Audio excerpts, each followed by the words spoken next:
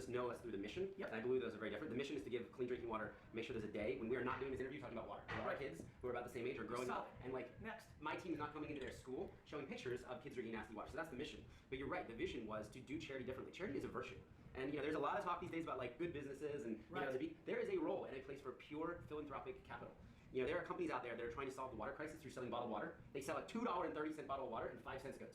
Okay, well, it's better just to get a bunch of people to give 5 cents, or instead of buying the water. So I believe there's a place like every for model. You have certain people that start with a good mission at hand, where buy one, give one, and then every huckster comes along. And here, I want to raise $15 million for my umbrella company. Gary, good news for everybody who buys an umbrella. I'm going to give an umbrella to some kid that doesn't need it. So it becomes tactics over religion. But that was it. So 100% of the public's money would be the way we'd solve it. We would go find a group of visionary people who didn't distrust charity, and we would get them to fund the staff and the operations that we would have.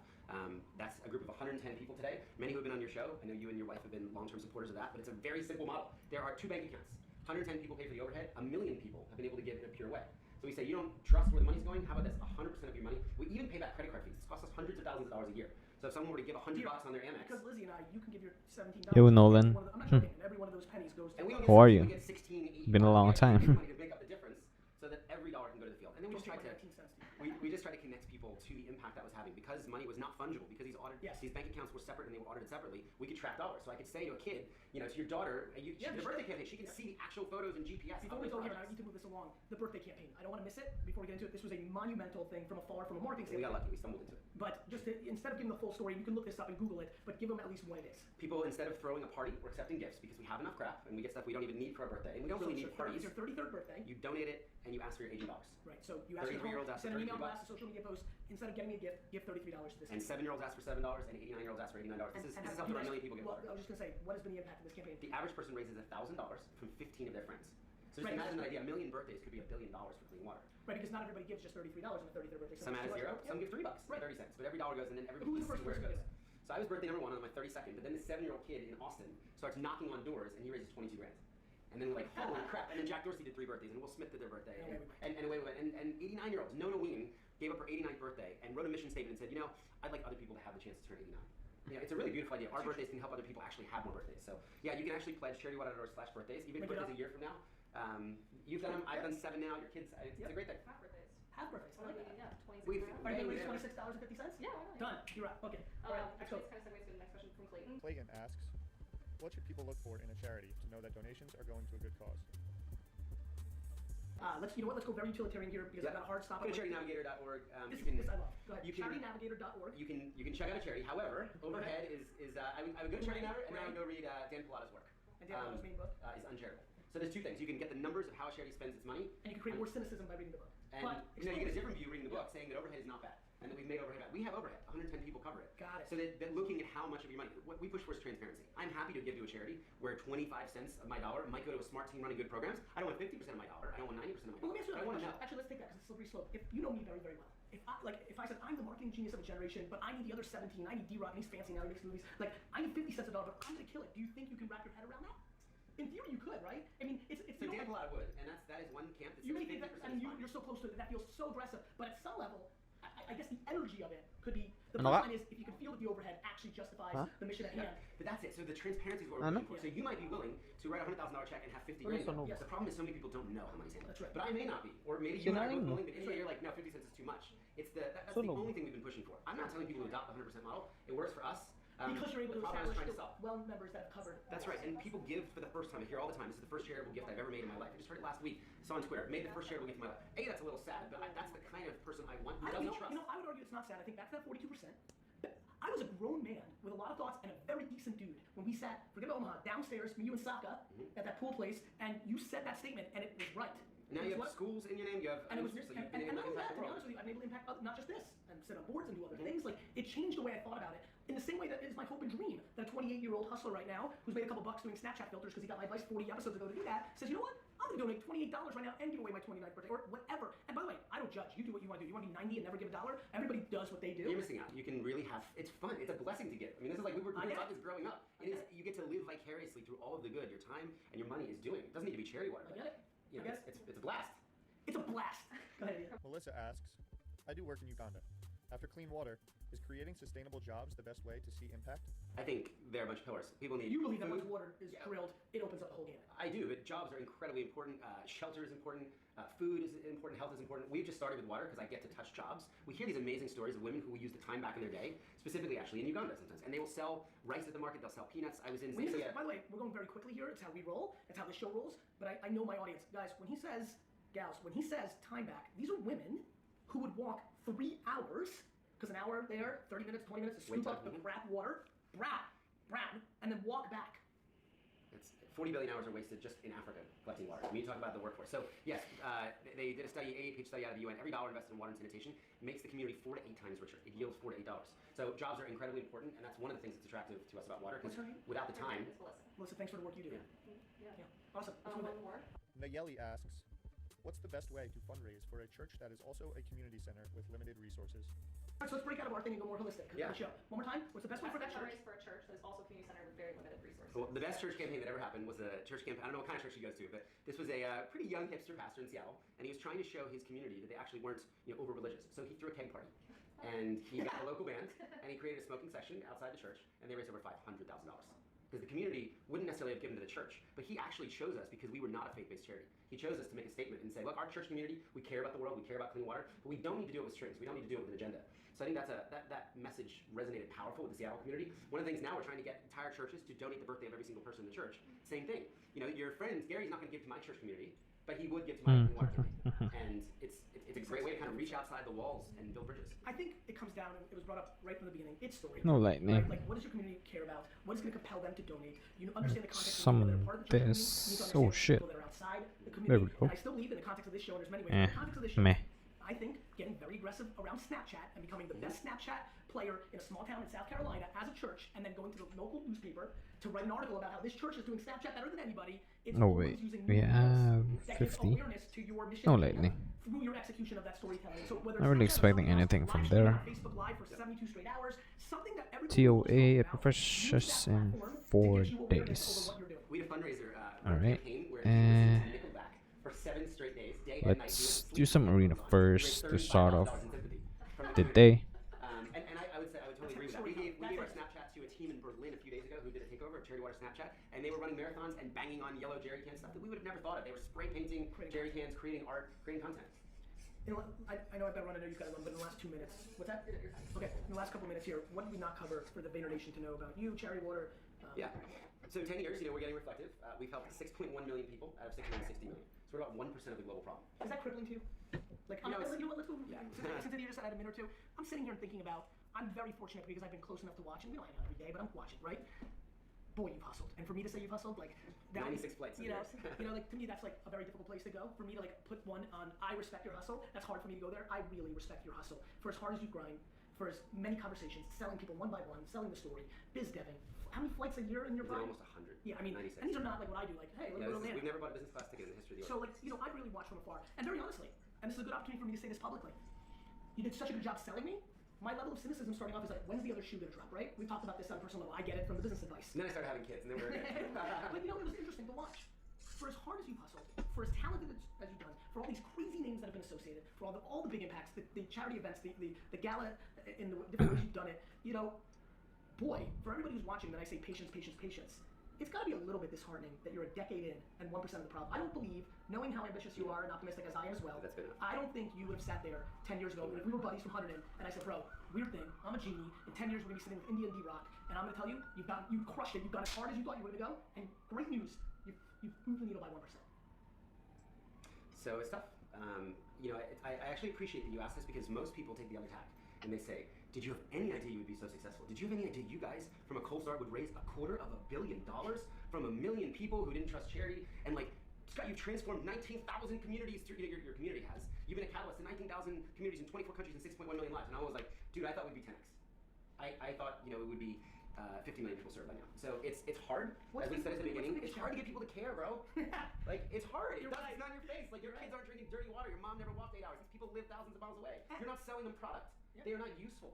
The poorest people trapped in the water crisis are not useful to. They're not going to buy our products. Let me ask you a crazy question. It's Another thing that nobody would ask you. I'm sitting here and I'm listening, and then I'm also thinking about all the emails I get every day. He knows that I'm on welfare. I own $400,000 for student loans. My dad died last week, and I get some pretty gnarly emails. I'm sure you give to a lot of them. Yeah, but that's actually not where I'm going. I'm sitting here and thinking they're watching this, and they've got their own problems. I sometimes think about the people that are less fortunate in my inner circle, friends I grew up with, college buddies, relatives. This is a really funny question. I love doing what I do in a very narrow world with far more vanity and less nobleness than what you're up to, no question. Because I love the way it makes me feel by making less money, but making somebody emailing me and saying, you've made my business life better. I get a high from that. Do you believe, and this is where I'm poking at the audience, a lot of people don't have a lot of money, a lot of people are in debt, yet they're very comfortable buying a $600 iPhone while still in that circumstance. Just true, let's call it what it is. Do you think it's actually innately human to not understand, to not be wired? This is a real serious question for me, and I'm curious from your perspective, and I don't believe you actually have the answer. I want your opinion. Do you think people are inherently, not selfish, because I would say that's wrong, but do you think people don't get off or get a high from giving? Because I do, and I know it's my biggest advantage. I actually think I have all my things because I was blessed with the DNA of the high of giving. I say 51-49 in business all the time. I genuinely want the leverage and the feeling of giving more than getting in return because I'm good. Do you think that that is an actual human hardwiring that most people, they're like, cool, whatever, bro, you're right, it's not in my face, and you don't know my problems. I need escapism, I'm gonna buy Netflix instead of helping some kid I don't know in a country that I don't care about. I think selfishness is easier in the default.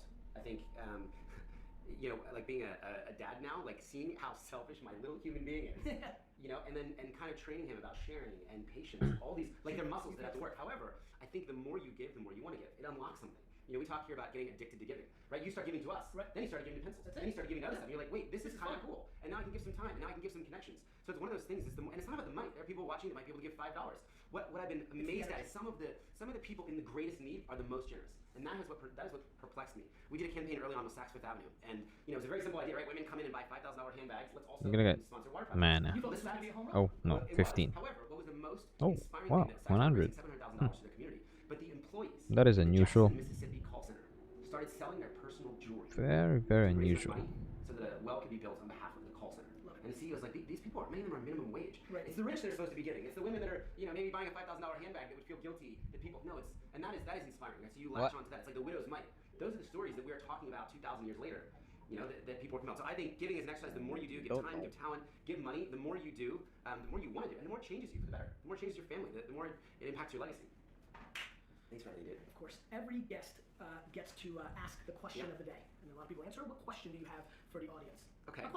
A question that you would like insight to. Instead of, look, your being, this will show, hopefully inspires a small group to maybe do something. Instead of that route, is there something you genuinely like some insight on, where hundreds and hundreds of people could leave comments on Facebook and YouTube? So our challenge is we've got 1 million people to give once over the decade. We've helped 6 million people. We start at 0 every year. January 1, we have to go do it all over again. We have to re-inspire people. I need to go remind him that his family is making a difference. We are trying to build a monthly giving program. We are trying to build a subscription program and innovate, and we actually don't know how yet. The sponsor child model, everybody's familiar with. 30 years ago, a bunch of charities said, if I hook Gary up with a kid, Sally. he's going to stay for 10 years until that kid, Sally. Yeah. Right? And you're not going to stop giving $38 a month because Sally might be out on the street. It was a very powerful idea, that connection. We're starting with a white piece of paper. What does it look like for Charity Water to take 1 million people? So for Giants, we're gonna complete the daily mission. And bring them along for the next Get that out of the way. And we don't know what that experience is like. We have 2,470 monthly givers. We just broke $1 million, which is about 1/50th of the revenue of the organization, of the donation revenue. What does the experience look like? So we'd love people could check out that program. I have a lot of catching up to do with, $30 can give Gary's podcast. I'm like at 2016 and June 9, 2016, and he does this almost every day. So my backlog is about like 3 years, but I actually listened to some of his podcasts like back in 2018. So yeah, and some in 2017 as well. So I guess like give or take 2 years worth of content. But yeah, it's like we're at like 1.5 times speed. So we're gonna catch up in no time.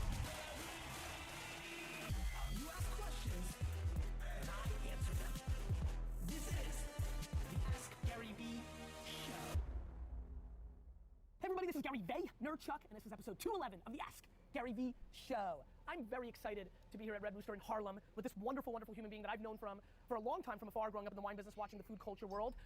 Recently, we've been able to spend some time together. I've really personally enjoyed that. Thank you. I think we have a lot of similarities. I love every time I hang out with you, it's always something, but it's never the stuff that I thought. It's not like we discuss wine. Yes. We actually talk about all the Life. other stuff. Life. Exactly. Great. Why don't you tell the few that don't know who you are, my friend? My name is Chef Marcus Sampson. I have a restaurant here in Harlem, and it's called Red Rooster. And I've really been able to discover the world and discover myself through food, hard work, but also through the restaurant industry. And I'm still just as curious and love this industry because essentially it's about people, neighborhoods, and community.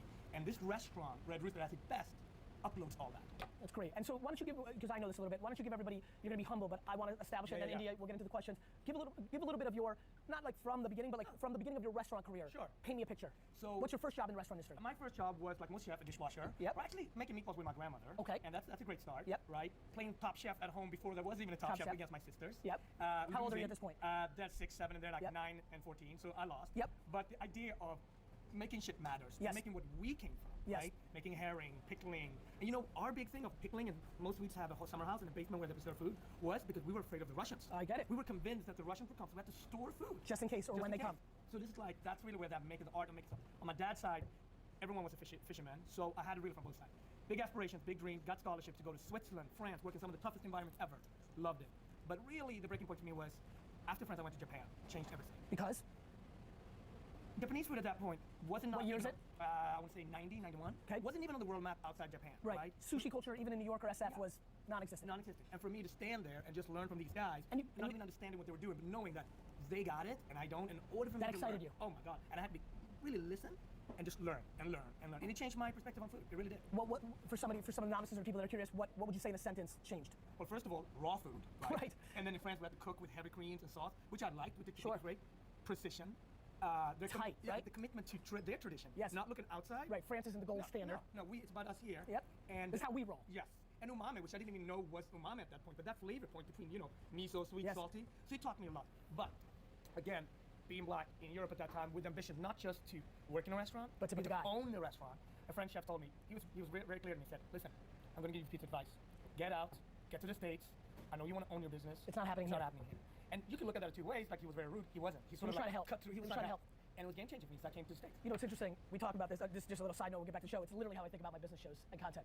It doesn't taste so good when I'm like, you're lazy. Yeah. But I'm just trying to help. Yeah. And it really helped you. How does that work with the millennials?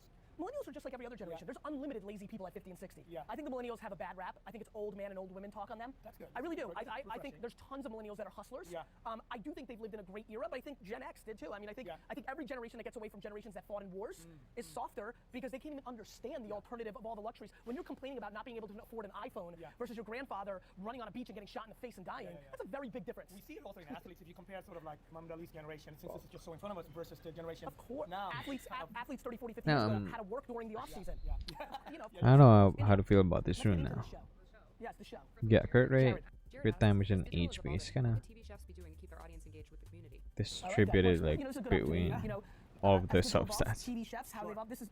Could have been maybe 2 crit rate, 1 crit damage, and 1 attack. I mean, that's kind of okay. Probably 7 to 10 years ago. Look at all your homies. You guys you had to be sitting around. But I guess 2 crit rate and 2 crit damage would, you know, be like the perfect world. Like, this is what happened a decade ago. So I think it's progression that came from 2 or 3 different ways, right? First of all, shit. Julian shot Japan, 100%. Those 2 separate. Oh well, really just keep it. It's a legend room. Bobby really took it there, right? I don't think the word TV chef's gonna lead. It's really about media. Whatever you watch it on, that's essentially what's gonna matter, right? You should go on speed and crit rate. For us, it was also about figuring out. Sometimes we do long form, sometimes we do 15-second videos. Sure. I'm sure in 5 years, or 15-second video is gonna be 5 Okay, seconds. speed. Or I'll be honest with you, what we're producing is we're going 20, 30 minutes. I'm basically producing a reality show, a documentary on a 2 to 3 time a week basis. So I think good content's good content. People's gonna find content. Does it come natural to you, or I feel like when I look at you from afar, you're such an Damn operator. it. You're such a This chef one. operator. You're running businesses. How about the media side of things? Has it come natural, or has that been something you know it's important, but doesn't come that natural? You know, I'll tell you a couple of things. For me, being adopted kids in Sweden, we were constantly stared at. Not necessarily in a bad way, but we were always in the center. And so I look at it almost as the same thing. It's like, okay, you have something to say, don't cry about it. You want people to come to this space and make it sticky, you gotta communicate that. And you gotta communicate it hard if you're gonna cut through the clutter. This is a clutter space, and we either wanna have customer or don't. So we want it, we ask for this, engage. Yes, got it, very good. From Yeah, I'll jump in real quick. I would say new platforms always offer the best opportunities. This is good advice for everybody. Right now, he, and I'm saying this out loud for him and his team because I want him to, This is bad he should now. very much look at Musical.ly, and if he cooks behind music on Musical.ly, he could be the DJ Khaled of Musical.ly, and it could change his life. I'm being dead serious. Can we pick that- I'm like, I feel, what's going on? What's going on? I'll tell you what's going on. I'll save you time. Yeah, save me They time. know that you say no to a lot of things because you're busy in this nature, and them coming to you with I'm not Musical.ly, on their side. I'm on their side. This is not I'm on their okay. side. But Marcus, I'm being dead serious. Yeah. If you were to make a commitment for Yeah. 30 days to make 3 videos a day Yeah. of cooking behind music on Musical.ly, I am convinced. Done. You have to, I'm a strange absolutely. character. I'm Yes. gonna check in 17 Yes. days and blow up your spot. Yes. I'm gonna use this clip, Yeah. and then it's gonna be "fuck you, Marcus" is the video. Like, so you have to understand. In. Stand in line for that. Okay. Right? No, this Okay. is not. So for everybody, God. I'm starting to articulate this. D-Rock, this is gonna go somewhere. I've been saying it, but I've never said it direct. Beachfront property. The first people that bought at Malibu, the first people that bought in the Hamptons, the first people that bought in Manhattan, the first people that bought in Dumbo. When you buy up the real estate that becomes the market first, you get a better deal. DJ Khaled, if you try to execute now on Snapchat, it's noisier. Ashton on Twitter, it would change his career. Musically, whatever else you want to take a look at, every time there's something new or a new way to do things. For example, we are crushing video on Facebook right now. We're committed to it. I'm hiring more people because right now it's important to Facebook, which means it's getting more reach. Yeah. I'm very focused on it. So either new platforms that are emerging, and Snapchat is still that. Still. Gary, I have to ask Yes, you, please. because you live in many worlds, right? Yes. You're an immigrant. Yes. You're an entrepreneur. Yes. You're in young media, new media. But you also have a lot of friends that are, much older than you, but also, almost like mentors. But they do business with you. How do they respond to your sort of cutthroat success? My thing has worked for me progressively because at first I basically have started from out of my mind and completely an idiot to he's been right for so long. Yeah. It's unbelievable how 70-year-old tycoons and other people that are winning now come and look at me when I say anything. I feel like in another 5 or 7 years, I'm like, okay, listen, here's what you do. Go naked, cartwheel, and make it a GIF on, and I said GIF, not GIF, and make it on shmooga.com that's 1 day old. And I feel like very established people will be like, all right.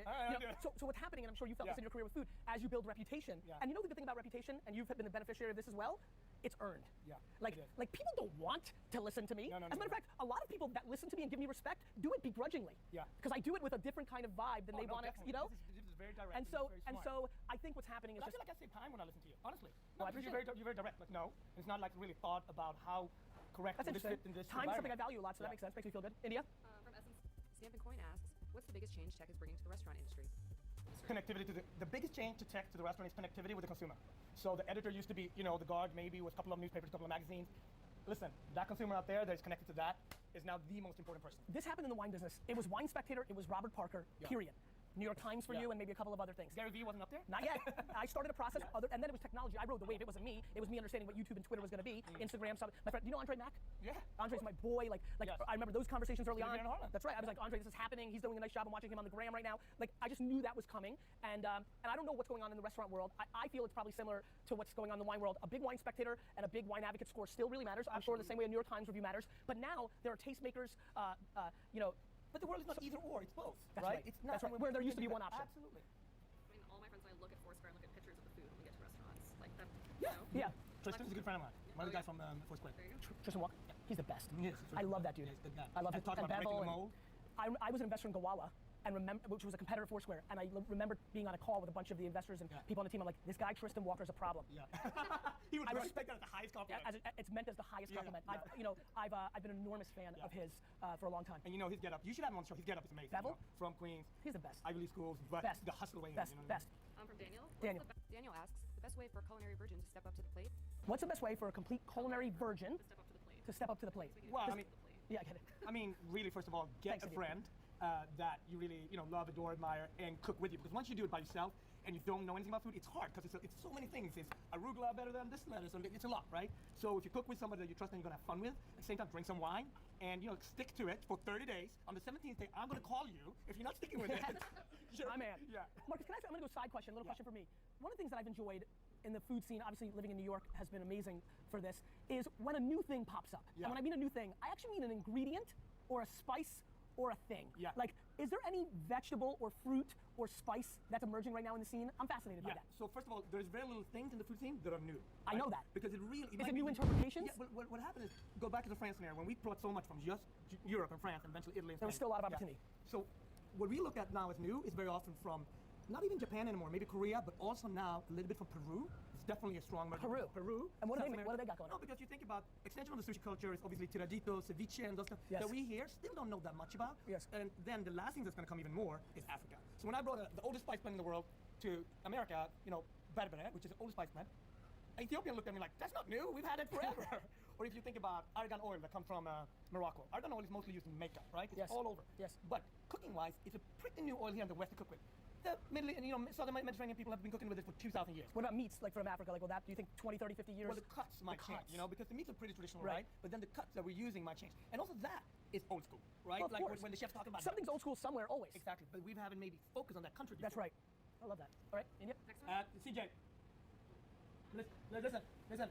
We have Excited. guests, and we just have a little bit of cornbread with tomato jam. We have guests. Jordan, I'm not eating. We have guests. So Let's do it. have a guest Fred come to your Selections house. from, Can I get some jerk chicken? Bartos. Okay, let's have guests. Where do you see the coffee industry Go going? ahead. All right. Let's do it. Bartos asks, where do you see the coffee industry going in terms of gastronomy and coffee shops?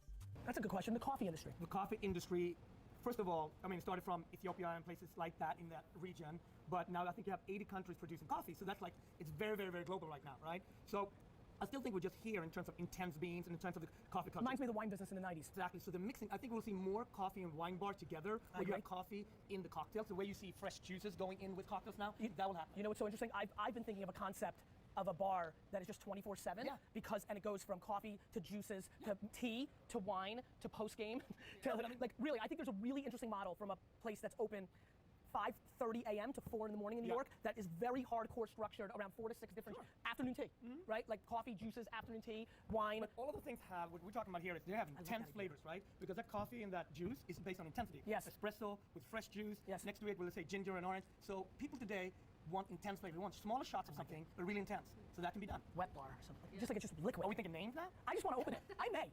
India? Last one from Tommy. Tommy. Tommy asks, any suggestions on how to use social media to promote a quality imported olive oil?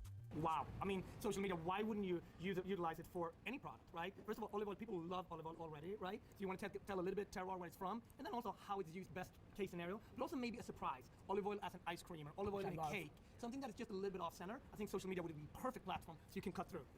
I have a very good answer to this. I believe, really, I feel excited about this. Influencers, ask. I would go to Instagram, search hashtags, olive oil, but then cheeses and breads and cakes and ice creams. And I would literally, for 11 hours a day, this is your business. You have an imported olive oil, like what are you doing? Like, what are you doing 7 p.m., 8 p.m., 9 p.m., 10 p.m., 11 p.m., 12? What are you doing? You're doing a lot of bullshit a lot of times. I would allocate 6, 7 hours a day, and I would literally, you search hashtags, you find somebody's account. It's a sous chef in a Kansas City restaurant that has 813 followers, but the Gmail account's there and say, look, I'm importing amazing olive oil. I'd like to send you a bottle. I'd like you to post a picture of it on Instagram if you have it. And then you wait. That person replies and goes, sure. They've never had anybody reach out to them and give them olive oil for free, and they're pumped. Or they write back, yeah, but I'm an influencer. I get $400 a photo. And you're like, well, that's not enough for $800. But it's just literally, I actually believe that if you have a product, like an olive oil or any product, that influencer marketing on Instagram right now, and then unbelievably dirty, get dirt under your fingers, grinding one by one, Gmail, click on an account, find their Gmail them, like 8, 9, 10 hours a day. And then should come up every fucking day up here. Yes. We should talk about this. Done. I have so many things now that these poor bastards Are have to dead. deal They're with, dead. And I love this. But the big part of this, guys, is to ask. Can you take this camera away and just direct the conversation right here? No way. Because this is much better.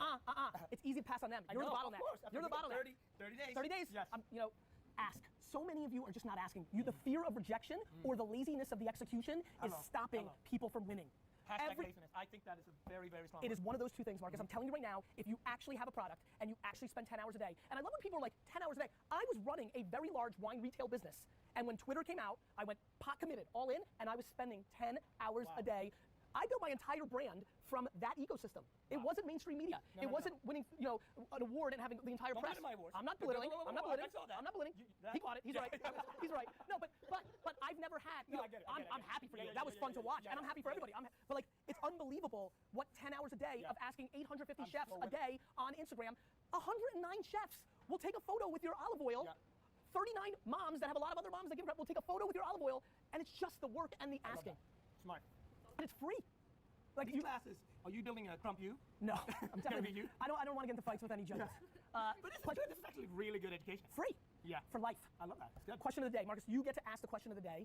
You get to ask them any question you want. There's a lot of entrepreneurs, a lot of business people. It's also probably a crowd that is probably that mainstream foodie. You can go anywhere on this. No, I wanna know. Anything you want. But I actually want to ask you because I want to. Don't ask me. Ask them. Hundreds of answers on Facebook and YouTube. We went from Twitter, Instagram to Snapchat. Yes. What's the next platform that will have the same cut through over the next 3 to 5 years? Answer it, my friends. You keep asking questions, we'll keep answering them. What do you think? I think Musical.ly is the first thing that's got a chance. and I don't think you can ever answer it because you have to react to it instead of predicting it. It's too hard to. Somebody's building it right now. You just don't know. Where are those guys from? They could be, no, you know what's so funny? They could be anywhere. There could be two girls right now in Kansas City. They'll probably end up in San Francisco because that's where the VCs and the tech talent is. But you know, Snapchat's in LA. Pinterest started in Pennsylvania, moved to San Francisco. Facebook started in Boston, moved to San Francisco. So I'm not sure. Have you guys looked at it?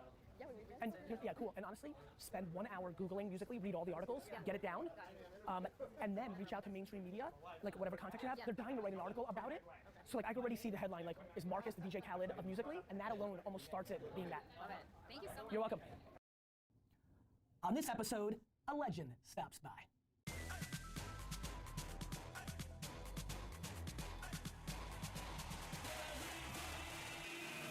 You ask questions, and I answer them. This is the Ask Gary Vee Show. What's up, everybody? This is Gary Vee, Nerd Talk, and this is episode 212 of the Ask Gary Vee Show. And as we can tell, we have a very, very, very special guest. I'm not sure how for the 4 people that don't know who you are, you're gonna introduce yourself. For me, from afar, we're just getting to know each other, but from afar, music and political icon is where I put you, my friend. Wyclef, why don't you make a little say hello to the Vayner Nation before we get into India's questions. Vayner Nation, how you do? My name is Wyclef, representing 212. I used to do this in the cafeteria all day. Back in the days, I used to listen to NWA. You don't know me, man, I'm from the Fugees. Born in Haiti, raised in Brooklyn, New York City, then moved to New Jersey. And it's natural, that's what we used to do. Like in the cafeteria. By the way, I just want to say, kicked us out. You know what I mean? Like, yo! If I could naturally do that, I'd have 17.9 million followers on Instagram. That's incredible. Wyclef to the principal's office now. When did you realize you had that ability? When did that first happen? Oh, just the ability of words? Yeah. Man, being in a small village coming from Haiti. When did you come to the U.S.? 10 years old. 10 years old. Yeah. And I tell my daughter, like, it's funny, right? Because she gets everything. And I'll be like, yeah, your dad was in Haiti. And then she goes, here go dad again with the story that he rode a donkey one day. There goes the same story. But it's true. I was born in Belarus, in the former Soviet Union. We came here, we were super poor. Like, my daughter just had a birthday, and I looked at my wife and I said, she just got more presents on this birthday than I got in my life. Facts, man. I mean, that's just the way it is. Yeah, man. It's the way it is. India, can you flow? You want to rap battle Wyclef? India No, flow. no, That's not where you're going. too embarrassing. All right, so why don't we start the show? And so I tweeted out some to let people know you were coming. So there's some questions, business questions, music questions, I'm sure, other questions. Let's see where people went. India? First one from Omar. Omar. Omar asks, making connections is a huge part of the music industry. For somebody who is starting out, where do I start?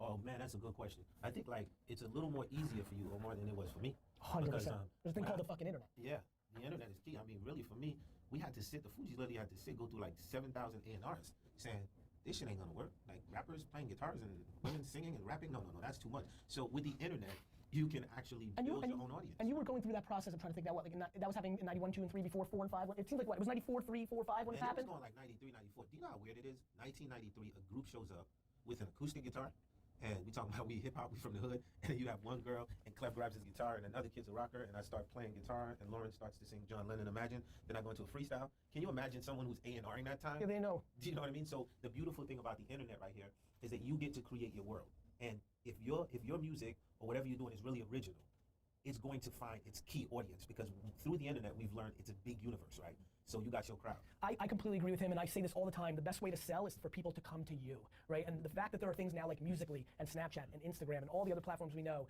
the fact that you can actually produce music, put it on SoundCloud, and actually serendipitously walk into shit because somebody heard it or shared it and changed your world, and that's just incredible. Like, people didn't have that opportunity. There are so many.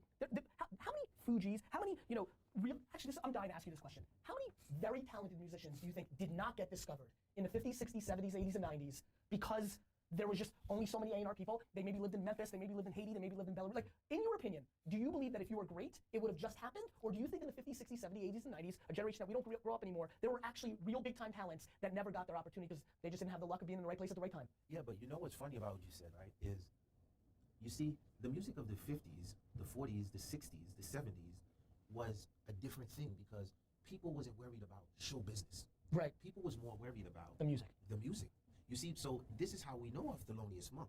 This is how we could go back to Muddy Waters. Like, Bibbly don't go, Bibbly. It wasn't really about, because think about it now. Whenever this generation want inspiration as a producers, and we go, I'm in the studio with Avicii. Okay. Right? And we sitting in winter in Stockholm, dark, right? Yeah. So we're sitting there, and and we're talking about chords and progressions. And what's the reference? We go back to freaking like Ray Charles, Georgia. So it's like, at the end of the day, I just think that we have to understand that the idea of the Fugees was musicality. It wasn't like, oh man, we about to do something to get put on so people know who we were. Man, if you listen to the first Fuji album, it's called Blunted on Reality. The whole album started off with a poem where the Ku Klux Klan is trying to come and invade this generation. And we talk about we are not going for that. Allow that. Yeah, so if you're trying to be in the music business, this is not the first message that you want to put out. So I think that the key to everything, whether if it's art, whether if it's, think of like a Picasso, like when you look at that piece, or think of Basquiat when you look at a piece, or just think of Miles Davis' Bitches Brew. Like no one's thinking about, so the idea is we have to think 1,000 years from now, like, is this conversation going to be relevant? And I really think that's my key, like with this generation, and that's the only thing that I tell them. I'm like, yo, y'all spitting out hits every second on Musically. My daughter's singing a new song, right? Yep. The new one is, and then she and then she puts me on Musically. She's like, come on, Dad. No, Dad, you're doing it wrong. Come back again.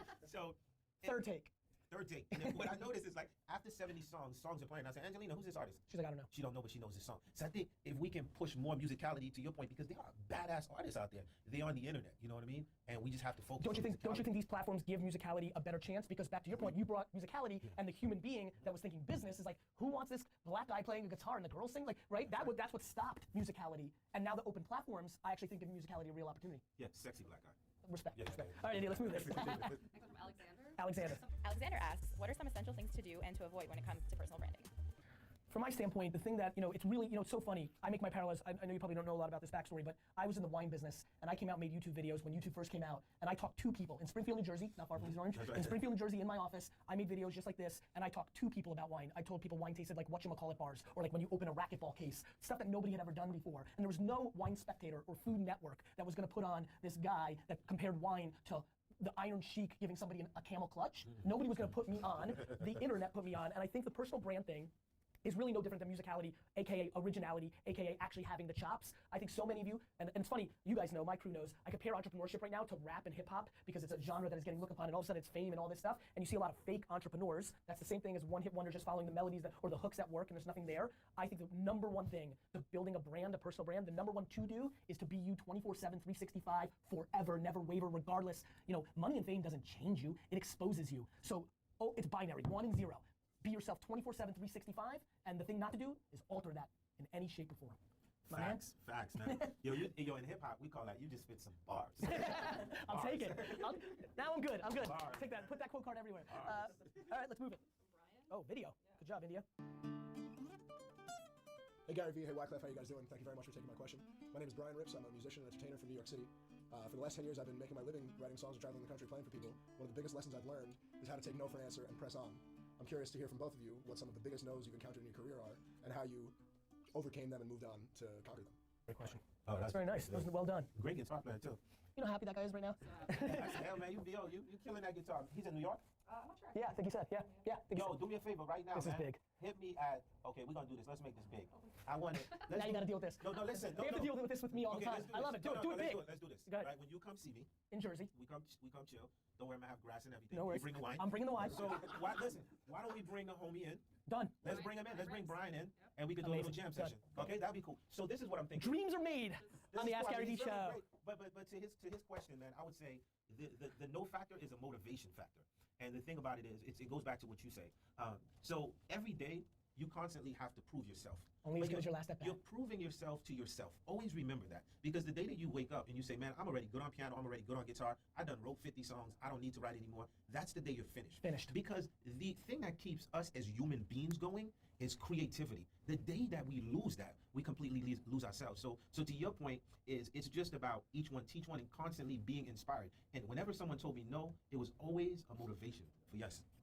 I couldn't agree more. I mean, again, so many of you watch my content, only as good as your last at bat, chip on the shoulder. I would say that I'm wired, I'm curious how, I'm surprised how much I like sticking it to the mark. I'm very competitive. Do you find yourself competitive? You have to be, Like, naturally. To me, I've talked a lot about loving to lose. I do. Like, there's no, for some reason, Stefan, you know this when we play basketball in the morning. Like, when I lose, I'm like weird. I'm like, I like it. Like, I have like this, like, there's a feeling that I want to, it motivates me so much. I truly believe that the thing that separates so many people is people are scared of the no and the loss. They think it's a scarlet letter, and what that does is it makes them not go. I love the way he said, when I get no's, I push through. For me, my early childhood, to answer you directly, because two guys that like to philosophize, I'll go right into it. My early childhood was probably my biggest adversity. I didn't have the same adversity of like being a minority or gender or things of that nature. I didn't have a whole lot of money, but the big thing that I had was I was getting D's and F's. So I was making $3,000 a weekend selling baseball cards in the malls in New Jersey, but I was getting D's and F's as a 13, 14-year-old, and everybody thought I was a loser. My teachers, my friends' parents, because that's when school was the game. And so for me, like the market, the world was telling me I wasn't good, and everything inside of me told me I was going to be good. I don't think you can win unless you love yourself first. And so I think you're right about it being a one-on-one game inside your own dome. And so for me, my adversity was early on because once I hit the market, once my entrepreneurial flair came out, my first year of running my dad's business, I grew it substantially. It was over before it started. So, adversity, I think the thing that's most interesting to me is if this company doesn't do well next year, if my next 5 investments don't do well, if my next prediction is that, blah, blah, blah is gonna be huge and it isn't, well then I'm not as good anymore. I'm fascinated by the music industry. 3, 4 good albums in a row, iconic set, 1 bad album. It's amazing. You're just as good as your last at bat. That's right. I mean, think about it. I mean, in our business, we say 10 million is a championship ring, right? Okay. So like, so to be able to sell 10 million a few times and to do it for different people, right? Yes. Not yourself. Yes. So, because this is another thing. Okay, cool, you can make money, but can you make other people money? Because the key is, if you can make other people money, you create social entrepreneurship. That's right. And from Scale. that's right. And then, so for me, that's definitely part of, so for me in my business, I remember when we did the score, I got scared after we sold 10 million. Because I said, no disrespect to Menudo. or like, no, I'm not dissing. I love Menudo. New Kids on the Block, I love them because they watching it. I love them. But I was like, holy shit, like we're a pop group now. So I disappeared, man. Got an apartment on 66th Street and 3rd. And I was like, in a small room. And I was like, I have this thing called the Carnival. And I was like, I have to do this thing. And I was like, it's artsy, I have to do this thing. And then from there, that landed me Destiny Child, Beyonce and them. Right, somebody's like, yo, we love the Carnival. There's these 4 girls in the hotel room, and we need you to just go see them. And then I went to this hotel. Let me ask you a question about the hotel room. Was that a moment where you just understand immediately? Like, did you immediately understand Beyonce had real big time talent, or did that develop? Like, just for you, some people. I'm just curious how story Well, time. I think for me, I have a knack. Like Lauren, as a kid, 14, 15. She's from Maplewood. Yeah, Maplewood, New Jersey, Columbia. Right. So I get this gift from the church though. It's like purely, and the church called me the choir director. I can find the singer in 2 minutes. I'm like, oh, this is the singer that's gonna sing lead. So definitely when I first saw Beyonce, I was like, wow, right? What do I remember about Beyonce the most? I'll tell you. And she watching, she know. Thanks for watching, B. Yeah, every, and this taking me back, right? So Destiny Child was opening up for me. Is that right? Watch this. But every time Destiny Child got off the stage and I went on, Beyonce was always on the side studying the show. Now people be like, man, why is she so invincible? She's so invincible because she's a student of the game. She put in the work. Right? So this is another thing when we talk about so for me, when I show up, it's not about what I'm doing. I want to know what you're doing, right? It's actually, what I do for a living is actually only predicated on watching what other people are doing to figure out what they're gonna do next. You know what, I'm gonna stick here and be selfish for a second because it's the thing I like the most. Just binary. One man's opinion, here's one man. Yeah. Who was the most talented person you came across, and who was the hardest working person you've come across? Right now, so far, in your journeys, in your industry. So I'm far, just curious. Yeah, just so far. I'm just real curious. And I know, I'm sure it's not what you think about every day, and it might not come that easy, or as you debate in your head. For me, it's a setup question. Okay. Because I know Carlos Santana watching this right now. Of course, Carlos, thank you. We have a lot of people this week. Me up, right? So, but I could, it's just like, you know what I mean? Santana's like, you better say me. You put me on the spot. Okay. I know I'm putting you on the spot. Cool, but I'm spot. curious. Is it good? You don't have to answer, but I'm really curious. And actually, I really want I want the hard work one, to be honest. Everyone's going to respect this answer. Go ahead.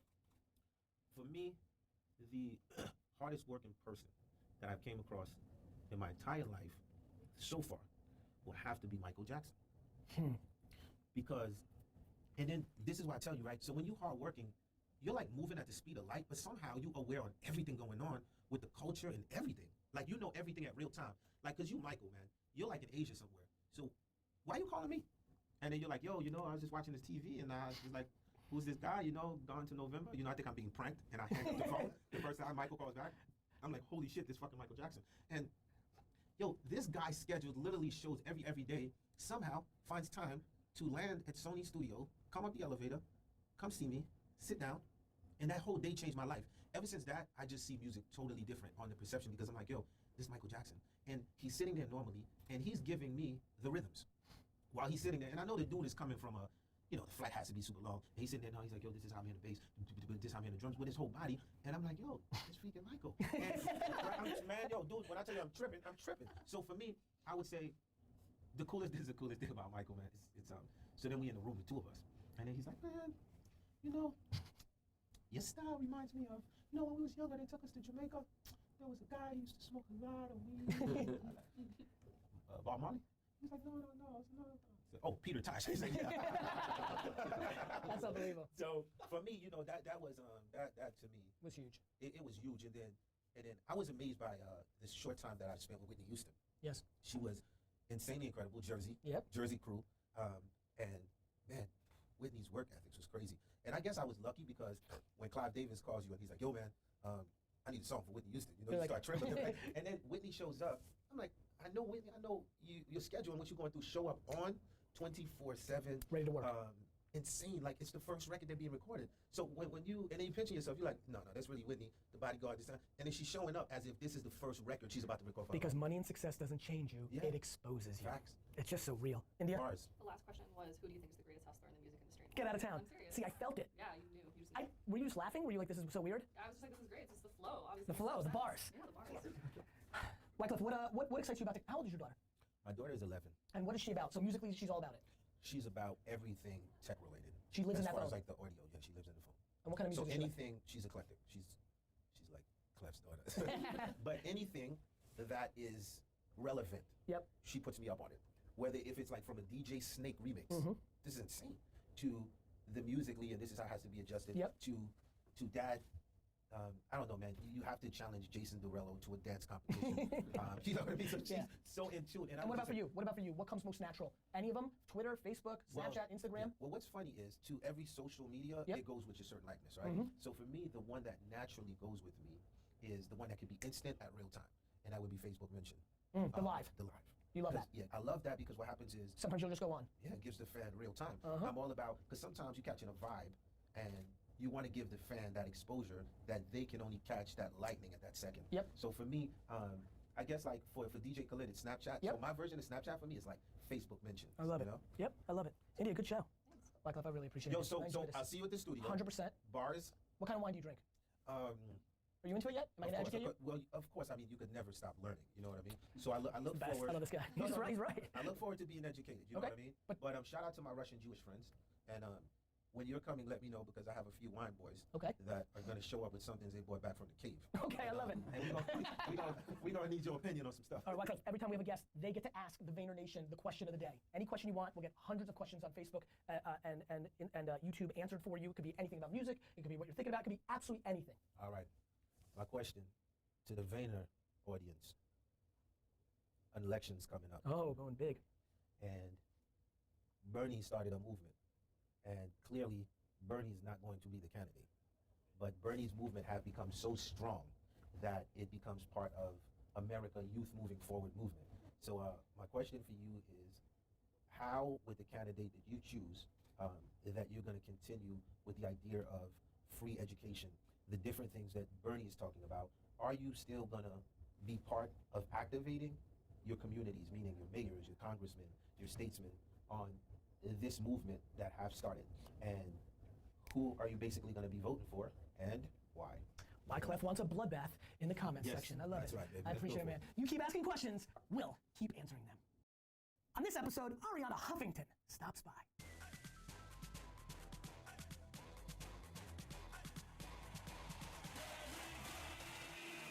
You ask questions, and I answer them. This is the Ask Gary Vee Show. Hey everybody, this is Gary Vaynerchuk, and this is episode 213 of the Ask Gary Vee Show. There are a lot of people excited about this episode. A lot of chatter on the Slack channel for you, my dear. Please tell the Vayner Nation, for the 4 people that are watching this that don't know who you are, please tell them who you are. Hi, Vayner Nation. I'm so excited to be here. I'm Ariana Huffington. As you can hear from my accent, I was not born in this country. I'm an immigrant, a naturalized immigrant, whatever that may mean. Bottom line, less chance to be deported if there is a Trump presidency, although more chance to be deported just because of the stances I have taken against him. I was born in Greece. I have 2 daughters. I have written 15 books, and I have... Excuse me, did you say 15? Jeez, I was proud of my 4. That's a real number. I got a lot of work. You have time to catch up. I'm going to go hustle. See ya. And together with Kenny Lair, who's a good friend of Gary's, I launched the Huffington Post in 2005, so we are now 11 years old. Unbelievable, huh? What a run that was. Amazing. You know what, before we get into questions, I'm curious for my own self. When you guys launched that, did it feel like yes? Like, did you know? Did you not know? Did it get much bigger than you thought? Is it still not as big as you thought? Like, what was your real point of view? Well, we were very excited about taking the conversation that was going on among really interesting people, some known, some not known, and moving it online. Believe it or not, 2005, bloggers were still dismissed as people who couldn't get a job, writing in their parents' basement. Yes. And we changed the paradigm because, like, on our first day, we had Larry David and Ellen DeGeneres and Walter Cronkite and Arthur Schlesinger, you know, people who could have written an op-ed in the New York Times. That's right. But chose to write on HuffPost and discovered how much easier it was to actually write something online, see it immediately posted, not having to deal with editors and editing. And it just began to change the perception around blogging. And at the same time, that we very proudly were a platform that has grown, of course, exponentially. We wanted to be a journalistic enterprise that ended up winning a Pulitzer. We now have over 800 journalists, reporters, editors in 15 countries, soon 16.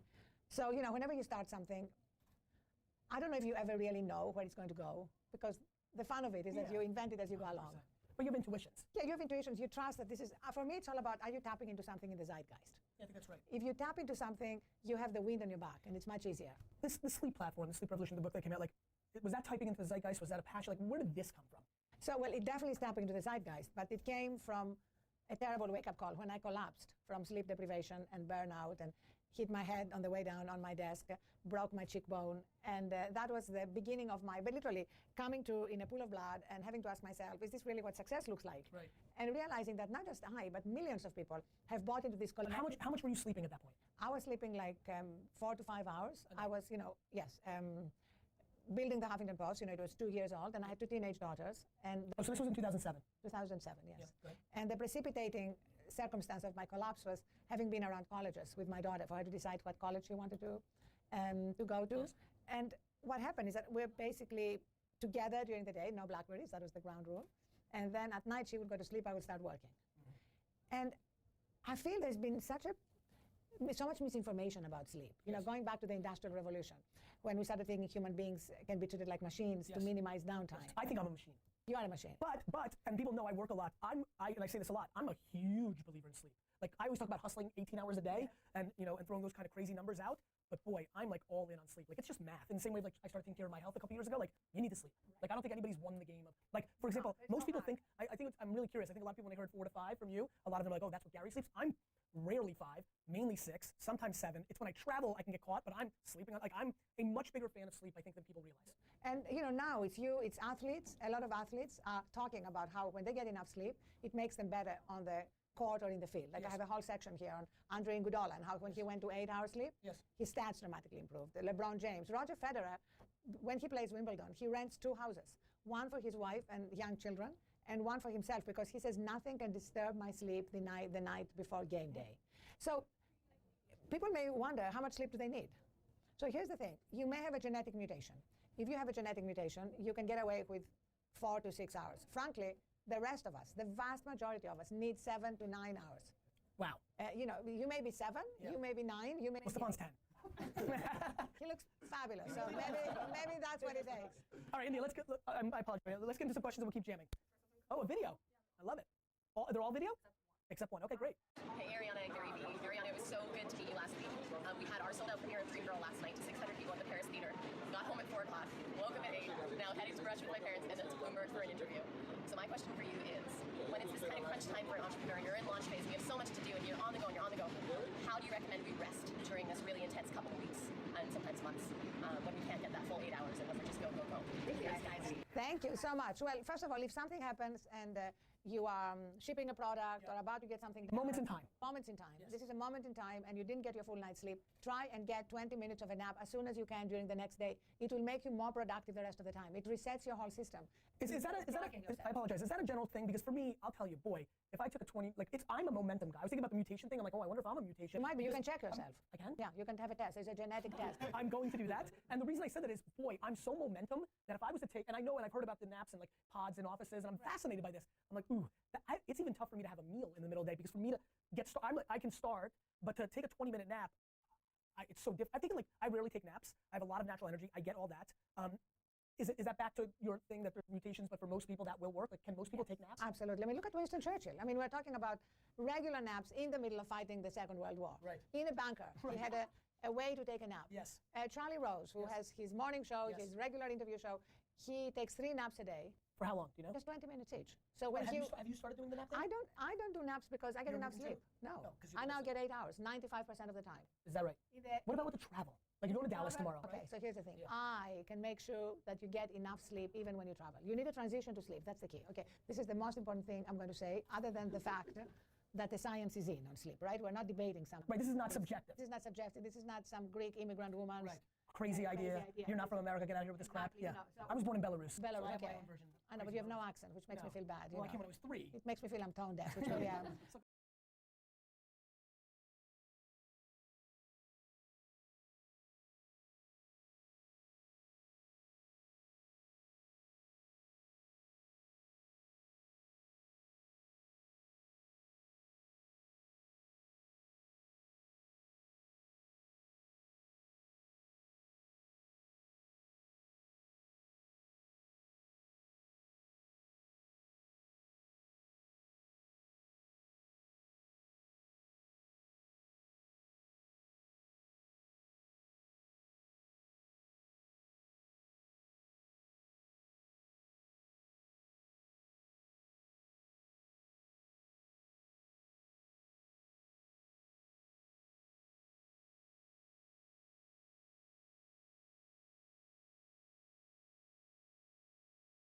But anyway, beyond the 50 pages of scientific endnotes, the most important thing I'm going to say is that we need a transition to sleep. If anybody who is watching has children, you know that you don't just drop your baby and your young child to bed.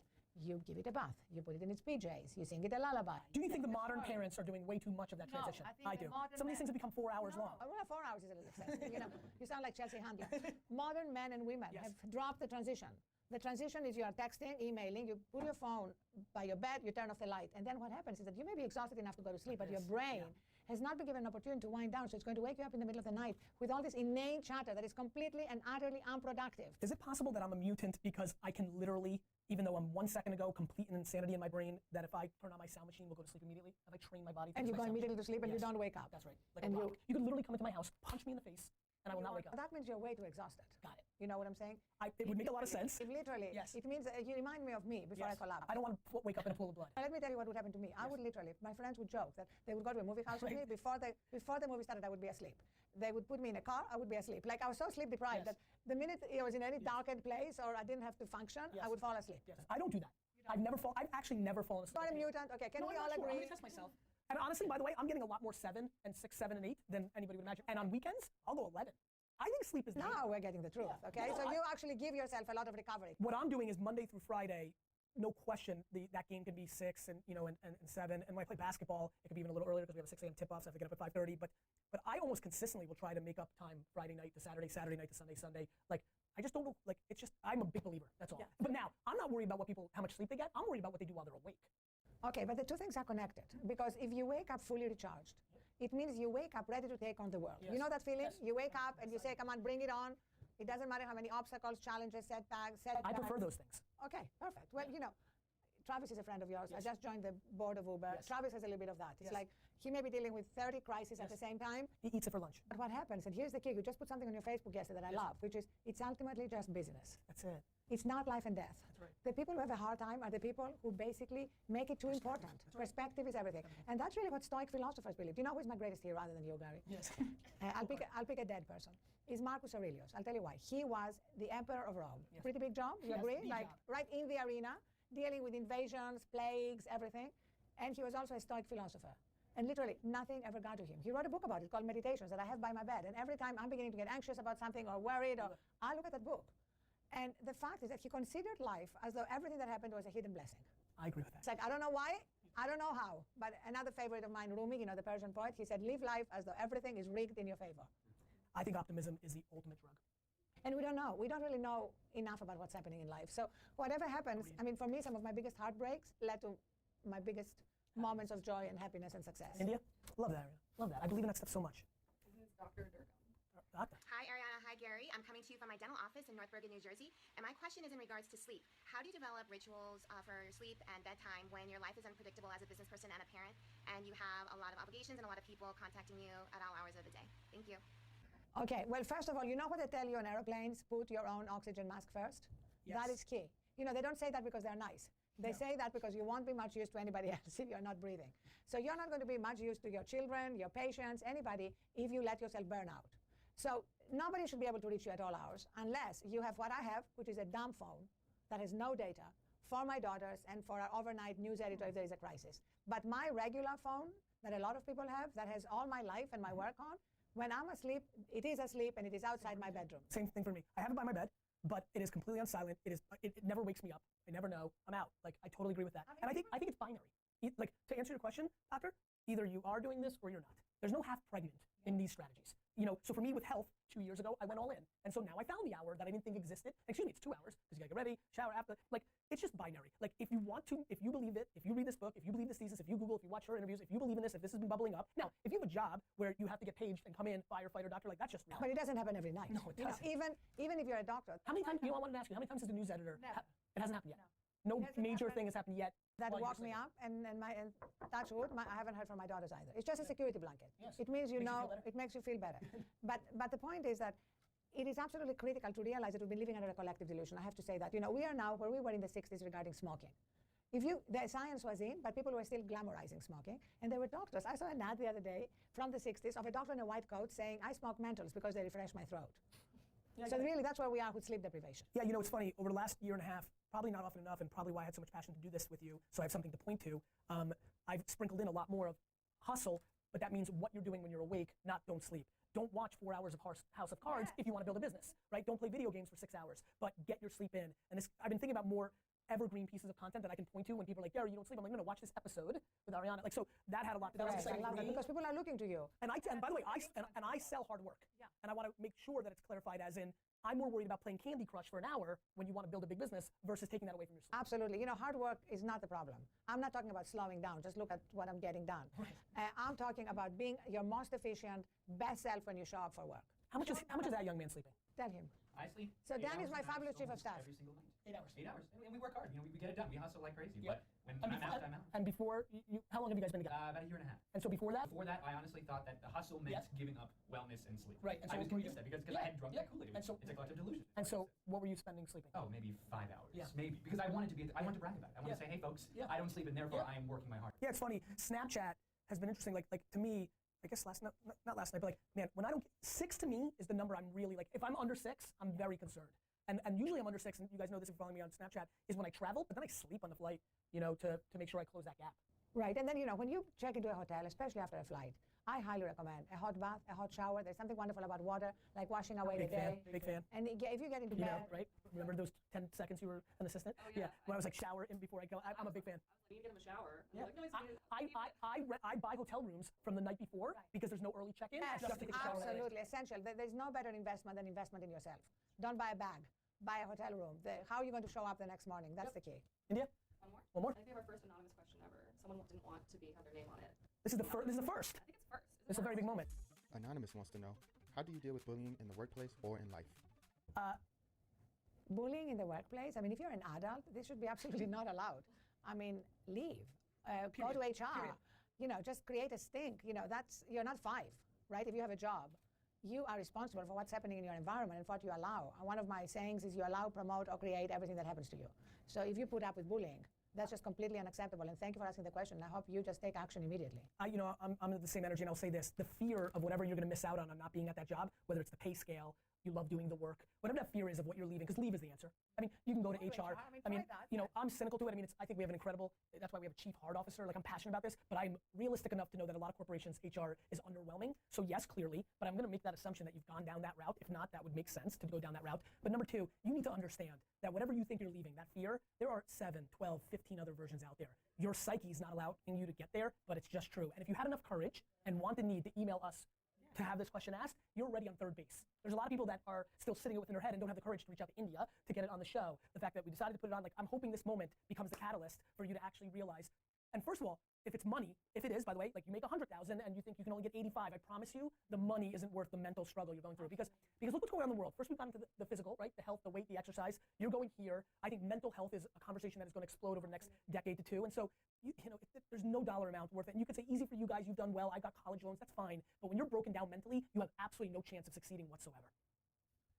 Good. That's it? You know, but I agree with what you said about mental health. Yes. Because I feel that what's happening in colleges now with the epidemic of binge drinking, drugs, depression, anxiety, I have a whole section here about how if you scratch sleep deprivation, in 80% of cases, you find that depression and anxiety, they're very interconnected. Sure. You know, it's like anecdotally, we know when we're exhausted, we see the world in a darker way. You know, we're crankier, we're more irritable. And I think it's self-fulfilling. I actually think I sleep so well because I'm at peace.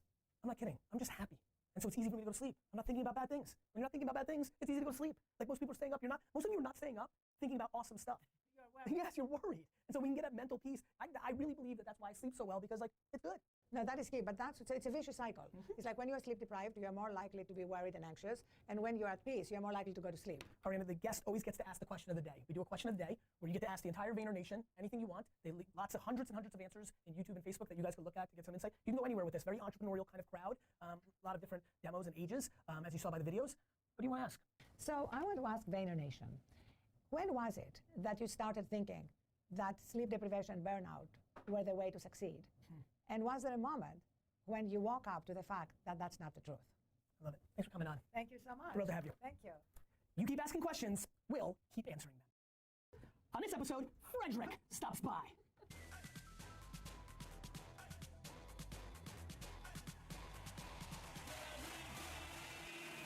You ask questions, and I answer them. This is the Ask Gary Vee Show. 214. 214. You've done 214 episodes? Yes, sir. That's a lot of episodes. That's a lot of episodes. How many episodes of your show have you done? Maybe like 16, 5 seasons, 12 episodes per season. Yeah, but you guys film a lot to get one episode. 9 months per season we film them. Are you guys filming for 9 months? Why? Because the lead time of closing? Because of the Well, my nature of deals the take like a business? month. You know, the other two guys, it's like average. All right, let's do this. What is it? 2 what? 214. All right, ready? Hey everybody, this is Gary Vaynerchuk, and this is episode 214 of the Ask Gary Vee Show. I'm pretty excited. As a lot of you know, I do not watch television, but when I work in bed at 11, 12, 1 in the morning, my wife Lizzie has a couple of shows she loves, and this character right here is one of her favorites, so I'm super pumped about that. I like Lizzie. You like her, right? Yeah, yes, she is a keeper. Why don't you tell the Vayner Nation, for the people that are watching right now, who do not know who you are, a little bit about yourself, and then we'll get into India's questions. Okay, my name is Frederick Eklund, and I'm a real estate agent in New York. And the show he's referring to is $1 Million Listing New York on Bravo, and it's airing tonight. Tonight, and we'll get this up. Stefan, if you're willing to hustle a little bit. All right. And how long have you been doing it?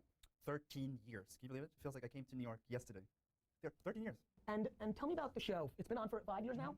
And yeah, I started filming 6 years ago, and everybody that I knew, my family, my competitors, everyone said I shouldn't do it because reality TV is, you know, as an agent, you don't want to show friction and certain things in your business, and I always believed that it would be good for my business and personal too. So because you thought it would get you exposure? Yeah, like I can't knock on enough doors, I can't send mailers out. I mean, how do you get yourself out there to millions of people as a real estate agent? You know, especially me coming from Sweden, not knowing anyone, not knowing the language. I didn't have any contacts or.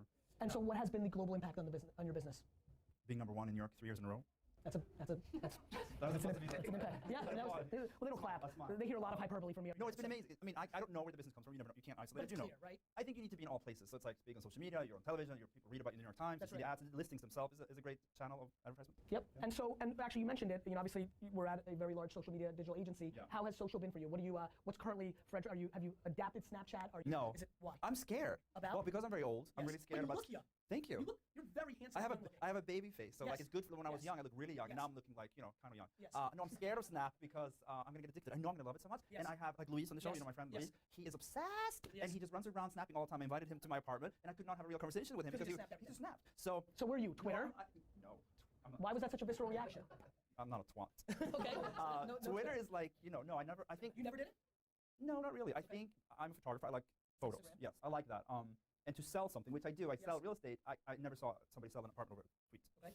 Instagram is good for that because you have the. But you know people have bought apartments off of tweets. Never happened. Show me one example. So I have an example. I have a friend. You bought an apartment over I did not, but I have a friend who bought an apartment over Twitter by tweeting. So it's one. You know what's interesting? You're talking about push marketing, right? You're putting out content. Where I think Twitter is remarkable is you can literally search everybody who tweets. And my friend tweeted out that he was looking for a new home, and real estate agents that were listening reached out to him and closed him on a multi-million-dollar home. That's good. That's good. I just think for me, like, listen, I don't have a lot of followers, maybe like 130, 40 something thousand followers on Twitter. I think that the challenge with Twitter is that people tweet and you think that 140,000 people are going to read it. But then I read something that was like 1% because the informational highway is so fast. And we agree with that. And so whereas Instagram is a little bit linear and Facebook. So when do you start Snapchatting?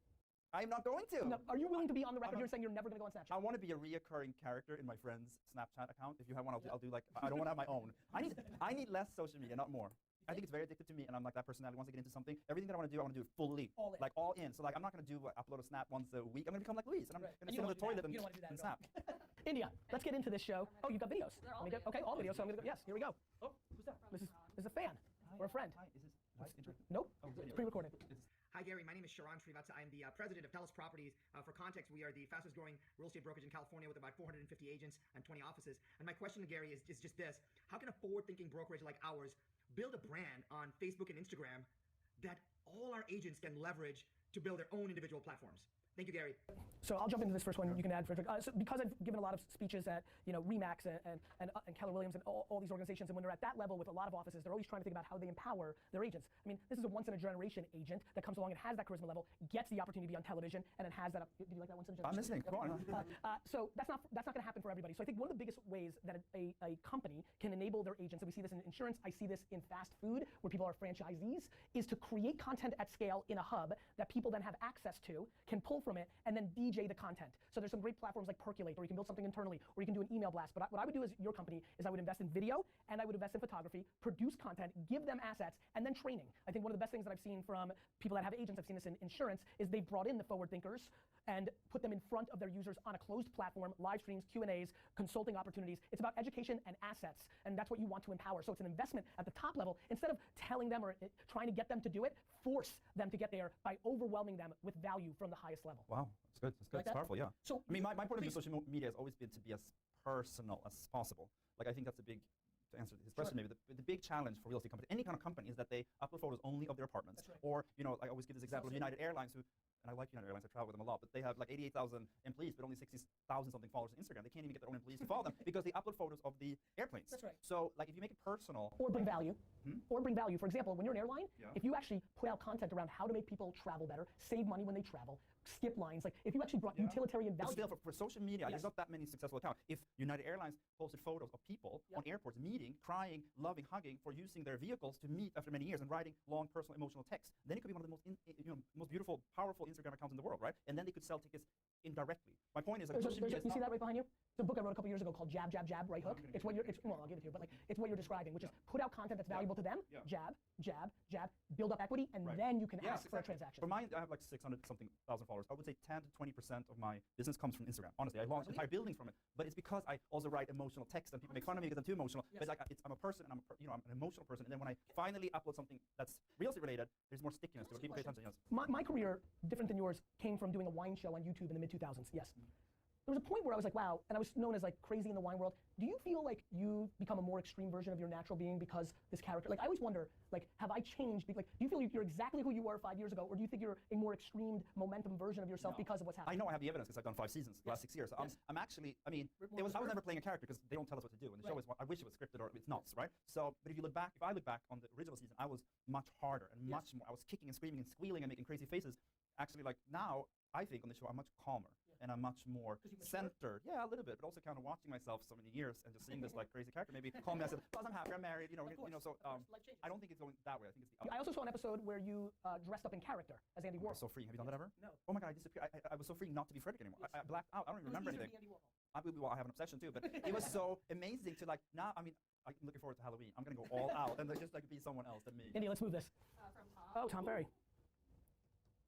Hey GV, it's TF, checking in. Got a quick question for you regarding real estate. What part of the home buying process do you believe is broken, and how could technology best solve it? To me, very quickly, and this is going off topic, I think paperwork. I'm fascinated by time. There's a lot of startups that I've invested in. I invest in a lot of early stage startups. 2 of them that I've recently invested in. One helps people submit for adoption in 17 minutes instead of 7 years. Another one is for wills. It helps you produce a will in an hour that is very legit versus all the time and money. I think the paperwork process. Or mortgage process. I mean, like these, so, the creative, the vision, you showing somebody, that's humans, that's not technology. But the stuff like, when, I bought a place out east, signing for an hour, like that's not interesting to me. Like there has to be a better way. That technology can solve. Getting an expert's opinion, where's the market going? Why is this a new neighborhood? That's the creative, that's the magic. That doesn't get replaced. The commodity does. We don't write letters, put them in an envelope, buy a stamp, lick it, we just said, technology fixes the inefficiencies, and I think the inefficiency that is commoditized is the paperwork process of mortgages and homes. I love that, because I do the co-op board packages, and they're 600 pages, and they're like, to your point, they take months to complete. There's a way to like, beep. But I mean, when I started, this was 13 years ago, and that's like how old I am. The listings were coming 35? in. 39. The listings were coming in via fax. No, this is true. There was no listing system. There was no New York Times. I have a fax service for my email service. Right, and fax people offers. I used to watch the freaking fax every morning I came to the office, and it got like jammed with papers because the listings were coming in, and I was sitting circling my first year these listings in the New York Times to take buyers, and then I was like the first person I think that had a BlackBerry or Blueberry, whatever we call it, with a wheel. Do you remember them? Yes. That came from London, from the Wall Street board, from the hedge fund guys there.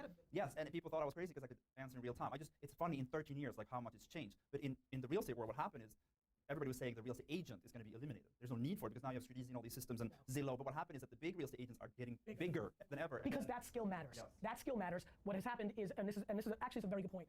a lot of you, you're tech and entrepreneur driven. Everybody always says this is gonna be dead. Nothing dies. What happens is the B, that's right, the B and C and D players lose and the A players take up more because what technology does is it takes out commodity, and commodity is usually the only value prop that the C and D player brings to the table. Yeah. That was interesting. That's good, I like this. We're getting, I mean, I feel the real estate angel in the room.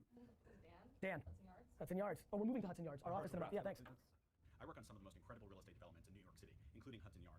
Gary, I heard you're moving your offices over there from Park Avenue South, so I'd love to hear why you decided to make the move. And Frederick, from a residential angle, I'd love to hear what about Hudson Yards you're the most excited about. I'll let you go first because it's far more interesting. I mean, what's the vibe? No, I mean, I answered the question. I mean, I'm obsessed with New York. I mean, like my husband, he makes fun of me. He's angry at me because I say New York is the biggest love story of my life. Honestly, like, no, I think what's happening, like the new downtown, which is the old financial district, which used to be Wall Street, which is not financial at all.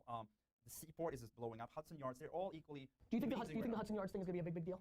Oh, it's major. It's like 22 acres of park. It's like 39 skyscrapers. It's unbelievable. The retail and its location. If you look at the map, simply for a Jersey boy, it's great. I just want to. No, but it's perfectly located. You're close to the park, close to I mean, but it's still close to the water, and the infrastructure of the building is going to be incredible. The point, it's not so much the love for Hudson Yards. It's going to be great. It's the love for New York, always turning over, always changing. I can't keep up with it. No one can keep up with it. So mine's much more practical. Stephen Ross, who's building that project, is my business partner and a part owner of VaynerMedia because I want to buy the New York Jets one day, and he owns the Miami Dolphins, so I want to be in that ecosystem. You gonna become a Jets fan? Good. And we're growing so fast. I needed to be in a home where we could grow from within, and plopping ourselves over there, I thought was a very good idea. Plus, Jewish holidays, getting to Jersey, just scooting right into Lincoln Tunnel. I'll save myself an extra hour for a business meeting, so I like that.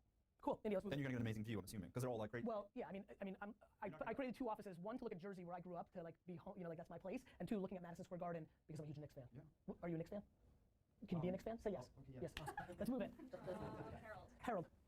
Greetings, gentlemen. My name is Harold Valliston, real estate broker, sales trainer, motivational speaker. My question to you, Frederick, is in the early years of your career, how did you build and continually contact your database? And now that the show is so popular and giving you many more opportunities, how are you guys managing that?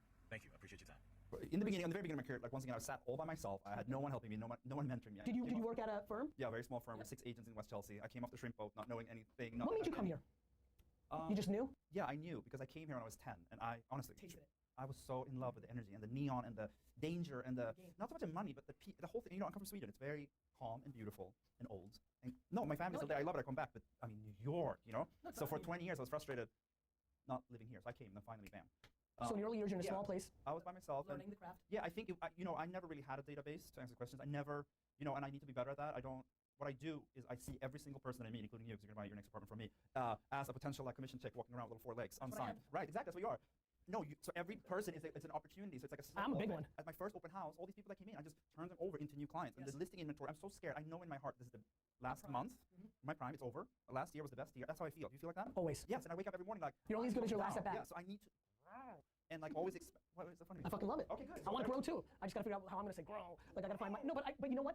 I think that's right. To me, I never think anything I've accomplished yesterday means anything for tomorrow. Exactly. You're never cooler than your last deal or video. I mean, 100%. 100%. Last one. Yes. Lenny. Who is very excited. Lenny looks fired up. Hey Gary, hey Frederick, hey India. Hope everything is well. I'm so excited to be part of the show. I hopefully make this. But I am interested. Is it better to focus on branding or better to focus on transactions when you're starting out as a new agent in the luxury market in New York City? Oh my God, I'm so excited. Lenny, the man. I mean, both. But I mean, you. By the way, I'm gonna stop you. Okay, good. That's the fucking answer. That's the fucking answer. What people don't understand is branding and sales. He's like, because he looks at me as a human check running around and he wants to be transactional, he's gonna win in the same way that I think sales matters so much. But much like him, and he accomplished his way, I think what has made me successful at the level that we're at is branding. And branding, what's remarkable is, his charisma and that moment in time, and I don't know why they picked him or what happened, is serendipity, a lot of those things. He had that opportunity at a huge scale. The fact that all of you have the opportunity to make a video and be on this, and now hundreds of thousands of people will see you. The internet has changed everybody's opportunity for brand, but selling is hustle. Yeah. Selling is hustle. You gotta back it up with the date. I mean, with the deals too.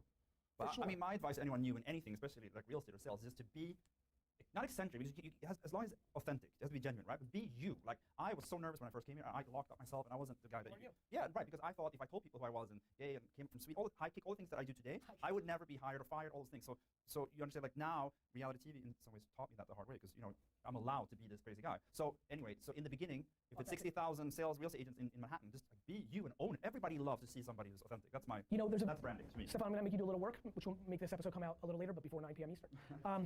I want you to show some clips. I want you actually use. We have all these video interns now. I want you to show 4 or 5 clips from episode 12, 19, 22 of Wine Library TV. I was running a very large wine shop, and I had these very high-end clients who were spending $400,000 or $500,000 a year on wine. So think about that. And the first 40 or 50, the first 80, actually know the number. The first 80 episodes of my wine show, I was very reserved. Hey guys, it's me, Gary Vaynerchuk, Wine Library TV. Hello everybody and welcome to a wonderful episode of Wine Library TV. I'm your host, Gary Vaynerchuk. Hello, everybody, and welcome to an action-packed episode of Wine Library TV. I'm your host, Gary Vaynerchuk. Really? Yes. You're not reserved now. So Correct. it's good. Okay. Well, this is why I'm jumping in. Yeah, right no, now. The show was doing extremely well. It was early YouTube, the first year of YouTube. It was starting to get going, and I was like, wait a minute. If they think I'm entertaining now, if they knew what I was really like, and I just said, screw it. After episode 8, I'm like, you know what? I just jumped off the cliff. I said, look, I'm gonna be me. I may lose 10. I'm gonna gain 100. You can't please everyone. It's a net score. Yeah, and it's a better way to living anyways. 100%.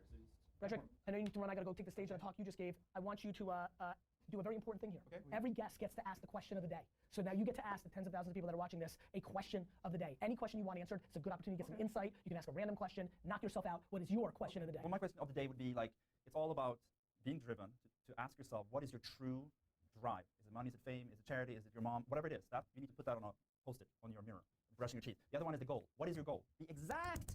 Is it the first million? Is it, once again, to buy your mom a house? Is it to buy a new car? Whatever it is, what is the goal? Visualize, put that on a stick or two on your bathroom mirror when you're brushing your teeth. If you do those two things, you're going to be super successful. So ask yourself those two questions. My friend, continued success. Thank you. You keep asking questions, we'll keep answering them.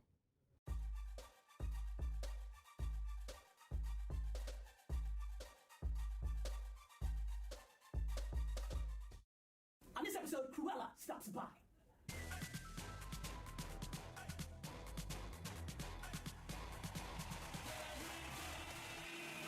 You ask questions, and I answer them.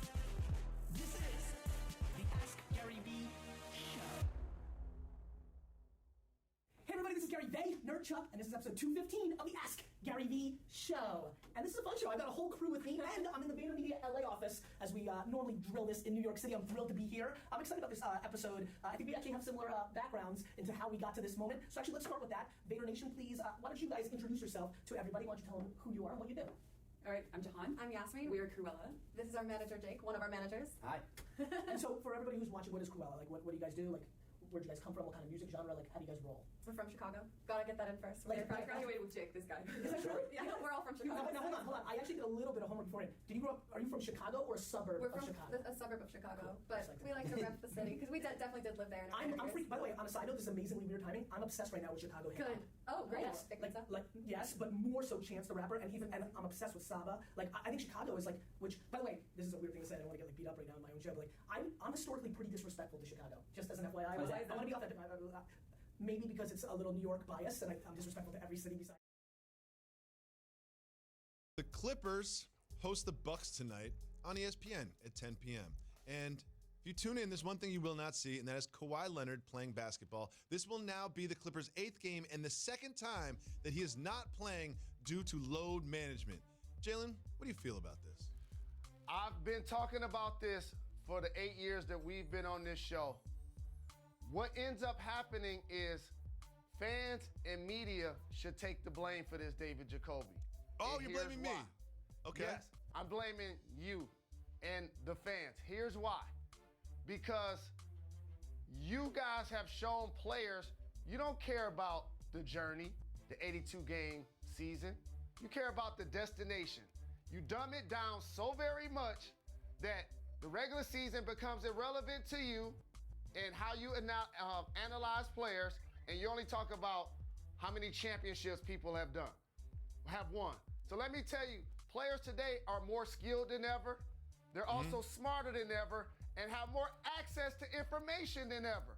So therefore, if you're gonna judge me by analytics, okay, I'm only gonna take an open three-point shot now. Oh, you really care about my assist to turnover ratio? I'm not gonna take chances, especially in my contract year. Players are intelligent, and so I now wanted to do a distinction of why this got started. Another person I wanna blame, Air Jordan. Oh. His level of greatness has elevated the game to the point where he won his 6 championships and his 6 finals MVPs. That became a standard. Put the graphic up here. I wanna show everybody something. What are you gonna show us? There's 5 people in the history of the NBA that have won 3 titles and 3 finals MVPs. Kawhi has a chance to join this class.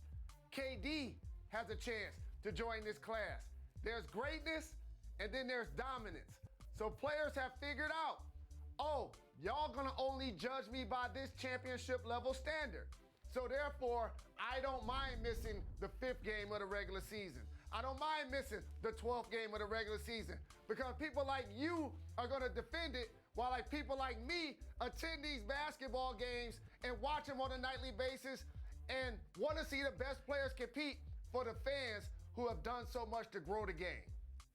So, Jalen, when you first put on your sneakers in training camp, the idea is to bring that team a championship, right? That is the plan. That is what you're supposed to do. So why do we not judge championships as the most important statistic, especially when you look at Kawhi Leonard, what he did with the Raptors last year with the load management and how he carried that team with contributions from other players, but he carried that Raptors team to a championship. If you were the Clippers and you were Doc Rivers, wouldn't you just copy and paste that same strategy this season? Jacoby, as an NBA player, you have an obligation to show up to work on a nightly basis and put out a great product in the regular season. That's what you put your gym shoes on for.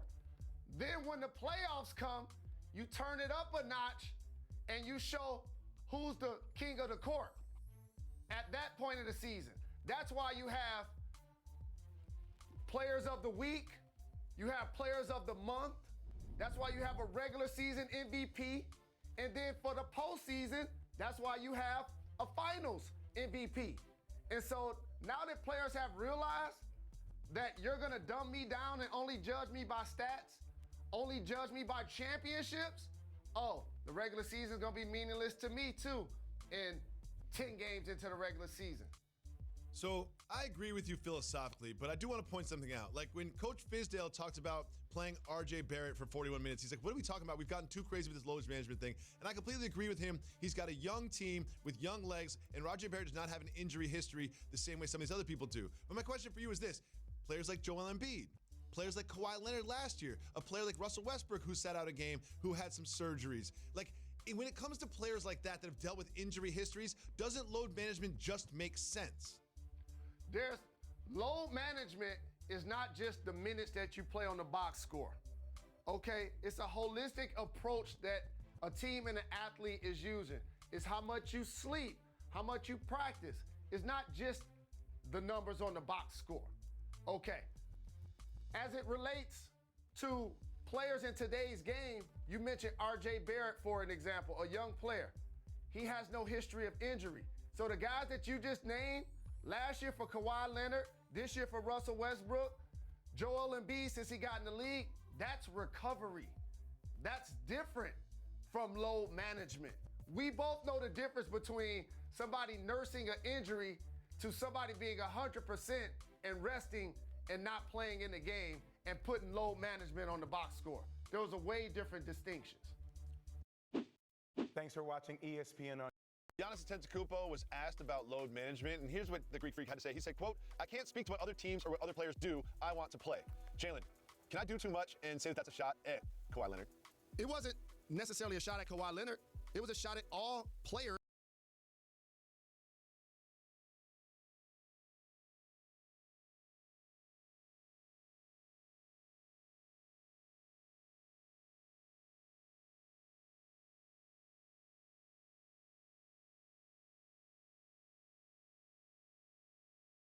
Who feel like the 82-game regular season aren't important anymore. Jacoby, that used to be something that was a badge of honor because that's what the best players in the league were doing. If Michael Jordan and Kobe Bryant and these guys, Akeem Olajuwon,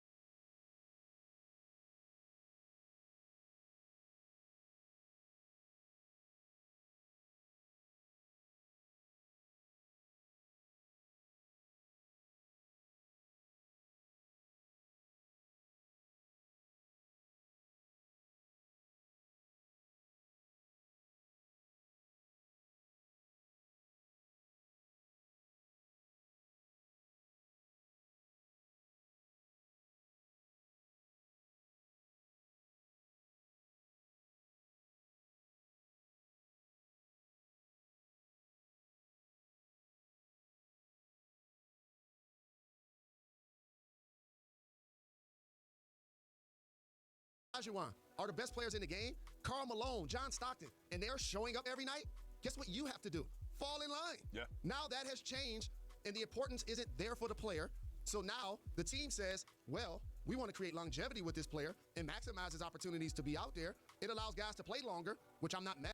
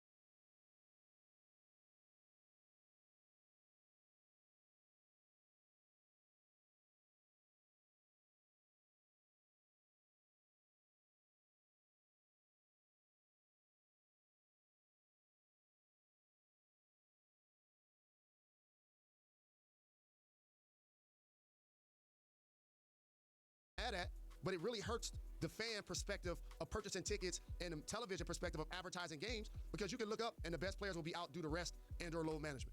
Jalen, you know I'm a die-easy Knicks fan, and one thing the Knicks did was trade Kristaps Porzingis, which I think will go down as one of the best moments in Knicks history. Well, the Knicks head into Dallas to play against Kristaps Porzingis, and he talked about the matchup before the game. Let's check in with KP. I have nothing negative to say. You know, it's in the past. It's in the past, and I'm grateful for those years that I spent in New York. You know,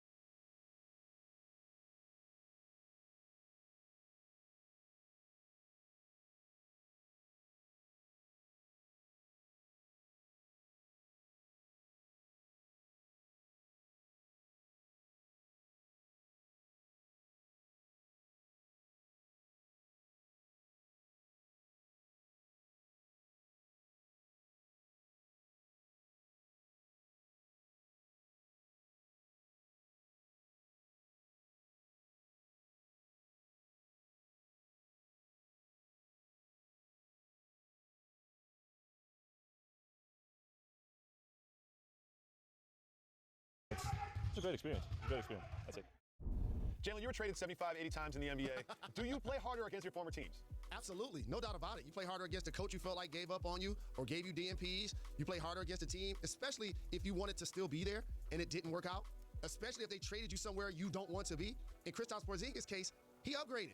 So he has no reason to be upset. They traded him to play with Luka Doncic, to play for a coach in Rick Carlisle, an owner in Mark Cuban that has the resources, going to do whatever it takes to build something special around him. But I have to ask you a question, even though I know you don't like follow-ups, that you said that many Knicks fans probably disagree with today, as the same fan base that booed Porzingis and booed Daniel Jones. You said you felt like this would go down to be one of the best moves in the history of the Knicks. Why is that? Because you now have a young core. You've got R.J. Barrett. You've got Zoe Trier. And then you're going to get rid of Frankie Smokes. And then you're going to end up getting rid of Kevin Knox. But the draft picks that they got in that trade and the young pieces they got in Dennis Smith Jr. will end up benefiting the Knicks more than having a Kristaps Porzingis-based team. I believe in that, but that's because I am a blind and dumb, die easy Knicks fan.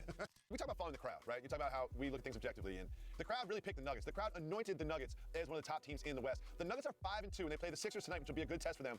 Jalen, why don't I respect the Nuggets as a basketball team? Because you wanted to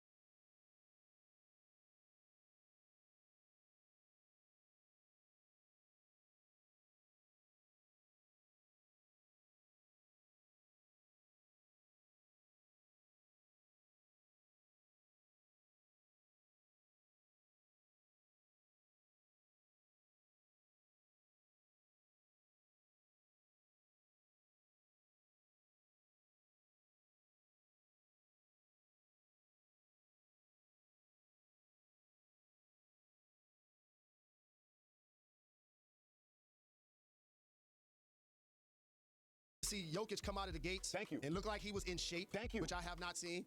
Look like he was focused. I'm seeing forced turnovers, and look for him to be dominant, which he has not been. Look at him. However, this is why I like to gauge success off of realistic expectations. Because most 5-2s, people around the league will be celebrating.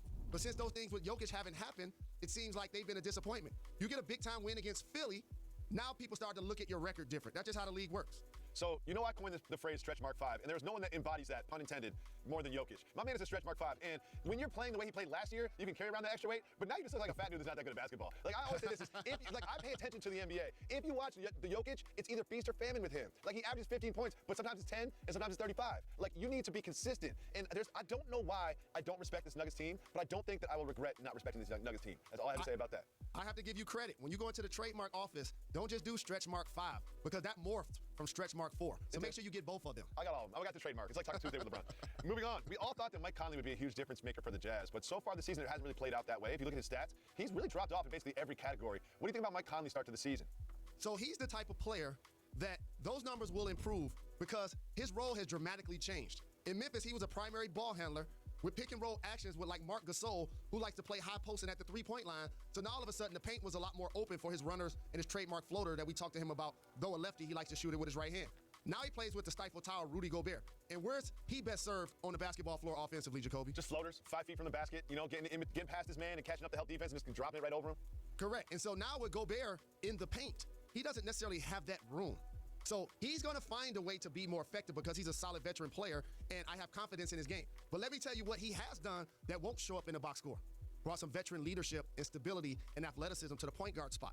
So now all of a sudden, Bogdanovich, who was an under-the-radar pickup for the Utah Jazz, and Donovan Mitchell can initiate offense off pick and rolls, do throwback passes for three-point shots, and do driving kicks. Also, I still like this Jazz team. They're continuing to mature as a unit. What's up? Thank you so much for watching ESPN on YouTube. Don't forget to download the ESPN app, and if you want more premium content, which you do, make sure that you subscribe to ESPN. Let's take a look at some of the big storylines around the association. Last night, Devin Booker torched the Sixers, 40 points, handed Philly their first L of the season. The Warriors, decimated by injury, but Eric Pascal carried the Dubs to a win over Portland, 34 points, 13 boards. Brandon Ingram had a game-high 40 points for the Pelicans, but Kyrie's 39 points, 9 assists sparked the Nets to a win over New Orleans. Max? Yep. Tell me this. Biggest storyline in the NBA last night. I really think it's Devin Booker, and I know they didn't have Embiid in Philly, but Devin Booker is this high-volume, high-usage scoring guard who really doesn't do anything else. And so by many, including me, we look at him and go, he's overrated. He's putting up flashy numbers, but his team loses, and any good scoring player who shoots a lot of score. No, this year that is not Devin Booker. He's much more efficient, and he's doing that on a team where if he doesn't score 30, you feel like they can't win. He's doing it efficiently, and Stephen A. for a winning team, they're 5-2. I love what I'm seeing from Devin Booker. I love what I'm seeing from Monty Williams as their coach. I love what I saw last night from the Warriors. I'm proud of them. But to me, the biggest story going on right now is the Lakers and LeBron James. I picked him to win the MVP. I picked him to win the chip. And even though he disappointed me opening night, he damn sure ain't disappointing me now. LeBron is balling. NBA, look the hell out. Here he comes. But what about specifically last night? Well, you know, like I said, I guess you could look at the Warriors. I mean, I'm proud of them because they listen, I'm worried about Portland. They're struggling. But Golden State without Steph, Clay, Draymond, Kevin Durant gone. Bunch of rookies. Pascal drops 34. Pascal. Ball. Yeah. I mean, I'm proud of them. I'm proud of them. That's the effort. I'll be in Houston tomorrow night for that game against the Warriors and the Rockets. I was very proud to see what I saw from them. That's what I expect. Just effort. Win, lose, or draw, because you're going to the lottery. But effort. And they showed that last night. Biggest storyline for me from last night is AD free agency going back to Chicago hometown. Really? Trying to bring a chip to the Bulls. No, ain't happening. I'm just playing with you all. Devin Booker's one of the best players in the NBA this year. Please, not me. Let me tell you something. You know I caught frostbite pumping gas in Chicago? Oh my gosh. Frostbite, just pumping gas. Yeah, just you can't get your hand off the Stephen A., you wouldn't appreciate the sunshine if it wasn't for the rain. You know this. I like that line. Thanks for watching ESPN on YouTube. For more sports highlights and analysis, be sure to download the ESPN app. And for live streaming sports and premium content, subscribe to ESPN+.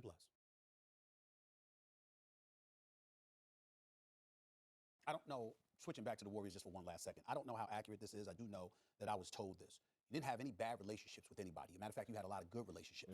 But there were people that felt that Steve Kerr should have had a bigger impact on your career than he did, that y'all wasn't necessarily vibing per se. What level of accuracy do you attach to that? I mean, he was a coach and I was a player. I mean, it wasn't anything bad. I came to work every day just like he did. And I wouldn't say we had a tight relationship or a bad one. I just came to work, went home just like he did. So you get to the finals. You have what they were describing as a calf injury. But as we were talking about at the time, calf bones connected to the, like this stuff is all, do you believe the injury? Bone? I'm joking. Do you believe the injury is connected to the original injury? In other words, you hurt your calf, then you have a more serious injury, but those two places are right there. Do you believe those injuries were connected? I'm sure. I mean, I'm not a doctor, man. I don't know the exact anatomy, but I mean, I'm sure it had to play a part in it. And I mean, I just try to move on as fast as I can and get to the right people that get me healthy. Here's the real question. As you reflect, do you regret deciding to play in Game 5 of the NBA Finals? I want to say regret. I do think I wish I would have made a different decision. I mean, obviously right now I can say that, but at the moment, like, I was really excited to play.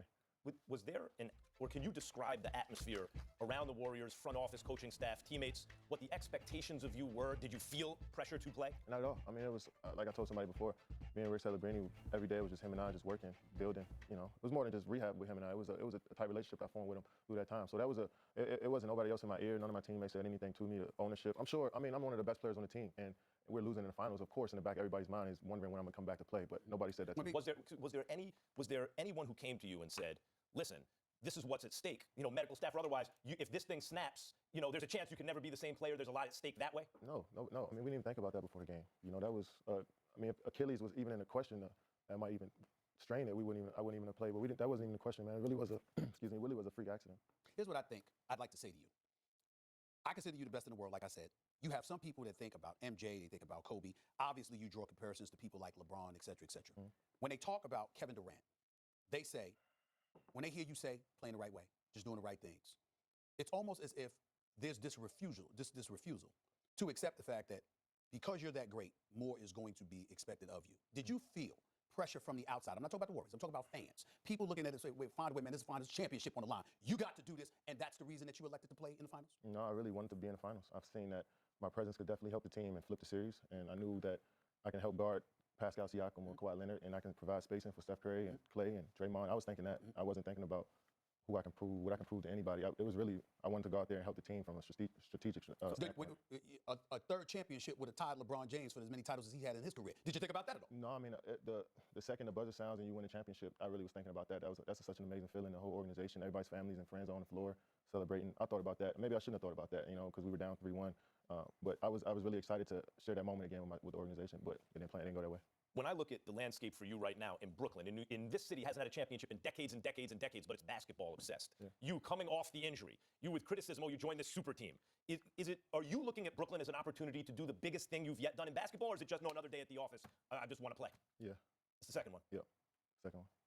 Let me transition, because it's important to me while you're sitting up here on this show to make sure that we relay to you the kind of things that people say about you.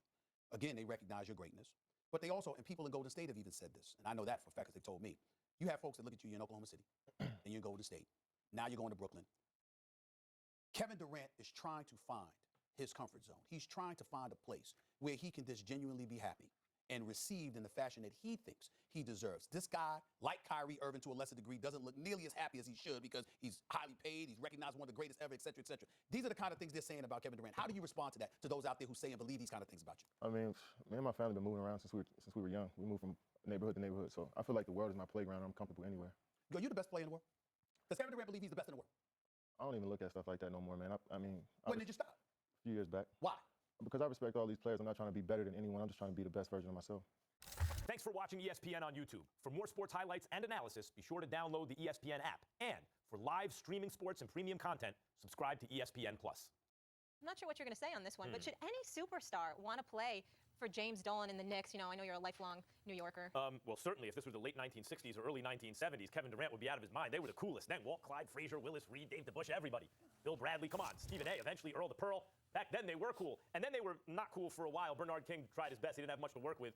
And then Patrick Ewing was drafted, Charles Oakley, and as you would say, Stephen A., the crew. And they were cool again. And that was how long ago? Even when Kevin Durant says, well, they were in the finals once. That was Sprewell and Houston and Camby, and that was no longer even the same identity of really, because Patrick Ewing got hurt for the finals, as the Patrick Ewing Knicks. The Knicks are a laughing stock. They're a laughing stock with fans, except for some delusional Knicks fans in New York. They're a laughing stock around the league. They have zero coolness factor. I mean, that's when you talk about brand. You know who's cool? The Brooklyn Nets are cool. That's why KD and Kyrie are in Brooklyn. That's why Brooklyn is going to have a pretty good season this year, and wait till KD gets back the following season. They were good last year. The Brooklyn Nets are ascendant in New York City. It is because of Jim Dolan, Stephen A., and as long as he is the owner, the Knicks will not be a thing. Well, you know, it's a debate show, so we basically robbed the audience because I have nothing to add. I mean, the Knicks look so are depressed, Stephen A. It's very depressing. I mean, and don't get me wrong, I'm not knocking you in any way, Max. You didn't do anything wrong. I'm just saying that I genuinely have nothing to add. I spoke to Kevin Durant. Obviously, he interviewed me on his boardroom. That's supposed to be coming out soon, and you know, we spoke about it, and you know, I knew that he was considering the Knicks. I also know for a fact that Dolan had everything to do with him electing to go to Brooklyn instead of the Knicks. Because when you look at the New York Knicks, people don't complain about Steve Mills. People don't complain about Scott Perry. People don't complain about Madison Square Garden, despite the fact that it's above Penn Station and we know what kind of environment that could be from time to time. Rat's best friend sometimes, for crying out loud. We get all of that. But in the end, it's Madison Square Garden, it's the Mecca, and everybody would love to descend upon Madison Square Garden if you actually have something to root for. And the perpetual, continual, relentless complaint is aimed solely in the direction of James Dolan, who's presided over this franchise pretty much on his own since 1999. Since that time, they've had just 5 playoff appearances. They've won just 1 playoff series. They've had the worst record in the sport. They have been a national, an international embarrassment to the sport of basketball. Steve Mills and Scott Perry have been assigned to try to clean up that mess. It has not worked thus far. And the reason why is because it's New York City. Just imagine this, Molly and Max. If the Los Angeles Lakers, they could be a relatively respectable team. But if they didn't have a star, would you really care? Would you really care about them the way that you do? Of course you wouldn't. The purple and gold, synonymous with stars. From the days of Mikan to Chamberlain and West and Baylor and Kareem and Magic and Worthy and Byron Scott and these boys to Shaq and Kobe to now LeBron. The reason why the Lakers are such a storied franchise, I understand the championships have everything to do with it, but there's always been stars that carried the mantle. They weren't just stars for the team. They were global, iconic stars. They transcended the sport of basketball. And the fact of the matter is the closest thing that the New York Knicks have had to a star in 50 years is Carmelo Anthony and Patrick Ewing. One never played in an NBA Finals. The other never won an NBA championship. Those are the 2 biggest stars you have had since 1973. Right. I have nothing to add other than that, other than to say that I believe that the producers and Molly and all of y'all brought this up to torture me and to remind me of the level of depression that I cannot escape from because I was fine until we brought Dennis the Smith Knicks. Jr., And you this is got what happened. Dennis Smith Jr., RJ Barrett, Kevin Knox. I can go on and on. You got a squad. Here's the issue. And then they signed veterans who's going to take minutes away from the young. It's a mess. Here's the issue with the Knicks, Stephen A. When you say stars, in fact, it's not like in other sports where you're like, oh, we need to put butts in the seats, so we need star power. In the NBA, the biggest stars are the best players, and they have the largest influence on whether or not you win a championship. You can't do it without stars in the NBA. And name a single superstar who's ever signed with the Knicks as a free agent. Name the guy who's like, yep, I want to go there. First of all, I don't care what a metropolis you are. If you're a cold weather city, you're behind the 8 ball. Why are you doing this, man? That's the truth. And then, by the way, here's how bad it is. Even sometimes the basketball gods say, okay, this is such a mess. We'll just drop Jeremy Lin into your lap. Not see you later. We'll give you Kristaps Porzingis. See you later. You don't even get anything for him, really. They just leave. So the times where you have, maybe this guy can do something, no, not even then. Thank you so much for watching ESPN on YouTube. For more sports highlights and analysis, be sure to download the ESPN. New York. I don't know. I'm weird about Chicago. It makes me sad to say that because Brandon Warnke, who runs Wine Library, my best friend in the world, is a huge Cubs fan. So I have a lot of love for that. I don't know. It's always windy. I don't know. But it gives you thick skin. If you're like walking to work every day, walking to school, and you have this like brutally cold, frozen, burning your face off, blowing at your face. If you do that every day, you can handle anything. There's some truth to that. Why don't you tell everybody a little bit about your music? Because I think it's really cool, and then I think we will go into to the questions. No India today, so we've got a substitute, but I think you're gonna do a great job. I'm very confident. You guys want to go a little bit more? All right. We are electronic dance music artists. We're singers, songwriters, and DJs. We are currently working on our second follow-up EP to Ammunition, which we just released a month ago. Going on the Sweatbox tour in fall, which is in tiny venues, like sweaty punk rock venues, and we're bringing our whole like rock and rave style there. So that's currently what's happening for us right now. And so when I was doing a little bit of like, I actually have, there's a lot of fans at Vayner of your guys' work. There were some people that were pretty excited in New York that were sad to find out the show was being filmed here. For the music enthusiasts out there, I kind of asked this off camera before we started, which I hate doing, which is why I'm bringing it up. What kind of pop for you? Like, how did you guys hit the scene? I think one of the things I'm most fascinated by, knowing there's a lot of entrepreneurs and business people and marketers here, I do think the internet is the true middleman. I was curious about kind of like, I asked you like, when what was your pop moment? When did you guys pop? And you kind of laughed, and I laughed because everybody sees the results, and you're like, it's kind of a long journey. And my answer was, well, of course. And I know most people don't think that. You know, it's always years and years of work. Like, but what were those moments? Like, what were the sites or the blogs or the moments within that ecosystem that kind of like first made it happen for you guys? You actually mentioned this song is sick before we went on air, and they were one of the first blogs who posted us. Is that right? We freaked out when they posted us because you were fans of it already? Oh yeah, we trolled their blog like crazy for new music, and to be posted on there was such a huge deal for us because that we belonged in that community. You love hearing that. I do, because I love being transparent. Like a couple months ago, I bought a very large stake in this song is sick. Amazing. So Vayner Media did for our publishing decision. I just love those guys, and I just think that they do some of the most authentic stuff in media. And so very cool. That's cool to hear. And so what about online video? Like I've seen you guys put out several videos. They look really cool. And that question. How did those go for you guys? How's that experience been in general? I think what really gained attention for us was the Killin' It video, and it was the first time that people saw the face for the artists. And I think that identifying was really important for a fan and seeing what is beyond just the song that they're listening to. And at the time, there weren't artists in the electronic dance music scene where the vocalists were actually in the group. A lot of the time, the vocalist was a mystery. That's right. So you'd go to these festivals and like download these songs, and it would be just the name of the DJ or producer, and there technically it was like a ghost singer. You wouldn't know who the singer is or who the vocalist or the writer of the song is. So we were one of the first groups at the time who had a producer in the group, was Chris, who was in the group with us, and then Yasmin and I being the vocalist, singers, and songwriters of the group as well. What about from your perspective, like from your vantage point, what have you seen, what's been interesting in their rise or in the marketplace today? I just think they offer something completely different to the space. I mean, there was no women whatsoever on any of these dance music festivals, and Jahan and Yasmin had this real desire to understand the scene. They wanted to come at it from an authentic yet very different way, and that worked. And it always works online when it's, you know, When it's real. yeah, when it's real. All right, let's get into these questions. Hey, what's up, Cruella and Gary Vee? My name is Stephen Gold. There's so many good producers out there right now, getting released on labels, getting uploads on Chibi and Proximity, all these channels, getting blog coverage, even charting on Hype Machine. What separates the artists that get all this promotion and just get a little bit of royalties here and there, and the artists that actually get to make a living off of music? I say anyone who's afraid to experiment. And I always appreciate producers when I hear them who step outside a certain BPM or even genre. I always love risk-taking mentality, and for me, those are the people that I'll remember for years and years. And just to name a few, like Skrillex, we're big fans of Skrillex, of course. Everything that like Jackie does is really cool. Pegboard Nerds, we're huge fans of them. And who else? I'd say Discord. We love what they do as far as experimentation. I also think that musicians who are able to create a song in our EDM world is amazing, because you get so used to the build up, then the drop, and the breakdown, and the build and the drop, and it just seems so contrived after a while. But you get people like Calvin Harris who make real songs that embody so much more than just the build and the drop, and I think that is incredible. I think my answer is going to be slightly more in the context of how you guys know that I roll, which is I think what separates it is the market decides. You know, this whole notion that like there's so much great music. I mean, I think there probably is, and I think some of the great music of all time was never heard because the market decided it wasn't great. Meaning, who gets to decide what is great? And I always find that to be super fascinating. Is it an executive who's got an ear? Like, is it Clive Davis for the ears? Like, absolutely not. It's the end market. And so a lot of you email me and say, so I've been doing a daily vlog called Daily V, and a lot of music has been given to D-Rock for us, and we use a lot of it. And we're getting hundreds of emails now because they're getting a lot of exposure from the people that are watching the YouTube show, and it's helping them. So a lot of people want their music on the show, and everybody writes the same thing, which is, this is great. My stuff is great. Everybody tells me it's great. And the answer is, I think it's some level, like, the market gets to decide. Like, everybody wants to think they're great. It's almost like, I always think about it as the way, like, American Idol when it first came out, like those people that, in that first show of every season, where they really, truly, like, not the people that were like just trying to get on TV later, but those first 2 or 3 seasons where you would just genuinely see somebody who literally thought they were great. Right? Who literally thought they were great. And in that environment, judges got to decide if they moved on. I think what's so fascinating about today's music marketplace and the business marketplace is, with the internet being the true middleman, whether you go with SoundCloud or blogs pick you up, or you put out YouTube stuff or Vimeo or whatever you do, I think what separates, you know, the people that make a living or not is the paying customer.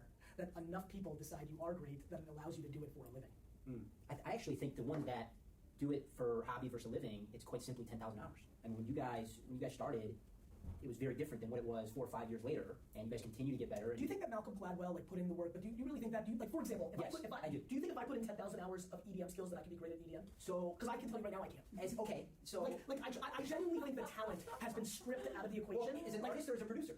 Both, because I can tell you right now that is just not in me. Whereas authenticity has to be a part of it, and that's not authentic to you. Well, that's right. But I do think the 10,000 hour thing is very fascinating. I do think, and I talk about hustle and hard work a lot. I just am surprised that talent is starting to be scripted out of the equation. Like, to be a musician, like you guys are talented. Like, that's a thing. But I have to interject here. I don't think that. First of all, I don't think that I'm up to par with certain artists that I look up to. Like, we're gonna talk about like Adele's vocals. Yes, I don't think I was born a But you don't need to be the #1 singer in the world to have success. But I don't think I was born with this like. Do you think you have a better voice than the average 100 people out there? No, I don't. Oh, The reason why I say that is because I think there's this mentality today where people think artists are on this unattainable pedestal. But if you go back to like the beginning of human civilization, everyone was sitting in a circle, banging on some drums and singing all together. It wasn't this like separate outside. I think everybody can sing. I just don't think everybody wants to pay everybody to hear them sing. Today, I think it's different. I think it's vision, it's your voice, it's your songwriting, it's how you curate your music videos. The issue with your romantic point of view right now is it's not being executed in reality. There are hundreds of millions of people that want to do what there's tens of millions of Americans that want to do what you're doing right now.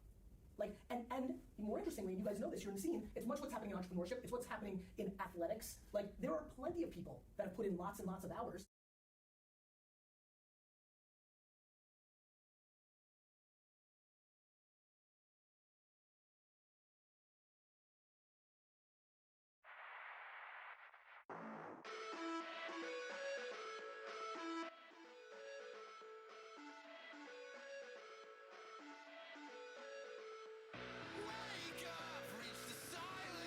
Dying fun, set sail like the precious car.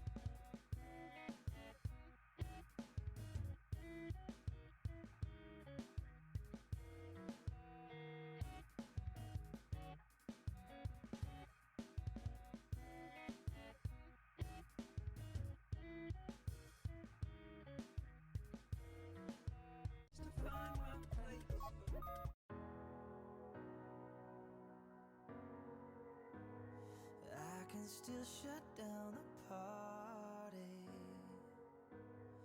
I can hang with anybody. I can drink whiskey and red wine, champagne all night, little scotch on the rocks, and I'm fine, I'm fine. But when I taste tequila, baby, I still see ya cutting up the floor in a sorority t-shirt, the same one you wore when we were sky high in Colorado. Your lips pressed against the bottle, slamming on a Bible, baby, I'd never leave you. I remember how bad I need you when I taste tequila. When I taste tequila, I can kiss somebody brand new and not even think about you. I can show up to the same bar, hear the same songs in my car. Baby, your memory, it only hits me this hard. When I taste tequila, baby, I still see you cutting up the floor in a sorority t-shirt, the same one you wore when we were sky high in Colorado. Your lips pressed against the bottle, slamming on a Bible, baby, I'd never leave you. I remember how bad I need you when I taste tequila. When I taste tequila.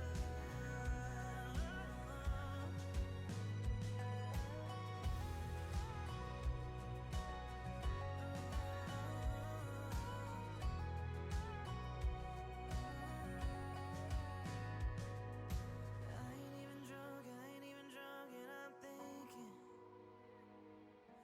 how I need your love, yeah, it sinks in. When I taste tequila, baby, I still see ya.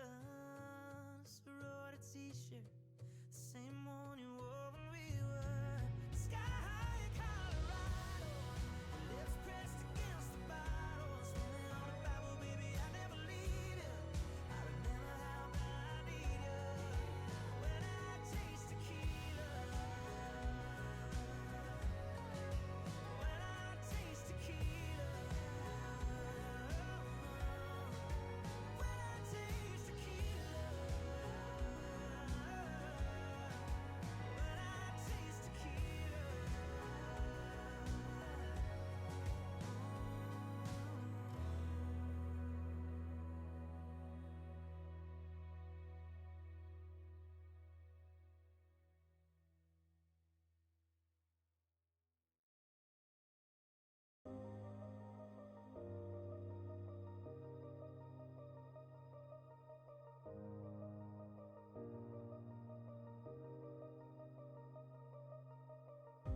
I stayed awake last night, 'cause I couldn't close my eyes and see you another night. I drove myself crazy thinking you'd take my wildest dreams and tear them all to the ground.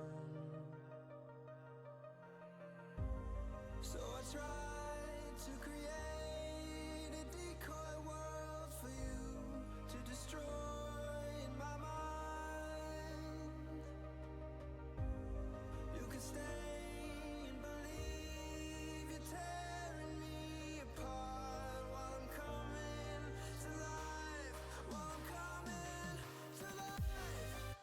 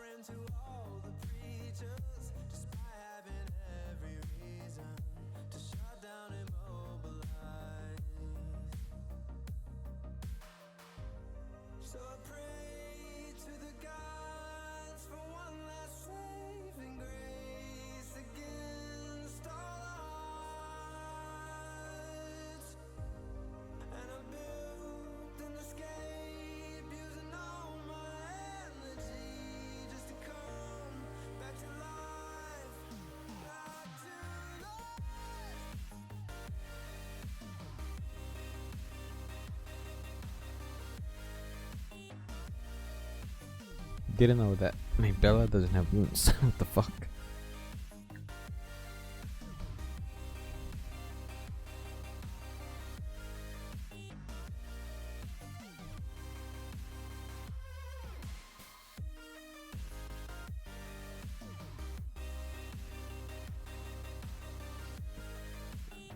And why is he not skilled up?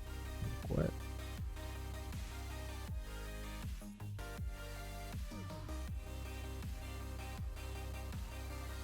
Really, really, really weird.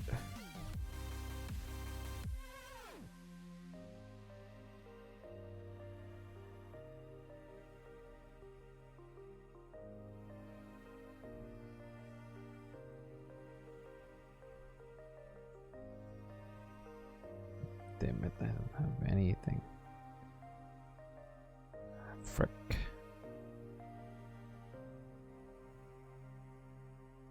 You know what?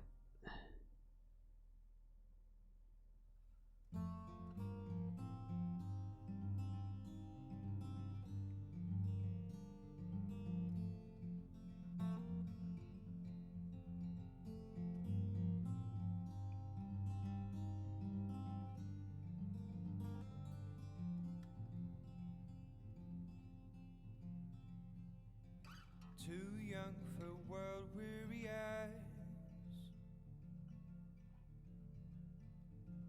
a self-inflicted demise of all the colors we find. In black and blue, I sing for you.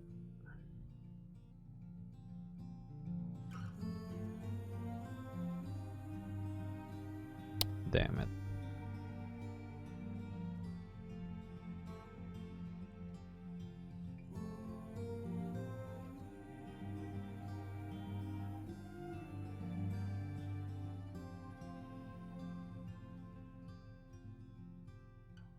Take off your mask and let's talk. Solely above other hawks, and we need each other's warmth. But brighter side, the sun shall rise.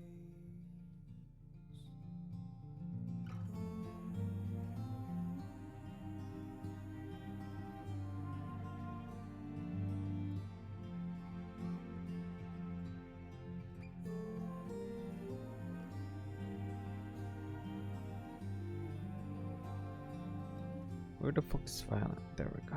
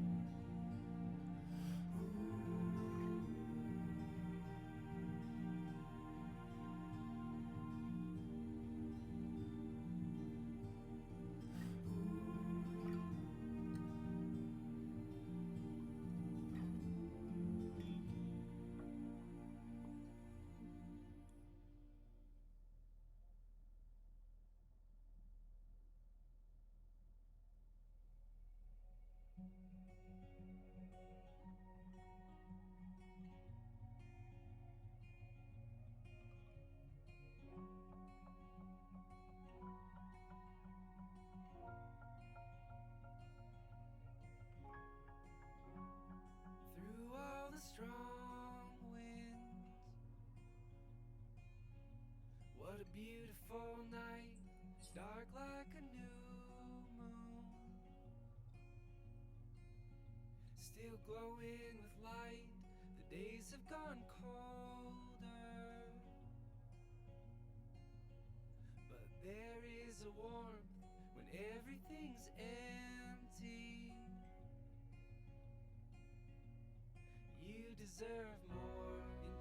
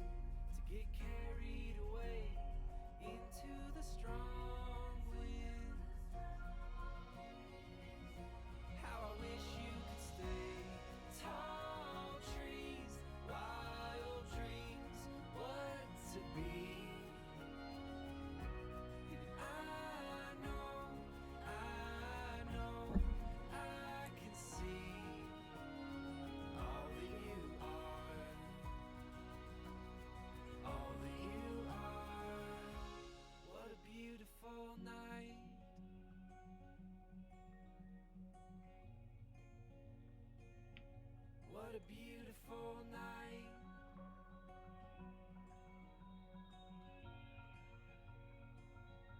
What a beautiful night.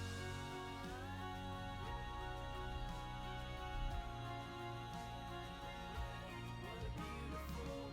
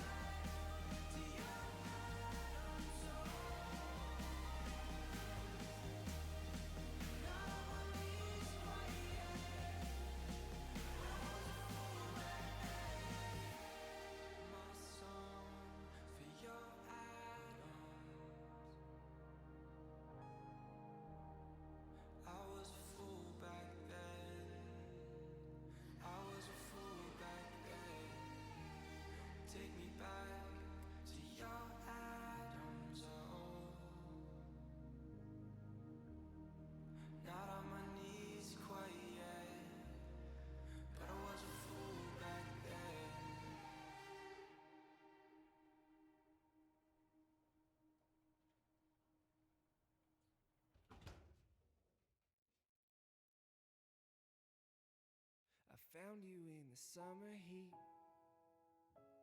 of 1953. Wise words from your father said, I know that boy's your brother's friend, but I don't think he keeps coming round for him again and again and again. I had to swim away, Semper Fi, but I'll be back someday. I'll take you by the hand and say, be mine, be mine, be mine.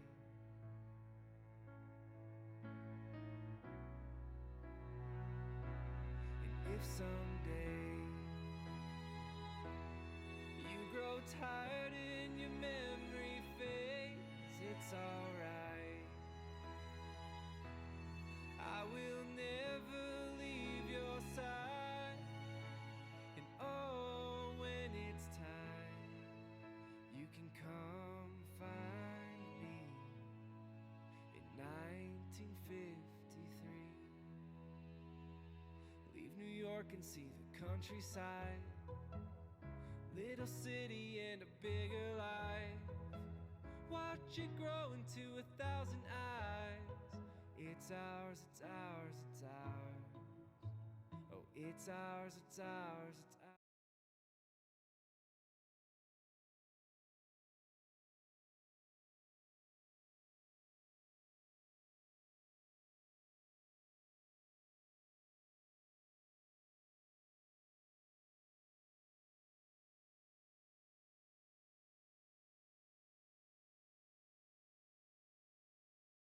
Pascal and OG have really taken off this year. Have you been following their games, and what do you make of their improvement? They've been playing well. I haven't got a chance to catch every game, but a few games I catch, they're playing well. Obviously, they're our next team that we're going to play, and so you see what they've been doing. But I mean, they're taking off where they left off. OG's getting finally a chance to play every game, a lot of minutes, so his improvement's just going to keep getting better. As well as Pascal, him being that number one option, number two option there is great for him. He's going to learn and keep growing. Especially with OG, did you anticipate him growing like that? Yeah, I mean, first 2 years he went down in some deep playoff runs. Last year ended up winning the championship. So yeah, I mean, he wants to get better. Obviously, it seemed more realistic to have Paul out there. It's good to see him finally on the court. Has it sunk in for you to finally play against Paul and have his debut so near? It's really not playing against him, but yeah, the debute's going to make it more realistic once we're out there playing. And I'm just happy for him, happy that he's healthy and able to play. Well, your game's kind of carried over from last season, especially in the playoffs. As the playoffs went on, the playmaking really took a big jump, and looks like it's back at it, doing that again. Just my mindset, you know what I mean? Just coming in, preparing for another season, having the confidence that, I have 200 in my belt, man. So, I'm able to do it, you know what I mean? So it's about just challenging myself to get better, wanting to do it over and over and over again. And, that's pretty much it. Has the decision to come home been fulfilling what you thought it would be so far? Yeah, I mean, I'm able to see my family after the games. I'm in, Southern California, beautiful weather. I'm at my house. So, I mean, everything's been good. It's season mode right now, though. Your ability to block out the noise is rather unique for some athletes. How important has that been to adapt to these kind of circumstances? I think it's just, how it was brought up. Never really read the newspaper articles. Just focused on my game. It wasn't for me, too. I came from not being ranked to going to a D1 scholarship and then drafted in the NBA. So outside noise doesn't mean anything to me. It's just about me, my group of team that I'm with, the organization that I'm with now, and, focusing on that goal. Well, outside of the championship, what will you remember about your year in Toronto? The guys, the journey, you know what I mean? Also the country, the city was amazing. And, it's just so much you could keep going on and talking about it. But when you were in Vancouver, you talked about the reception you got from the people up there. Do you see that many ex-Canadians down here that continue that, their love and appreciation for what you do? Yeah. I was just telling someone the other day, it's shocking to me how many Canadians do live here in America or just visiting, just walking around, people saying I'm from Toronto or you from, Winnipeg or these different cities in Canada. And, you'll never know unless, go play out there, I guess, and then they recognize your talent for playing with the Raptors. Is your experience there, was it better than you kind of anticipated going into it? Obviously, the basketball side worked out great, but the whole time you had more than maybe you thought it would be when you got traded. I never went in with a negative mindset. And, playing with Corey Joseph in San Antonio, him being from that area in Toronto, I knew what the city kind of brought, just going out there, playing games, hanging out with him and his friends, him taking me and showing me the city. So I always felt positive with the trade. And, the front office, I knew it was great already with Masai being in there. So it was never a negative thing. Always open-minded about it. Why, even though you haven't played a minute together yet, how have you tried to get to know each other and form a bond? I mean, as well as off the court, I hung out with him, previous times before being on teams. But I mean, now it's just about translating it on court, and the only thing you could do is just play. You know, it's hard to do it, you know, any other way. You got to go out there, play, like I said, make mistakes, you know, argue, and then having great communication, and then moving forward.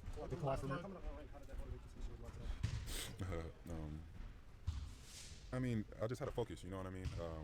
You know, I always play with high talented players that were ranked, and I just kept a focus level and you know, just kept my mind on my goal was to get into college first, get a scholarship, and then once I got that completed, then you know, I had my eyes on NBA. So I just kept working and working on my weaknesses, really. Thanks so much for watching ESPN on YouTube. For more sports. I got some bad news for the 76ers. Not only did they lose to the Jazz, but in the second quarter, they lost Ben Simmons. He went out with a shoulder injury. You see it right there. It's kind of a freaky little injury. They're calling it a sprained AC joint. They will do more testing today. Jalen, you've had an injured left shoulder for like, I don't know, 7 years now. What does this mean for him moving forward?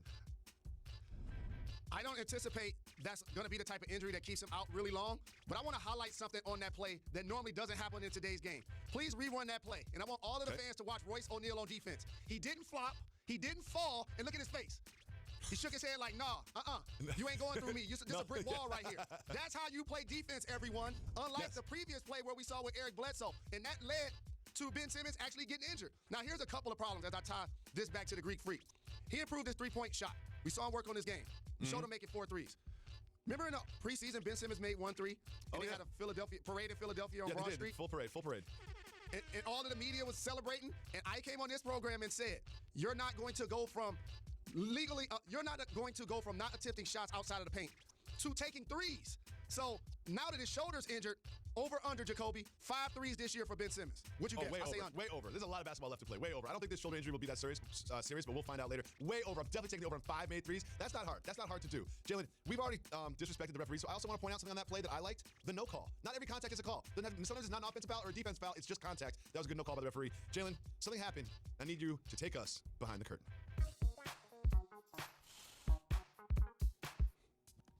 Mike D'Antoni said that the Rockets are not in shape. He said they're not at peak physical fitness, and James Harden was asked about his fitness after the game. Let's check in with the Beard. We don't really practice a lot, so we're a vet team. He leaves it up to us to go out there in the game and compete at a high level and kind of work our way through conditioning that way. So, Jalen, take us behind the curtain. How is it that you are a professional basketball player, a few weeks into the season, it's mid-November, and your coach and the players are still saying they're working themselves into shape? I saw a little tit for tat there. Mike D'Antoni tells the media his team isn't in shape. James Harden tells the media his team doesn't practice. That's normally where you get in shape. You want the players to be working out all season, and I always highlight the fact that back in the day, players worked out, okay? Players nowadays, they train. It's 24/7, it's 365, there's no off season. So now all of a sudden when you have training camp, there used to be 2-a-days. The league doesn't allow 2-a-days anymore. Players used to practice really frequently, even after they play heavy minutes sometimes. That doesn't happen anymore. Star players, between games, would practice heavy. That doesn't really happen as much as more. So now all of a sudden, like September in the NFL has become the new preseason, that's the exact same thing that's happening in the NBA in the early part of the year. What's up? Thank you so much for watching ESPN on YouTube. Don't forget to download the ESPN app, and if All right, guys, it's crunch time here on The Jump. College Hoops is back. One of the top prospects, Cole Anthony, son of our friend Greg Anthony, dropping 34 points, 11 boards, 5 assists in his college debut. And shout out to Scottie Pippen Jr. He had 7 points and 6 assists in his Vanderbilt debut. So, what do you think of those guys? I think it's awesome. Again, we've seen it for 10 plus years, 20 years, guys playing after their father, but this is awesome to come out and have that type of performance at North Carolina. You can see, look, Pops is almost in tears, man. That makes me feel special watching your son do that at a school like that. One day, RJ, we're going to be sitting up there. That's right, it's going to be you guys with your sons, your daughters. It's so watching nice. my kid play lacrosse at Yale. It's going to be awesome. We pay for airplanes.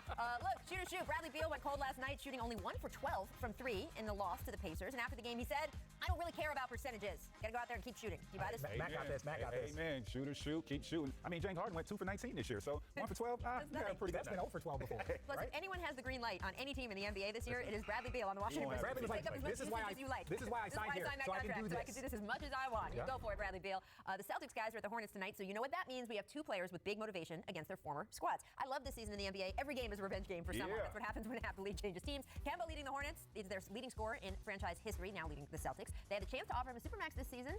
They declined. Terry Rozier clashing with the Celtics last season about his touches and playing time. He has not been shy about talking about it. So who do you think, Trace, has more to prove against their former team? Scary Terry or Kemba Walker? Well, you know what? I'm taking a different angle on this. Kemba's going to be fine in the Celtics. They're going to be fine. I see them being top 4 in the Eastern Conference. But Terry Rozier, he has some pressure on him. The reason he has pressure on him is because the guy that's behind him, Devontae Graham, out of Kansas, second-year guy, he's averaging 17.6 assists. Now, you paid Terry all this money, but you got a backup that's on his second year being more productive than him. it could get a little dicey here in the next year or two. Yeah, I'm not worried about Kemba either. I think Scary Terry has more to worry about from the standpoint of like how he left Boston, how he felt like, hey, I could have replaced Kyrie, I could be that guy, why do that? So now he gets to go and replace Kemba Walker and trying to improve on what Kemba Walker did. So there's just more on Terry to prove. Plus, you got a young boy on your heels. How do you handle that? And Kemba spoke a little bit in Charlotte today. He was very generous about the fans. He said he expected a really nice reception. They should. Yeah, absolutely. They should an ovation. He left because they didn't want to pay him.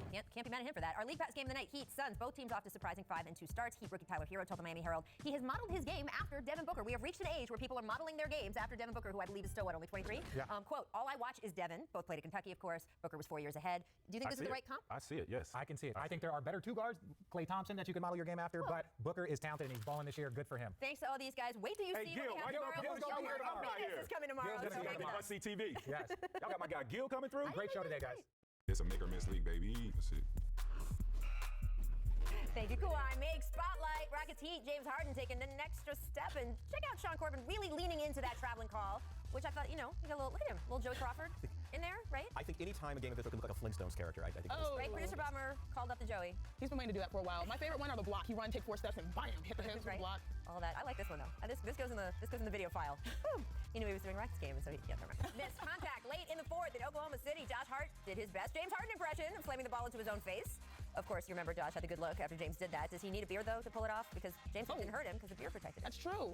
You know what? I think that Josh Hart, we need like a Cam because he does so many funny, quirky things that make you laugh. But no, James was better because it was on purpose. He was clearly inspired by what he saw on Houston. I was gonna say it just looked like you gotta let those moments happen, Josh. You can't. You gotta manufacture them. There you go. Make heroes. Portland led by as many as 21 in their Saturday night loss to the Pacers. Philadelphia actually only led for 7.9 seconds, but they got the win on that 3 with 0.4 left. The broadcast crew actually diagrammed the play before it happened and said, look for this. Impressive. And, in fact, this was the game of the year. And by the way, Court Mouse, here's like the thing. 6 games. Wait, this was 2 weeks. This was fantastic. So far. No, we're not accepting that. But that's not okay. Let me tell you, everyone's like, where's Philadelphia going to get shooting? Where's Philadelphia going to get shooting? They have a really big shooter who can hit these flare screens. This was like a Portland play. He had Summer League rock and Furkan Korkmaz. Yeah, that was a great play, but not game of the year? So far, yes. So far. But again, we're like 5 games. I'm not calling it 6 months out. I'm not declaring it. Miss Lip Balm Friday night in Brooklyn. Bruss is at the line, and then we get a quick shot of Kenny Atkinson. I mean, chapstick? I can't. Maybe? Does he want some chapstick? I don't know. Personal hygiene issues to work out there, probably. No words. Kenny. I'm glad I didn't eat breakfast this morning. Kenny. Look, the Nets had a big win that night, and that's what we should be focusing on. That's not fair. That's what I'm saying. Make anger. The Kings started 0-5, but they got 2 wins this weekend. And De'Aaron Fox really let out some aggression yesterday against the Knicks. We had a huge block, a windmill, a little ankle breaker. Right? Well, here's a windmill. Oh, nasty. And some left-handed. He loves anime that was like Super Saiyan level. But we need the Kings to be fun again. I miss the Kings. That's fun. Are they ready to ship? Look at this little ankle. The Knicks, they have some hope. No, not the Knicks, the Kings. Yeah, they're shaking off the jet lag. They're speeding it up. Darren's getting into a groove. We need He's Buddy making to come the back. jump. You're right, but I don't know if this is going to be like the season for the Kings. Well, they were supposed to break through into the playoffs this season. I expected them to play very fast. Yes, The pace the first few games was very slow. Little gummy. This was better. And they had a slow start. Yeah, you're right. There you go. Thanks for watching ESPN on YouTube. For more sports highlights and analysis, be sure to download the ESPN app. And for live streaming sports and premium content. Let's talk about the team out west who doesn't look great either. They came into the season with high hopes, but they have struggled. The Portland Trailblazers lost to the Warriors last night, dropped them to 3-4 on the season. Look, they've got a bunch of new signees playing in and out of the lineup. Whiteside, Hazonia, Kent Bazemore, they're all getting significant minutes as the team tries to assimilate them into the roster. Part of this is just due to injuries, all right? So we got to say that in the context of any conversation. They have been hit. Still, though, do you think that they undervalued roster continuity? Because they did make changes this season to a team that went to the Western Conference Finals. Yeah, but don't teams that win championships try to get better for the following year? So I don't, I don't measure it like that. I just think with the injuries, the new guys that's coming in, trying to get accustomed to playing with Dame and CJ of how they do things around there. Adding Whiteside in there. Nurkic is still out. To me, that's the biggest key. Nurkic needs to get back because he provides a lot more offense in the interior and defensive presence as well.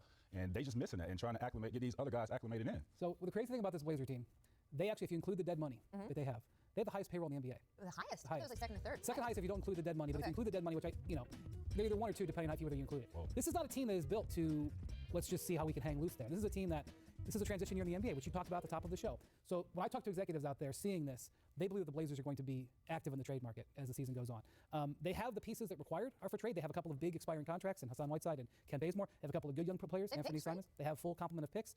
There's a couple of guys out there. What they really need is forwards. Now, right now, they don't have Nurkic. I'll tell you. They lost Farouk Amino and they lost Harkless. Watch Danilo Gallinari. That's what I was just about to say. Danilo Gallinari. He will be perfect fit with those guys. Why? Why is he such a Well, I think because he's a knockdown shooter. Kevin Love's the other name. He's a veteran player. He can rebound. He can shoot. He spreads the floor for them. Opens up for the 2 guys that are mainly their base scorers. And what Gallo provides, I think, can elevate them. Something what they've been lacking at that position for quite some time. Yeah, the Cavs have been pretty clear that Kevin Love is not available. Kevin Love said he wants to stay. I don't disbelieve any of that, but you don't. I think if they got serious, they could make an offer. I mean, you're not under oath, but there's a camera pointing at you. I'm recording this, so. I think Gallinari is more acquirable. Yes, I agree with that. And we'll see who else comes on the market. But Kevin Love's contract, and also what Cleveland is going to think that they deserve back for him in trade, and what a team is going to want to trade for him considering his injury history. Also, we just talked about how they've got the number 1 payroll in the league. I don't know if they want to be taking on more $100 million contracts, but to me, this is a opportunity year for the Blazers. And yes, they're not at their top right now because Nurkic is out, but I see them more doubling down as opposed to pulling back. So Sam Presti should keep his phone with him at all times. Yeah, I mean, Neil O'Shea I just think that they have the assets to make just about anything happen. Can they make the move, please? Yeah. I said a couple years, go get Melo. Melo That's would have true. been Gallo, if he's available, go get Gallo. He wants it now. He doesn't want it in February. Right. Listen to Mr. McGrady. He's in the Hall of Fame. Thanks for watching ESPN on YouTube. For more sports highlights and analysis, be sure to download the ESPN app. And for live streaming sports and premium content, subscribe to ESPN+.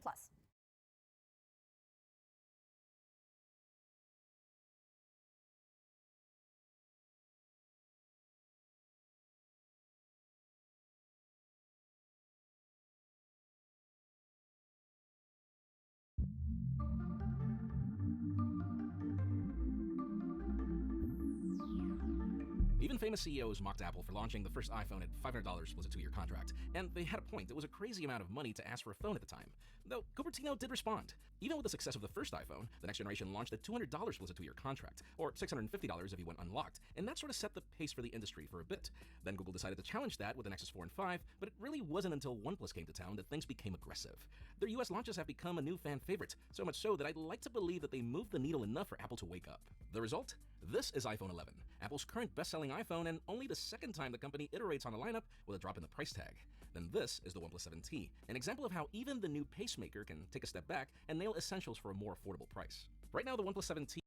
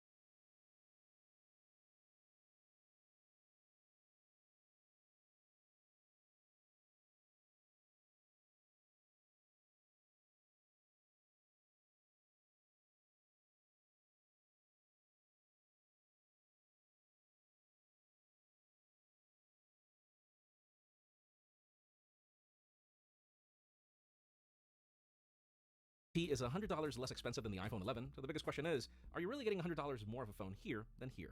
I'm Jaime Merida with Pocket Now, and this is iPhone 11 versus OnePlus 7T.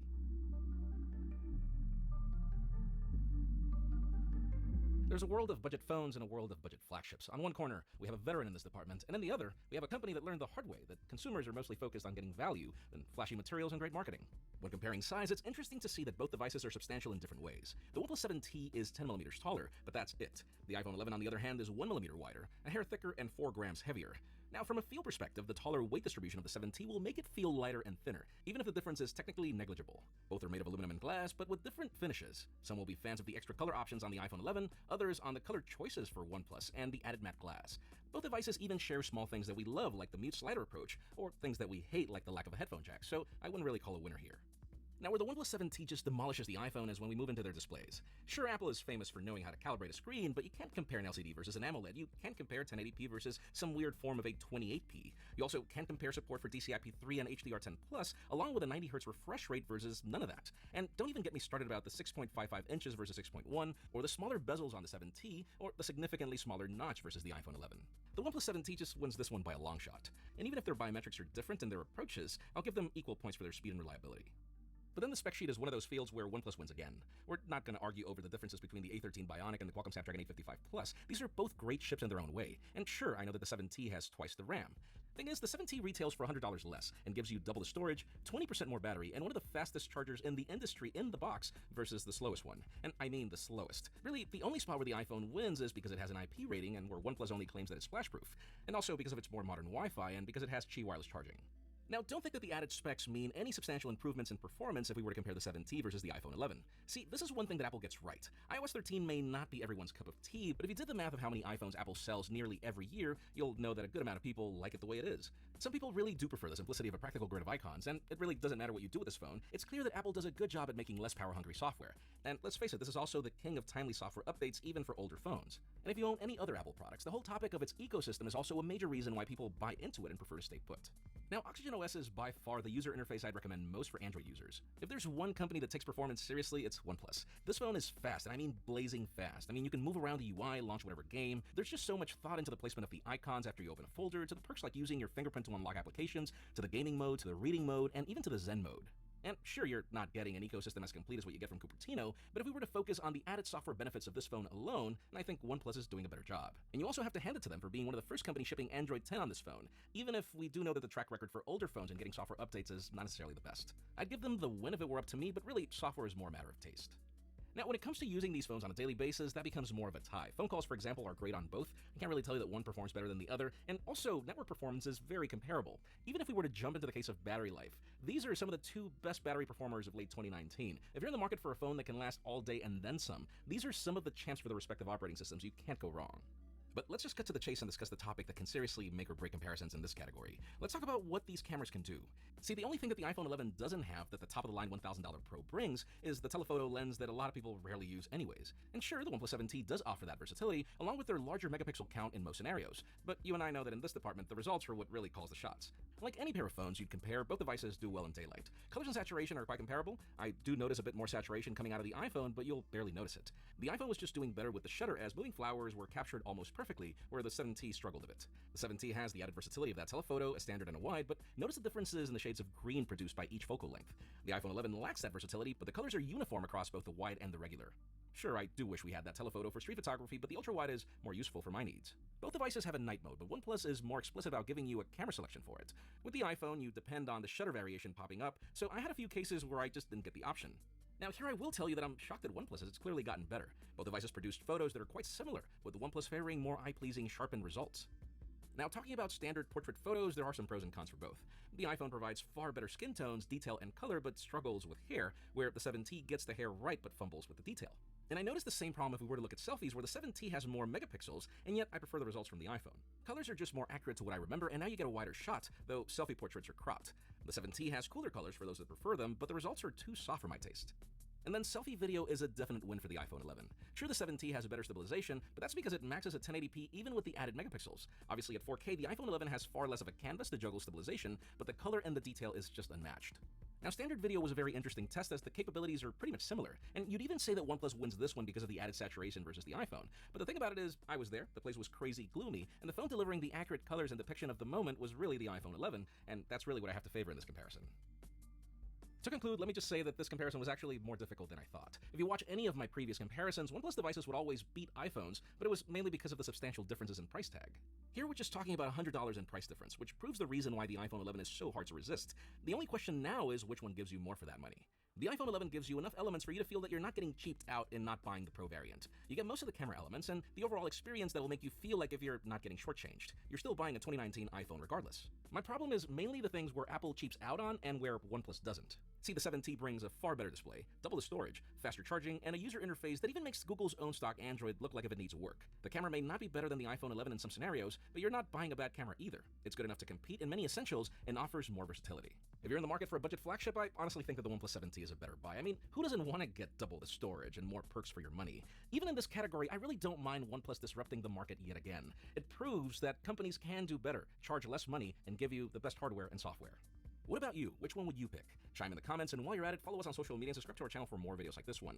Instagram is where our extended coverage happens, so make sure you follow us there, and follow me on my personal handles to see what I do with these phones. Please give this video a thumbs up if you like what you saw. I'm Jaime Arriola. Thanks so much for watching. We'll see you on the next one.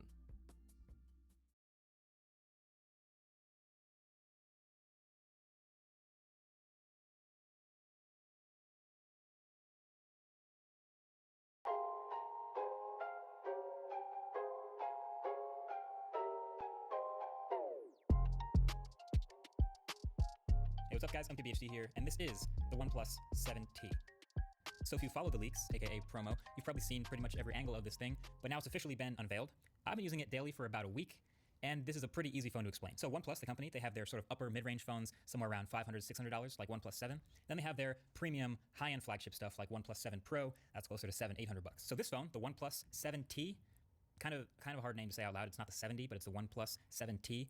This phone is sort of a Frankenstein between those two groups. It's right between the super high-end and the upper mid-range, if that makes any sense. So to be perfectly clear, it is a really great phone for the price, which is basically the OnePlus Special at this point. They've continued this fascinating, slow creep up in price, but when you go over this phone and everything they've combined in here, it's pretty on point for what you're getting for $599. So this display is a perfect example, right? So just look at this screen. The whole phone is really big, as you can tell, but that's because it's got this huge 6.55-inch OLED screen. It's just barely smaller than the 7 Pro, actually, and that's a huge phone, but you have the teardrop notch at the top from the 7, and it's a flat screen now instead of one of those panels that curves around the edges, and I'm down with that. And it is 90 hertz. So this is, as far as I know, I guess the cheapest phone with a high refresh rate display like this. And I'm glad they brought that down. That's becoming a signature characteristic of these phones. So overall, it's a nice combination of things, despite not being the highest end display. You know, it gets pretty bright, up to 1,000 nits, so outdoor visibility is no problem. And the teardrop notch being a little smaller makes it super easy to ignore on this gigantic screen. But it's also 1080p, not 1440, and the bezels are just a little bit thicker, a tiny bit, as you can see, and I have noticed some real off-axis color tint and rainbowing and other consistencies like that you'll notice on not so high-end OLED displays. So it's not the super best of the best, but it's like right underneath. It's right in between. It's making sense, right? They're bringing things down from the higher end phone. That makes sense while keeping the sort of baseline of the mid-range. The high refresh rate, I think, is the most important thing that they brought down. That I love me some 90 hertz, some high refresh rate goodness, so that's good to see. And then just the design of this phone in general is also a bit of a Frankenstein. You've probably noticed it by now. There's this aura blue color again, although this time it's not as matte as before. It's kind of closer to like a satin because it has more of a sheen to it. It's not want to spend like $600 on a phone, but for me, I'm personally going to be pretty excited about the OnePlus 7T Pro. Names are getting weird, but that's the phone that's going to have the best of the best that I'm looking forward to. But yeah, not bad. I'll have a link below if you want to check it out. That's been it. Thank you for watching, and I'll catch you guys in the next one.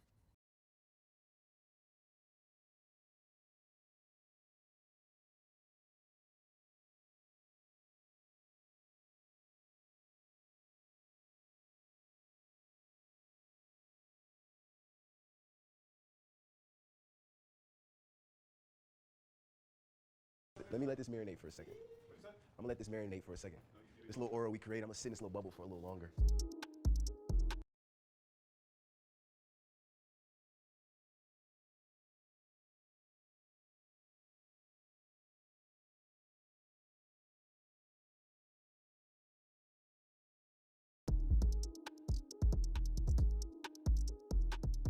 My first memory of Carl, I was at NBA Top 100 camp, and we always heard about him. I'd never seen him play. And I still didn't see him play there. He showed up to the camp, he took all the gear, and he went home. He didn't play not one game. He didn't play one game. Man, I remember this dude, Devin. We were at an elite camp, and everybody's coming from all different type of places. Everybody has their own gear or whatnot, and I remember I had some knee pads, and they were his colors back home or whatever. High school team colors. So my dude, he was like, I need those, and they were all rugged, like they were worn out. He was like, I need those. He done cut it and flipped it up, and now they look real. They look ready to go. So that was my first memory. I met D'Angelo playing at Keene University in Jersey. Had the best high school game of possibly the decade, and he was pretty good. His team got lucky at the end. Devin was the same way. I met him at Top 100 camp. Devin, I actually played like 2 games, but Devin was kind of chilling. I don't remember that. I've been watching D'Angelo play since like 6th, 7th grade. Before we even knew each other, I was watching him play down at Indiana Speeds. Cause I was on like a low-level team, so we played in like one of the sorry brackets, and I'd be the person sitting on the side of the court watching the top players play. Go back. Top players, like you weren't one. It wasn't. First time we met, we were sneaking out of the same camp, Elite 100. We go to like the store or Yeah, something? we went to the store. We didn't even sneak out to do anything fun. We just wanted to sneak out. And we had security on both ends of the hall, so like, we had to actually plot it. It was fun, man. We were on lockdown at these camps, so just to get away and just do something there, it was fun. I didn't sneak out. I just left. I don't even remember you there. Good. Bro, he came and got the gear and left. I'm telling you. I played 2 games and left. Came the last day. That's crazy. What was the plan? How'd you do it? We had to go through we had to take the stairs. Yeah. We were like a few floors up. The stairs was like right across the hall, and they had security on both ends. So we left something in the door downstairs. The regular sneak out. You ever done it?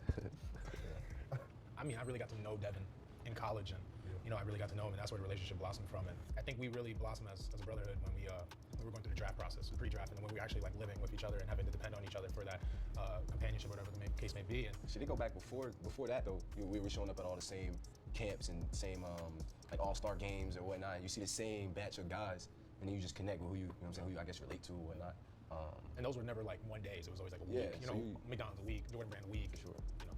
I'll say, me and him, the relationship hit off early in high school because we were like the young kids getting invited to older camps, like LeBron camp, and we'd ask our roommates. We'd have roommates, so we'd ask our roommates because they like switch, so we'd be in one together because we're both the young players. I remember us sitting talking about like what college you want to go to, like things like that, high school. But Carl was when we got to Kentucky. Just being able to, every day just being with each other. Who got the best hair?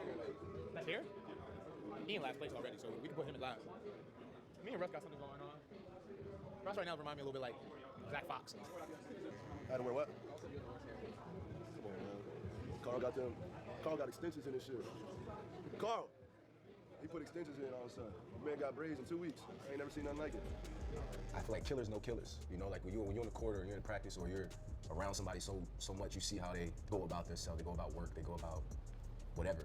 And it's just killer written all over it. I feel like that's why we're so into it, because we see that. Like, this dude he may not be the loudest or the whatever, but when it's time to work, we're gonna bring it. For sure. So like when I'm watching D'Angelo play and the way he comes off pick and rolls and the way he just knows how to change speeds and stuff, like that's hard to teach. You know, there's a lot of top players in this league who can't do what D-Russ does just off pure natural talent. And when I think of D-Russ, I just think of a closer, clutch player who's very technical with the game, and you know he's always gonna lead his team. You're gonna make me cry in here, bro. Come on, man. Come on, bro. That was not a sentence, but that's how I feel. I know. Top 5. You top 5 what? Ugly? Dead or alive. Dead or alive? Maybe in Louisville. They don't got much in Louisville up here. Look at it. He look like Will Smith on Bad Boys 1. Mike Larry. Look at him. He look like Nip for real. I told you. Look at this dude. That's a little motivate. He look like Nip. Streets all day. Chill out, bro. That's funny. You know, we all came in together to the league, and I think the one thing that has never changed is just when we talk is just how we approach this opportunity of being an NBA. You know, we see it every day the same. Nothing has ever changed. We've never taken this game for granted. You know, a lot of times we talk in our group chat and it'd be like Devin or it'd be D'Angelo or whoever the case may be, and we'll just be in there saying, you know, wow, you know, brothers, like we're really in the NBA. Like it's crazy to think about that. Like we came from nothing, playing for free for scraps in high school, and now we're in the NBA. And not only are we in the NBA, we're all doing very well and very successful. So, you know, I think the biggest thing for us is the humility. We've never lost how important this, how valuable and how great this opportunity really is. I remember being in the locker room watching him hit 70. Yeah, I was like, that was different. That was different, man. I would just go back to, I remember our rookie year, we come in, I remember this dude calling me like, bro, they ain't doing me right, man. This ain't right. He wasn't playing. I'm playing a little bit, he's playing, so we trying to keep up. I'm trying to keep up with what's going on. And then this dude finally gets a chance and goes crazy. He's dominating the whole, since summer league step first, you know what I'm saying? I'm like, man, I gotta catch up, you know? Like that was that type of mentality, watching these dudes dominate. I'm like, man, I gotta step my game up, you know? So it was always like a I would say a competitive thing, but these dudes pushed me personally, so. Same way. I bet Carl said the same thing. Like, I think first time he did the Iceland thing, that was summer league, wasn't it? Or when he got 40 on Brooklyn? Yeah. When he got 40 on Brooklyn, first time he did that, I was like, running with it. Then they slowed it down, we said, that was cold. It was off, man. We fans. I'm a fan of these. There's nothing like it. For me too, like, y'all know how I am, like, I don't be watching basketball like that. I don't care if you document, everyone knows that. But like, if these guys are playing, I'll watch. For sure. I won't watch anything else though. We were watching him. His numbers his rookie year, it's like Shaq, Olajuwon, Carl. I'm like, damn. Rookie of the month. I'm like, oh, this is crazy. What you want, player? Nah, bro, I heard some negativity came from your mouth, bro. Talking about my hair. It's in last place. Huh? It's in last place compared to D-Russ. How do you come up with that? How? That was the easiest conversation I had all day. That's cold. You guys remember about we on covers? Can we go back to that? Like, we really did this, man. A lot of people take this for granted. We really all on the cover of Slam magazine. It's a big time. I think like all of us had different journeys to getting a Slam cover, but I think at the end of the day, we all felt the same gratitude when we got it, and I think that the prize was sweet for all of us at the end.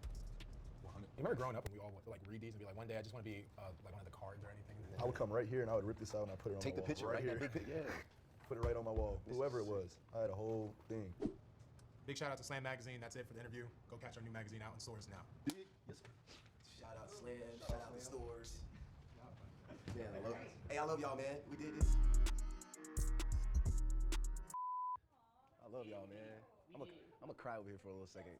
I'm emotional, man. This isn't normal. This is not normal, man. Let me let this marinate for a second. I'm gonna let this marinate for a second. This little aura we create, I'm gonna sit in this little bubble for a little longer. Yeah. We got to do this again when we're all on the same team. Then he told the camera crew, nah, don't cut that out. Y'all got it on footage. When we're all on the same team, I'm not going to tell you which team because I don't know, but we're going to do this again. I mean, is this something, nothing, or everything? And are they willing to make the finances work, you think? Because there might have to be some slight trims to 3 max contracts. Well, let me answer that question first. Okay. Yes, technically it could happen where they don't have to take a pay cut. It's highly unlikely, right? It's just, you'd have to clear all your money. You'd have to have one already there and that one to be acquired by trade and all that I mean, that exact situation you're describing is basically what happened with the Heat, Yeah. right? I mean, they had Dwayne already there. They cleared all the money. They signed and traded for LeBron. Boston They got, Celtics. right? And then, well, they traded though to get Yeah, we KG and all traded that for stuff. both. We traded for both. Right. So, but my point is, even that, Still, 2 of the 3 yeah. guys had to take pay cuts. Yeah, no, right? it's hard. Paul's like, I wasn't giving up mine. So that didn't. But happen. let me answer the question. This is nothing, and here's why. There's 2 reasons. One is somebody on Twitter said this. I wish I knew who it was so I could credit them. They said, this guy's not good at keeping secrets. Oh my goodness. Oh, You're not supposed to say it out loud. What are you talking about? The guy who had the quote. I don't, which one? What's the D'Angelo level? Oh my goodness. Come on. Oh no. Number 2, and this is something coming from my buddies in the group chat. They said, that's a 38-win team right there. It's 3 dudes who don't play defense. No, All 3 of them. I am All pushing 3 back of them on are that. allergic to I am these pushing things. back This on is that. everything. Thank you. Because before me, Kevin, and Ray, they said I didn't play defense. They said Ray Allen didn't play defense. We all knew But that. Kevin did. Kevin did. Who was the Kevin Garnett in that trio? The guy who had 21 with the Minnesota jersey on? Here's what I would don't say, is that when you play with people you really like, it changes the way you play. It that could changes be your something. buy-in. It changes your commitment, right? And look, that is what the Houston Rockets are banking on right now, by the way, because James Harden and Russell Westbrook are going to have to play different than they played in the past, and their buying is going to work because they like each other. Let me just say this. That might be a thing in that case, in Houston. But in Boston's case, you had Paul had been to the conference finals before. Ray Allen had been on a team with was a 2 seed in the West and also went to a deep playoff run and been to the conference finals before in the East. And Kevin Garnett had been MVP of the league and been to the conference finals. These guys got 2 playoff appearances in the team. They're still young. They're Okay. still You young. say they're doing it this year? They're still young. They'll meet like 4 years down the road and they'll have some playoff experience by then. I'm telling you. This can be something. I like the little, I like that we might be getting some friends. insight into the next little I team like up friends. I going like on. everyone to be friends. And by the way, it's okay for him to say it. It's that a team can't say it. Right. You can have player to player. You can't have, at least I got to check the tampering rules today because they keep changing. Next up, check out this sequence by Kristaps Porzingis from last night against the Clippers. KP getting multiple blocks here, right? One more. Boom! I don't know what that sound is that you're making, but then he runs the floor, Yeah. right? Pick up. No. Reward the big man. Yep, exactly. Reward the big man when he runs the floor. Boom. Porzingis coming off an ACL tear. It took him out of action for a year and a half, but I always think that's a little misleading, right? He was out for 20 months because they were being cautious, not because he needed, it was so bad that they needed for 20 months. So the fact that he is running around the way he is it something, nothing, or everything? Paul? That's everything. I mean, you got a guy who was about to be an all-star in New York. That's the way he was projecting. So, just to have him out there now, will he get back to that point? Maybe not this year, because when you come off an injury, you've been out that long, it takes a while. A la Paul George, Gordon Hayward, these guys, it takes them. So, get a year under his belt. And this guy, he's going to be an all-star. It's just a matter of when. I don't think it'll be this year, but it's just a matter of when. It's good to have him out there. It looked like he bulked up a little bit. He's a little bit stronger. He'll need that moving forward. So that's everything. I would say it's something because we saw right there why people were so excited for him in New York, why people were excited about comparing him with Luka Doncic in Dallas. The health is still a concern because it wasn't just that knee injury. He also had a lot of other knick-knack lower extremity injuries, especially talk about a guy 7'3" that big. That's something you got to keep an eye on. So you want to be cautiously optimistic. The other thing, though, there's another play from last night that I wanted to go to. This is look at him call for the ball here from Luka Doncic. He's got the seals. Like, give me the ball, give me the ball. Luka's like, nah. Yep. See the way he walked away there? There's a level of disgust. I'm like, come on, man, throw me the ball. This is something in the sense that, it's something in the sense that this. Everyone wants to think that, hey, you get 2 great players play together, it just don't work perfectly. There is a little bit of give and take where guys are going to have to learn when to share, when to be adamant about stuff, because that's something that it grates on you. It might not mean much in a preseason game, but as it goes season on, longer and longer, like, hey man, I'm right here, give me the ball, da-da-da. Do you give any weight to that clip? No, not just yet. I mean, like, if I was in that position, yes, I like to get my big man going right there. I know he has a height advantage, he can shoot. Yeah, but then I know he's frustrated. When he goes down the lane and he turns the ball over too, you're like, I told you to get the ball. Right. I mean, yeah, but it's nothing right now. Nothing right now, but it could be something. They're both young, and Luka in particular is only going to be his But second right year now, in we the know, look, whose team is this right now? Luka's team. Exactly. So if I wave you out, watch out.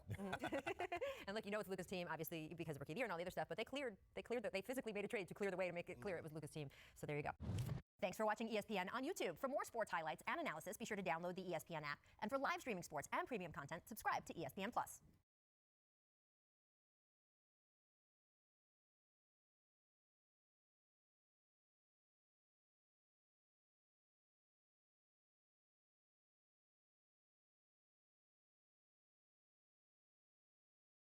Oh, you got tricks, huh? Got a little bit left. You too. What up, Doe? We're off the clock. Thank God. This is Maria Taylor. This gentleman is Jay Williams. I'm Jalen. The NBA season has started. Tipped off. Yes. How excited are you about the new season? Pumped about it. You got all these duos going out there in the league. Which duo's the best, Maria? AD and LeBron. Okay. Enough said, right? Especially they figured out the pick and roll. that should be a real thing. But I was in LA when the Clippers were playing against Lakers in the first game of the season. I was sitting there thinking like, ooh, this is going to be a terrible season. So honestly, I'm happy to see him kind of figure it out. It looks so smooth. Like the offense has a rhythm now. LeBron knows what to do, where to give it to AD, and whatever. What did he just shoot? 25 free throws or something ridiculous like that? Yep. 40 points in 3 20 quarters. points, yeah. Crazy. I'm excited about As it. we're talking about duos, what do you think about the duo in Houston? James Harden, Russell Westbrook. Can they win the West? No, hell no. I think, they're not going to come out of the West, right? I think they're the most exciting team to watch. I love watching them play because they're stat fillers. And they both, every time they have the ball in their hand, something good is going to happen. That's just how bad they are defensively, man. They just don't defend. So it's like as quick as they can be up. I've seen them give up leads in a hurry. Prime example, the Brooklyn game. 158 to the Wizards. Wizards. I know Bradley Beal. I know you said out there, Bradley Beal. You guys can hoop, but I love you. Respect. He tweeted at you, right? I know he came at me, and I respect it. I respect Bradley Beal, but there's no way the Rockets should let the Wizards have 158 points in the game. A duo that gets, I guess, overlooked because they already played together. It's happening in Philly. Okay. My favorite to win the East. What do you think about the dynamic duo in Philly, Joel Embiid and Ben Simmons? I love it. I love it because, okay, we put so much pressure on Bid to be great, be a great shooter, blah, blah, blah, but we forgot what he's already good at. Like, he can get anybody in a position to be successful. Like, the dude is an assist king. If he has the ball in his hands, he's going to make something happen. He's a playmaker. So to me, it didn't matter if the jump shot came through. And he still has Joel Embiid. He promised me he was going to be making some jump shots. I thought so. I talked to Chris Johnson the whole summer. The whole summer, he was shooting the ball like he was MJ the whole summer. Okay. Can I tell you something that surprised me, though? You know, we've been hearing all these reports back in the day about the awkwardness between Joel Embiid and Ben Simmons. Like, could they be on the same page? Well, having played, everybody played. I've seen multiple times there have been fights. Now, if I didn't rock with you, if there was a fight, I'm staying out of it. I'm just Lonzo Ball did that in L.A. Right? Like, y'all go ahead. Y'all go ahead and do that. Ben Simmons got in there, though. Like, without seeing really what happened. I think that kind of says something about how they're going to play this season. I would say suspended. Right. I don't know about Peacemaker if you have a chokehold. Well, if you came out of nowhere and you looking out for Jalen and you chokehold me. I will provide context, though. Okay. Because he had him down on the ground, and Cat and him have known each other for a long time, and he did say to Cat multiple times, like, I'm here, Cat, you're good, you're good, you're good. So, I don't know. If there's one guy that can calm Cat down, maybe it would be Ben Simmons. Do you still think the Sixers can win it all this year? I remember you talked about it earlier in the year. Here's my thing. The Clippers are the best team in basketball, right? If they're hitting, obviously having Paul George back is different. The only shot I think Philadelphia would have is if they can make the game really ugly. Like, that's how Philly can win. Philly can be a little bit of the Detroit Bad Boy Pistons a little bit. They play that way all the time. I just wonder sometimes if Joel Embiid is mature enough to sustain that kind of physicality and not let that immaturity get out of the way sometimes. That's all. I got a dynamic duo in Dallas that I think have a great chance to make the playoffs this year. You called the Golden State Warriors not making the playoffs. I'll give you credit for that. But somebody now has to go in. What do y'all think about the Mavs, Luka and Porzingis? I feel like they now make the playoffs. I'm starting to think that Paul wasn't as crazy as I thought Paul was when he said Luka might be one of the top 5 most entertaining players to watch in the league. I think he said talented. Didn't he say most talented, right? It was talented player. He used one of those words that kind of left over for right. Exactly. For debate. He let you debate it. But I will tell you, though, every time I watch a Dallas game, like, I walk away and be like, damn, Luka got it in his bag. He can get anywhere he wants. And Porzingis, for not playing a game in a long time, like, he's found his rhythm pretty quickly. Yeah. It's scary. There's a reason why he's going to end up with more, and I can't remember the stat, but triple doubles by the time he's 21 or 22 or something like that, because like he showed up with this ability. And we, like, the EuroLeague accepted, we didn't know what he was going to come and look like, but he looks like he belonged from day one. And so now to see him year 2, like, nothing phases him. I don't know that he's going to have a, like a sophomore slump where there's going to be a stretch of games where he doesn't play very well. And even if he does, now that Porzingis is there. Speaking of a slump, what's up with Denver? Can you talk me through this, Jake? I can, my brother. Tell me. They're not sneaking up on anybody anymore. That's what it is. And also, their MVP candidate in the Joker ain't playing like it. He looks like he out of shape. Looked a little lethargic. He never was really athletic. And now that more long athletic players are bothering him defensively, and they're making him shoot over contest without fouling him. That's been a key. So they need Michael Porter Jr. to become an all-star level player. Which makes me curious because I don't know why Mike Malone didn't rock out with him earlier. And I understand that they developed a lot of talent, so I'm not going to combat that with Mike Malone. But I mean, he did drop, 15 the other night off the bench, and that's part of it. That's what they need, points off the bench. But his injury history, you got to play it safely. Yeah, I'm with you. You got to play it extra. He played 9 minutes in college. What, he's had 3 back surgeries at his age? When that guy tell you he's ready to go, you're like, all right, I'm going to give you another week. And because his injury history. I was going to say, he didn't look limber either. You know what I mean? Like, it didn't look like he was moving as smoothly as we've seen him play before. So Denver was a surprise last year. Yep. New season, early. Who are your biggest surprises? We're going to go good and bad. Let's start with the good first to be positive. Who's your best surprise early in the league so far? You know who I've been enjoying watching? Who? The Heat. And part of it is like this Tyler Hero thing, which y'all need to all go back and see what he was wearing at the draft, because in my mind it was like he showed up, he was ready to ball. He tried to put everybody on notice. He tried to put the whole league on notice with the suit. But honestly, like everyone who's in that system enjoys being with the Heat. Like I think it takes a certain type of disciplined player to flourish there, and it seems like they got like the right group of people, and that was with Jimmy Butler out, then you add him back into the mix, and now you got your closer, et cetera, et cetera. And the disappointment's got to be the Warriors, because that's like probably the largest leap that we can take to the floor. I love the Heat. Tyler Hero has a little bit of that white chocolate swag, which I love about it. I know we always say how you compare one white guy to another, but that's just naturally what you do. So they had that in common. Yeah, exactly. It's all right. And then I would probably Kendrick Nunn. Shout out to Kendrick Nunn though. Yo, I was going there. Played for the D League all last year. Did his thing, and this year obviously leading them in points. And I would probably go biggest disappointment. I think I expected more out of Sacramento. And I know Marvin Bagley got hurt. I thought De'Aaron Fox was going to take that next step. I just thought they were going to be on the rise in the West, and for them to have that start, it's disappointing. They changed coaches. Agreed. Y'all see? Yes, agreed. They brought in Luke Walton. They thought that he was going to be the guy to take them to the next step. It hasn't necessarily happened yet. For me, surprise, I like both you guys' picks. I'm still going to go with the Mavs as a surprise because I think they're going to make the playoffs. Disappointed, you got to be disappointed in the Warriors. Yeah. Here's a team that went to 5 straight NBA Finals. Yeah, you lose KD. Yeah, you lose Clay. But I felt like their team with Steph, with Draymond, makes the playoffs. Now they lose Curry. We like they should tank. Yeah. But do they have to try to tank? No, they just play in the West. In the West. Yeah. In the West. Let's call it for what it is. Like I love watching Draymond Green play. He's a great glue guy on any team, but he's gonna be a little bit exposed offensively when you need him to score. And D'Lo's so good at giving the ball up and getting it back and scoring, playing off Stephen Curry. Like that's a lot of pressure for this team. But still, look, you can lose, get a top 20 protected draft pick, and then next year it could be like what the Spurs were in 1997. Thank you, professionals, for taking the time out of your busy lives to do some internet content. We're off the clock. See y'all soon.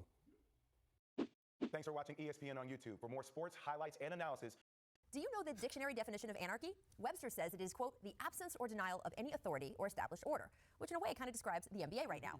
I mean, for years, we had pretty clear lines on all this stuff. LeBron ruled the East, the Warriors ruled the West, James Harden ruled the three-point line. Now, LeBron's in a Lakers uniform, something that even a year plus in often requires a double take. Harden is shooting 25% from three, which also requires a double take. And the Warriors have gone from the Goliath everyone rooted against to, well, not even really David. They're more like if David had a younger cousin who just moved to town from a farm somewhere, and suddenly all of NBA Twitter is on board with them now. They were going nuts last night when rookie Eric Paschall dropped 34 and 13 to push Golden State past Portland. It's all wonderful and weird and feels a little bit like chaos, and really, who better to rise up in this new lawless NBA reality than, yes, you know who? Roll it, the Sons of Anarchy! Devin Booker, DeAndre Ayton, well, not Ayton right now, but Robert Sarver and the always on point Greta.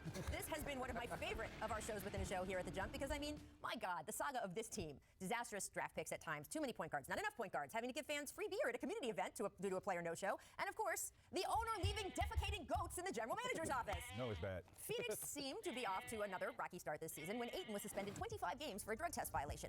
But despite that embarrassment, long-suffering Suns fans were convinced that things really were changing. James Jones, finally given the full general manager job, had gone out and hired Monty Williams, one of the most respected, well-liked, and experienced coaches in the league. James also announced he wanted to raise the floor, quote-unquote, of the team, which, I mean, as a rallying cries go, I mean, I'm not sure that basically saying, we're going to be less awful should get printed on a t-shirt anytime soon, but James's point was that if you want your team to play with a base level of professionalism, you need actual, reliable, experienced, good influence professionals, or as he put it, quote, NBA players, not prospects. Aaron Baines, who can shoot the three and had been sneaky important to Boston's defense these past few years, is one of those guys. Ricky Rubio, as he showed with Spain during the World Cup, is one of those guys. And wow, has his influence in Phoenix already been tremendous. 67% of the Suns' baskets are now assisted. That's best in the NBA for a team that ranked 17th in that category last year. But the most important change for the Suns may be the influence all those pieces have had on Devin Booker, who's always had phenomenal but not entirely developed potential. Last night against Philadelphia, Booker was just sensational, scoring 40 on 15 of 19 shooting. But as flashy as moments like this were, take a look here, and then also here. Give him the package book. Give him the package book. Woo! Just as impressive, guys, were the defensive moments. Watch this. He is just tenacious, Tracy. Yes, Book. Over that screen. That's what I'm talking about, man. Change the coach around there, Monty. By the time the horn sounded, Phoenix had taken down the NBA's last undefeated team, improved to 5-2. Compare that to last year when the Suns didn't get their 5th win until they were 5-24. Will it last? We will see. But honestly, even just a hot start from a franchise that struggled so monumentally for nearly a decade is enough to make you question, well, everything you know as an NBA fan. But that's also sort of the point. The age of NBA anarchy is officially upon us, and there is no better team to be making merriment out of the madness. Thanks for watching ESPN on YouTube. For more sports highlights and analysis, be sure to download the ESPN app. And for live streaming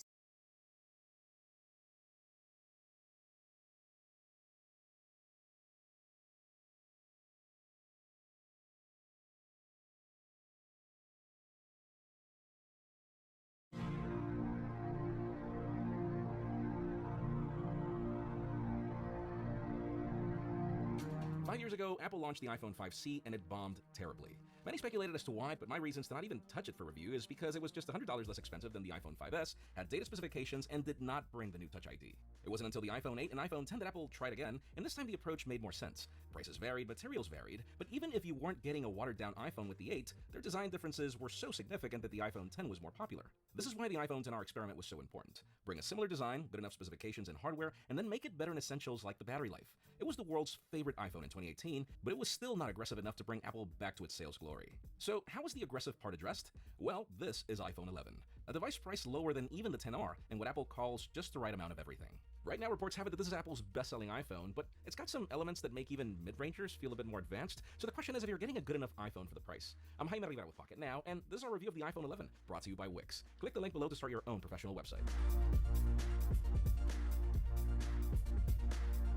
At a time when even the Google Pixel 3a has a better display for $200 less, it's hard to look at the iPhone 11 and say that you're getting your money's worth. But notice how I started this review. I said if you're getting a good enough iPhone, because the fact of the matter is most of the people that are currently using iPhones are not shopping around for a Pixel 3a. They most likely want to remain with iPhone. So I'm going to focus this review mostly based on that. Let me start this video by telling you what I like about this phone, and it has a lot to do with most of the hardware elements. I've spent years wanting a product red iPhone, and the iPhone 11 is the only way to get one. And sure, there are lots of other color options to choose from, but the black screen matched with the red aluminum band, plus the red glass and the frosted finish in the camera hump, along with the flashy camera rings, looks kinda hot if you ask me. I've been using it with this tan leather case from Mujjo, and man, I love how it looks and feels. Like the iPhone XR, the 11 is also a chunky phone, which I don't mind for the second reason that I like this phone, and it's mainly because I don't really care about thin works of art that die halfway through the day. Phones have evolved into tools we need every day, all day, and this is the first time that I've been truly satisfied with an iPhone's battery life. This phone can go for a day on a charge and still have enough juice to last through a good deal of the next one. Now, not all sacrifices made to achieve this are things I like, so stay tuned for the cons. The third thing I like is seriously the cameras. If dual cameras is all you get, this is the right combo for me, now with a standard camera and an ultra-wide. Don't get me wrong, I like the telephoto for street photography, but I find the wide angle to be more useful. But really, the amount of lenses is just part of the story. Apple has been really killing it with their Smart HDR. The iPhone XR was good, but the 11 just blows it out of the water. Colors are on point, not too saturated in case you want to edit in post, and with levels of detail that I've never seen come from an iPhone, all while not being over-sharpened. And then the dynamic range of everything around it is so well balanced, not even darkening the photo if I locked exposure on a bright subject. And then low light is the true Achilles heel of any phone at this price range, and yet the iPhone 11 has two of the same cameras as the Pro. Night mode is here, and I like that you can select the speed of the shutter if you can hold still. Really, the only thing that I wish was a dial selection for it, as you depend on Apple detecting that you need the feature for it to pop up, and also, it doesn't work in the ultra-wide, which is a true bummer. Portrait photos are also kind of insane thanks to the detail. Not too overdone to make you look old and not soft at all. Well balanced is my best way to describe them, even if hair can sometimes be a problem. It's actually the same way I feel about selfie portraits. Skin tones are more natural. It just doesn't seem overdone, which I like in dark scenarios. And then there's a case for video where if you're looking for a vlogging phone, or even just the best phone to take videos of your kids and family, this is it. Selfie 4K, even at a crazy 60 frames per second, which no other phone can do, and very few cameras below $1,500 can do. That said, stabilization on the selfie camera is not as good as the standard, where that looks full Morticia Adams. You don't even need a gimbal for this phone, and honestly, the story of video for me is not about what this phone can do, but how well it does it. The codec seems more polished than Android counterparts, with no warping or even sharpening. Even in low light, this video is honestly the best that I've seen from a phone this year. Now, probably one of the major reasons why I like buying into an iPhone is everything that Apple brings into its ecosystem. Apple Watch Series 5 is my favorite smartwatch right now, which only works with an iPhone. The simplicity of being able to share files quickly with my Mac or iPad is still second to none, and even simple applications like FaceTime and iMessage haven't found a match from Google, even if Android has found good alternatives in other companies. And probably the coolest part is that even if you're buying the less expensive iPhone, the experience from an ecosystem perspective is not watered down at all. It's like the entire ecosystem you get when you build your own professional website using today's sponsor, Wix. Wix has all the tools in one place for you to create a professional-looking website without your search engine out of the way. Everything you need is on a website. Now, like with every single smartphone out there, there's no such thing as a perfect phone, and there are reasons why I'm mixed about using the iPhone 11. Let's begin with the primary one, which is this display. Remember that I told you that I'd come back to talk about the sacrifices made for battery endurance? Yeah, this is it. Apple's 6.1-inch Liquid Retina does have a couple of things that I like. If there's one thing Cupertino knows how to do is calibrate a display, and those of you looking for accurate colors for those Instagram edits, this screen gets that right. Sadly, you do have the typical limitations of an LCD, which is that blacks are not well represented given the fact that they need to light up that portion of the display. And honestly, I don't have a problem with that since most computers, TVs, and even my favorite iPad Pro use this technology. My problem really is Apple's choice for resolution at this price range. It's some weird 828p, you'd have to go real cheap on Android phones in 2019 to find the same pixel density. And then there's the case for how iOS 13 looks on it. I mean, one of the major selling points was the whole dark mode, and yet LCDs are not necessarily the best for it. I'm not saying I don't recommend it, but just know that it's not as ideal as the OLED on the iPhone 11 Pro. And that being said, there are some other bugs on iOS 13, like in the case of Face ID. Sometimes I have to reset the phone for it to authenticate, very rarely. But still, other people have been complaining. I do hope that Apple irons that out over time. I partially feel the same way about the internals. I find 64 gigs of storage to be such a ripoff in 2019 for $699. That said, Apple does address the needs of the most demanding users with everything else. The A13 Bionic is one of the most powerful chips of the year. This phone really knows no stutters, and I feel the same way about essentials like battery size, RAM, and the IP68 water and dust resistance in addition to the wireless charging. You wanna know what's the irony? That all that power is not really harnessed by the simplicity of iOS 13. I know a lot of people do not like this grid of icons, and I join them in their sentiment. I wish that iOS was more modular about allowing me to make my home screen whatever I want, but I do understand for me to not miss the iPhone 11 Pro. I recommend to everyone, give it a try. If you like it, keep it. If you don't, return it and go for the 11 Pro. What about you? What are your thoughts on the iPhone 11? Chime in the comments, and while you're at it, follow us on social media and subscribe to our channel for more videos like this one. You can also follow me on my personal handles to see what I do with these phones in the real world. Please give this video a thumbs up if you like what you saw. I'm Jaime Rivera. Thanks so much for watching. We'll see you on the next one.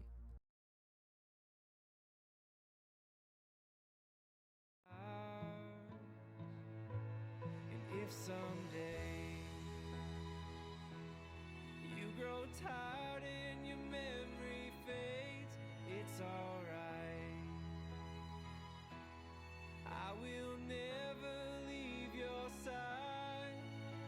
And oh, when it's time, you can come find me in 1953.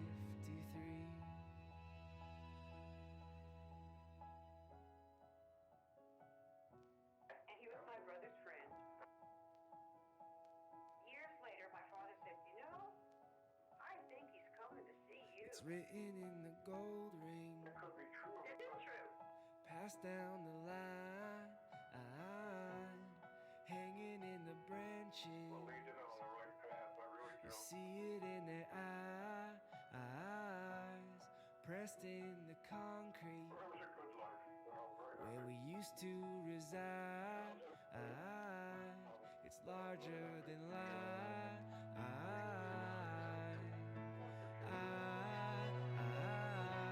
And if someday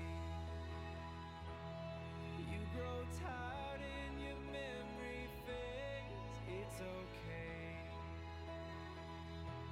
And when my heart gives away, it's alright. I will never leave your side. And oh, when it's time,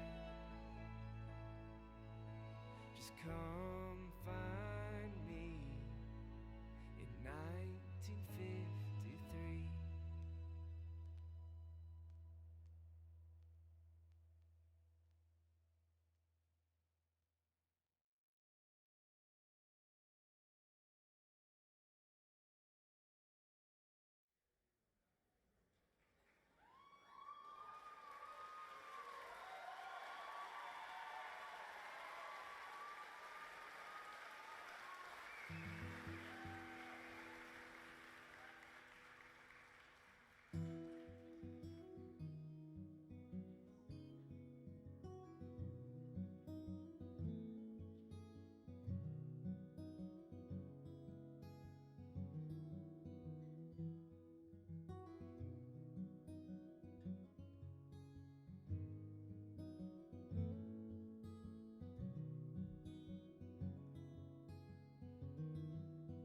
Cross my heart, hope to die before I'd have the chance to lie to you, my dear.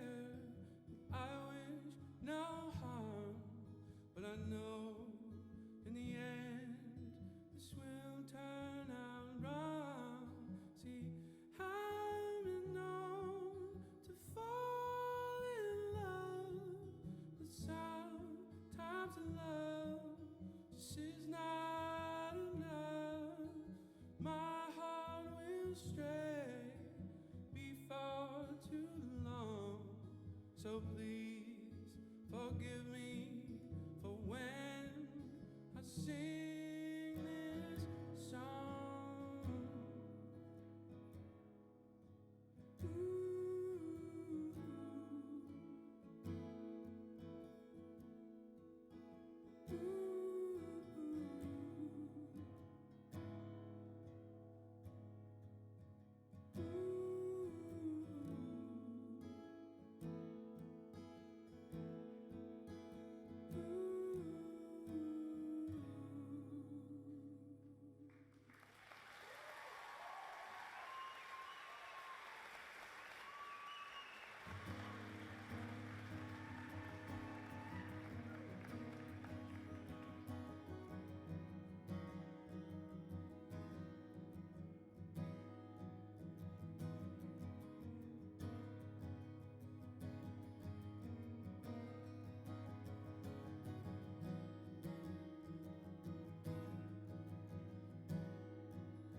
Northwest is where I'm headed,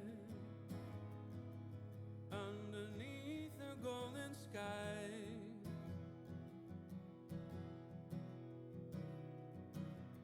I'm searching for a wisdom that every man seeks to find. And I've got wicked thoughts of brewing, and many evil deeds that I've done.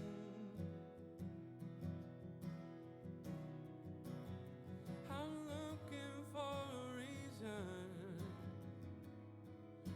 reason not to run.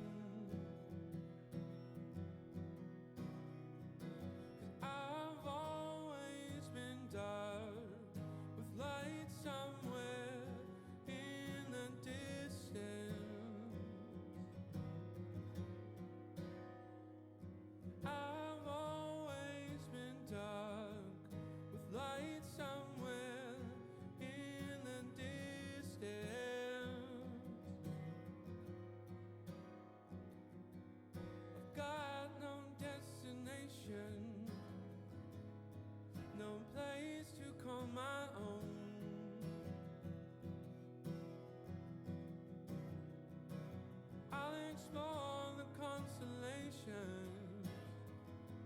I find the course I mean to hold. But come fever or come famine, come the biting winter cold, just put 2 coins upon my eyelids, so I can pay the boatman's toll.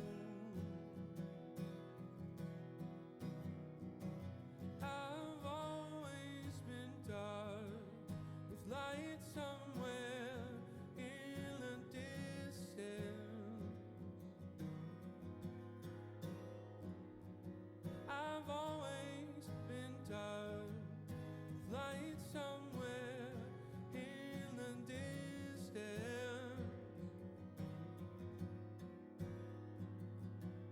I've been so unforgiving, stranded in old traditions.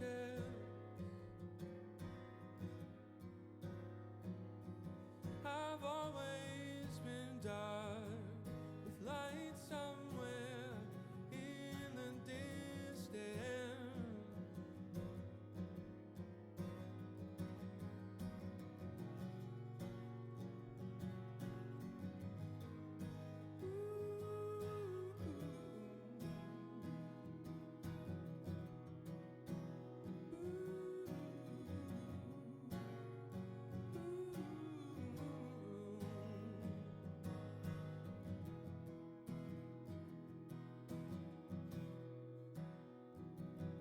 I've always been dark, with light somewhere in the distance.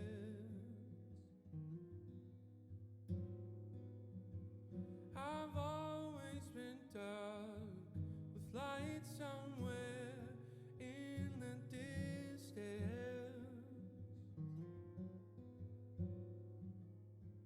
I've been so unforgiving, stranded in old traditions.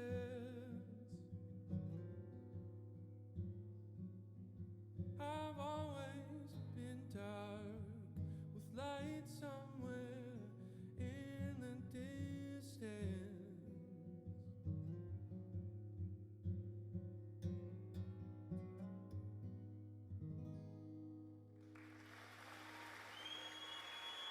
Thank you.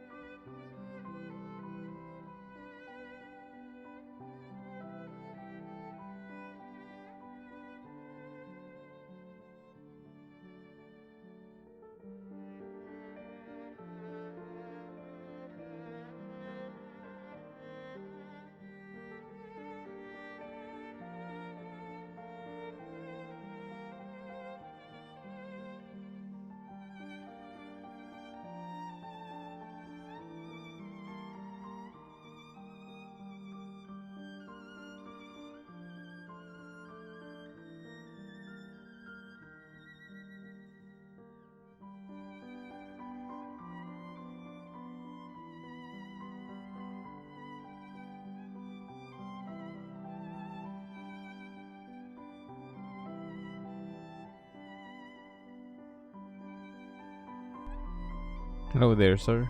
Super Saiyajin Stalin Grey. How you doing, man?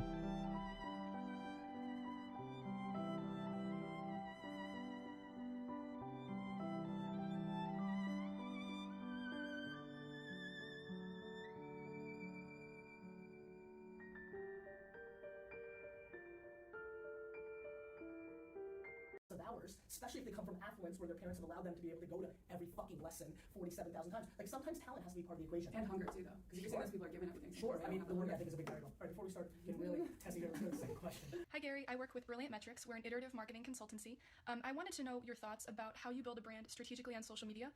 We have internal debates all the time in our office place about it because, one, it can be expensive, but it's also like building your brand on rented land. You have no control over the future of that platform, and if Twitter goes down, you lose a lot of your fan base. So I would love to know, how do you build your brand strategically on social media while getting the ROI that you put into it? All right, thanks so much. Bye. Ooh, that's a good I'm gonna jump in. that's one of your fans. I'm gonna jump in. You don't get those questions after the show. So I think that's a great question by Heather. I think that rented land has a negative point of view here right now in the way that she asked the question. So many people are scared that they don't own their Facebook page, they don't own their Snapchat account. What I don't think people understand is that's the way it's always been about everything. Always, like when you showed up on television on Good Day, on Good Morning America or on the Ed Sullivan Show, you didn't own that. You're more than welcome to be able to go and build your own app and things of that nature. I think how we got connected with Backstage. I'm an investor, and you guys I think where that world is going is very fascinating to me, but I don't think it should cripple one. Do I think that if you can own it and execute it there and have everybody there, like an email list, like your own website, like your own app, does that have more upside? For sure. I think there's a chicken and egg issue though, which is if nobody's there, like why do you go on Snapchat and Facebook? Because everybody's there and you want to siphon. I love how people are like, oh, I'm doing all this stuff for Facebook. No, Facebook's doing all this stuff for you. They've curated, hundreds of millions of people into one place that give you a chance to be seen or heard. So I think there's a little bit of chicken and egg thing. I do think as you gain more traction and have more leverage, that you're able to take a little bit more control of your environment if you choose to. But I think both work. And so to me, rented space is very comfortable to me. To me, anywhere where there's attention is a viable place for one to speak to the world and achieve their story outwardly. And I would not be crippled by doing either or both.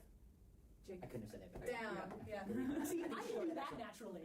That wasn't 10,000 hours of work. It was. For me, I'm like, let me let our manager talk about that. All right, let's move it. Erica says, talk to us about the importance of knowing your fans and owning your own platform.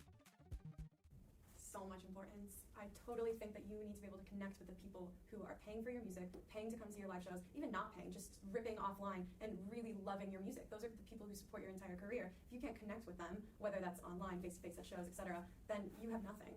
How much time are you guys spending, and it's okay if it's a zero, I'm just curious, how much time are you spending actually engaging with your fans on social? Because for me that feels scalable. Like you can't be in Des Moines, Iowa right now, but if Susie says, I love your stuff, you can engage. It was such a big thing for me in my early days, but I do think that it's becoming out of that. I think people are spending less time today than they did 36 months ago engaging with fans. I think it's a little bit of a decline in Twitter. I think if you look at all the social networks besides Twitter, they're more push content out. Instagram, Snapchat, YouTube, you push content out, whereas Twitter, when it was in its prime, was a little bit more back and forth. So I was curious, and don't forget, it doesn't come natural to everybody, you're doing other things, but where are you guys right now with literally like making a video and being like, thanks Sal, or like replying to like Karen in a snap, or engaging with a comment in Instagram and actually replying to it?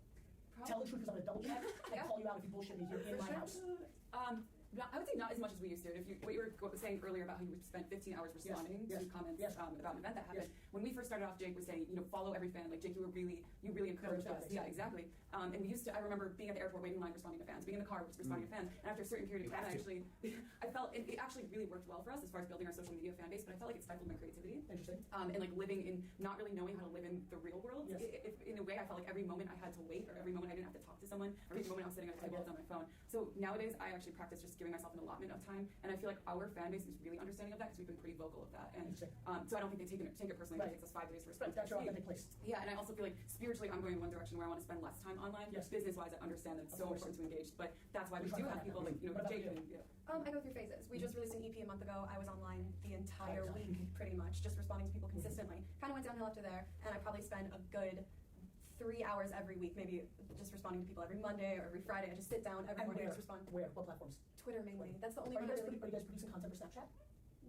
But this is why I just want to say, as an artist, it is really important to have a marketing firm, have management, have friends, have interns, have people to help curate content. What we do is we'll sit down, we create like a meeting once a week. Hey, look at all these pictures. These are fun pictures we've taken. This is what we did. Here's what we want to say about it, and have someone else kind of do that work on that. And so I don't think that's an artist statement. I think it's great that you have self-awareness to know what works for you. Because I think for certain artists, they should be doing a ton of that because it's what comes natural to them. A lot of my business friend contemporaries are like, you're running all these businesses. Like, why are you spending 4 hours a day engaging with them? Like, that's my natural state. It's where I get my information from. It's what I want to do. But I don't think that that's what everybody should do. I think I like listening to the way you guys answered. What I like is I just think you guys are figuring yourselves out and putting yourself in the best position to succeed, and I think really that ultimately is the main play. I really do. I think fans crave an experience, a story, much more than in content, much more than they crave whether or not you're responding to them. I disagree. So for you, I would actually argue, and Yeah, you're bring it right. I'm completely, and I have a lot of data to support this, believe that access is the most valuable thing an artist can now bring to the table. access meaning that you're accessible. Yes, some sort of access. Happy birthday to you. But I think you can touch a movement. So like you deal with a lot of brands. If a brand doesn't respond to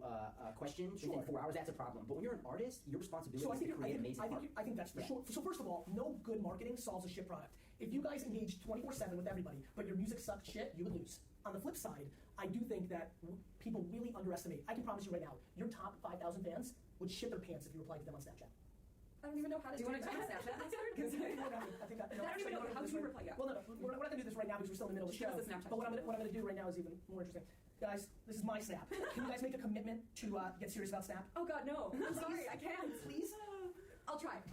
See, the thing is, yes. About Snapchat, the reason it's the one platform that I do not use is because it's the one. So you're not I using don't it. understand. I'm listening to you. How do you do that and listen at the same time? Easy. You guys are great. Your generation. No. I think that it's behavior, right? It's the 10,000 hours. You put in the work, you can do it. I mean, I think like multitask like that for 10,000 hours. I think you multitask quite a bit.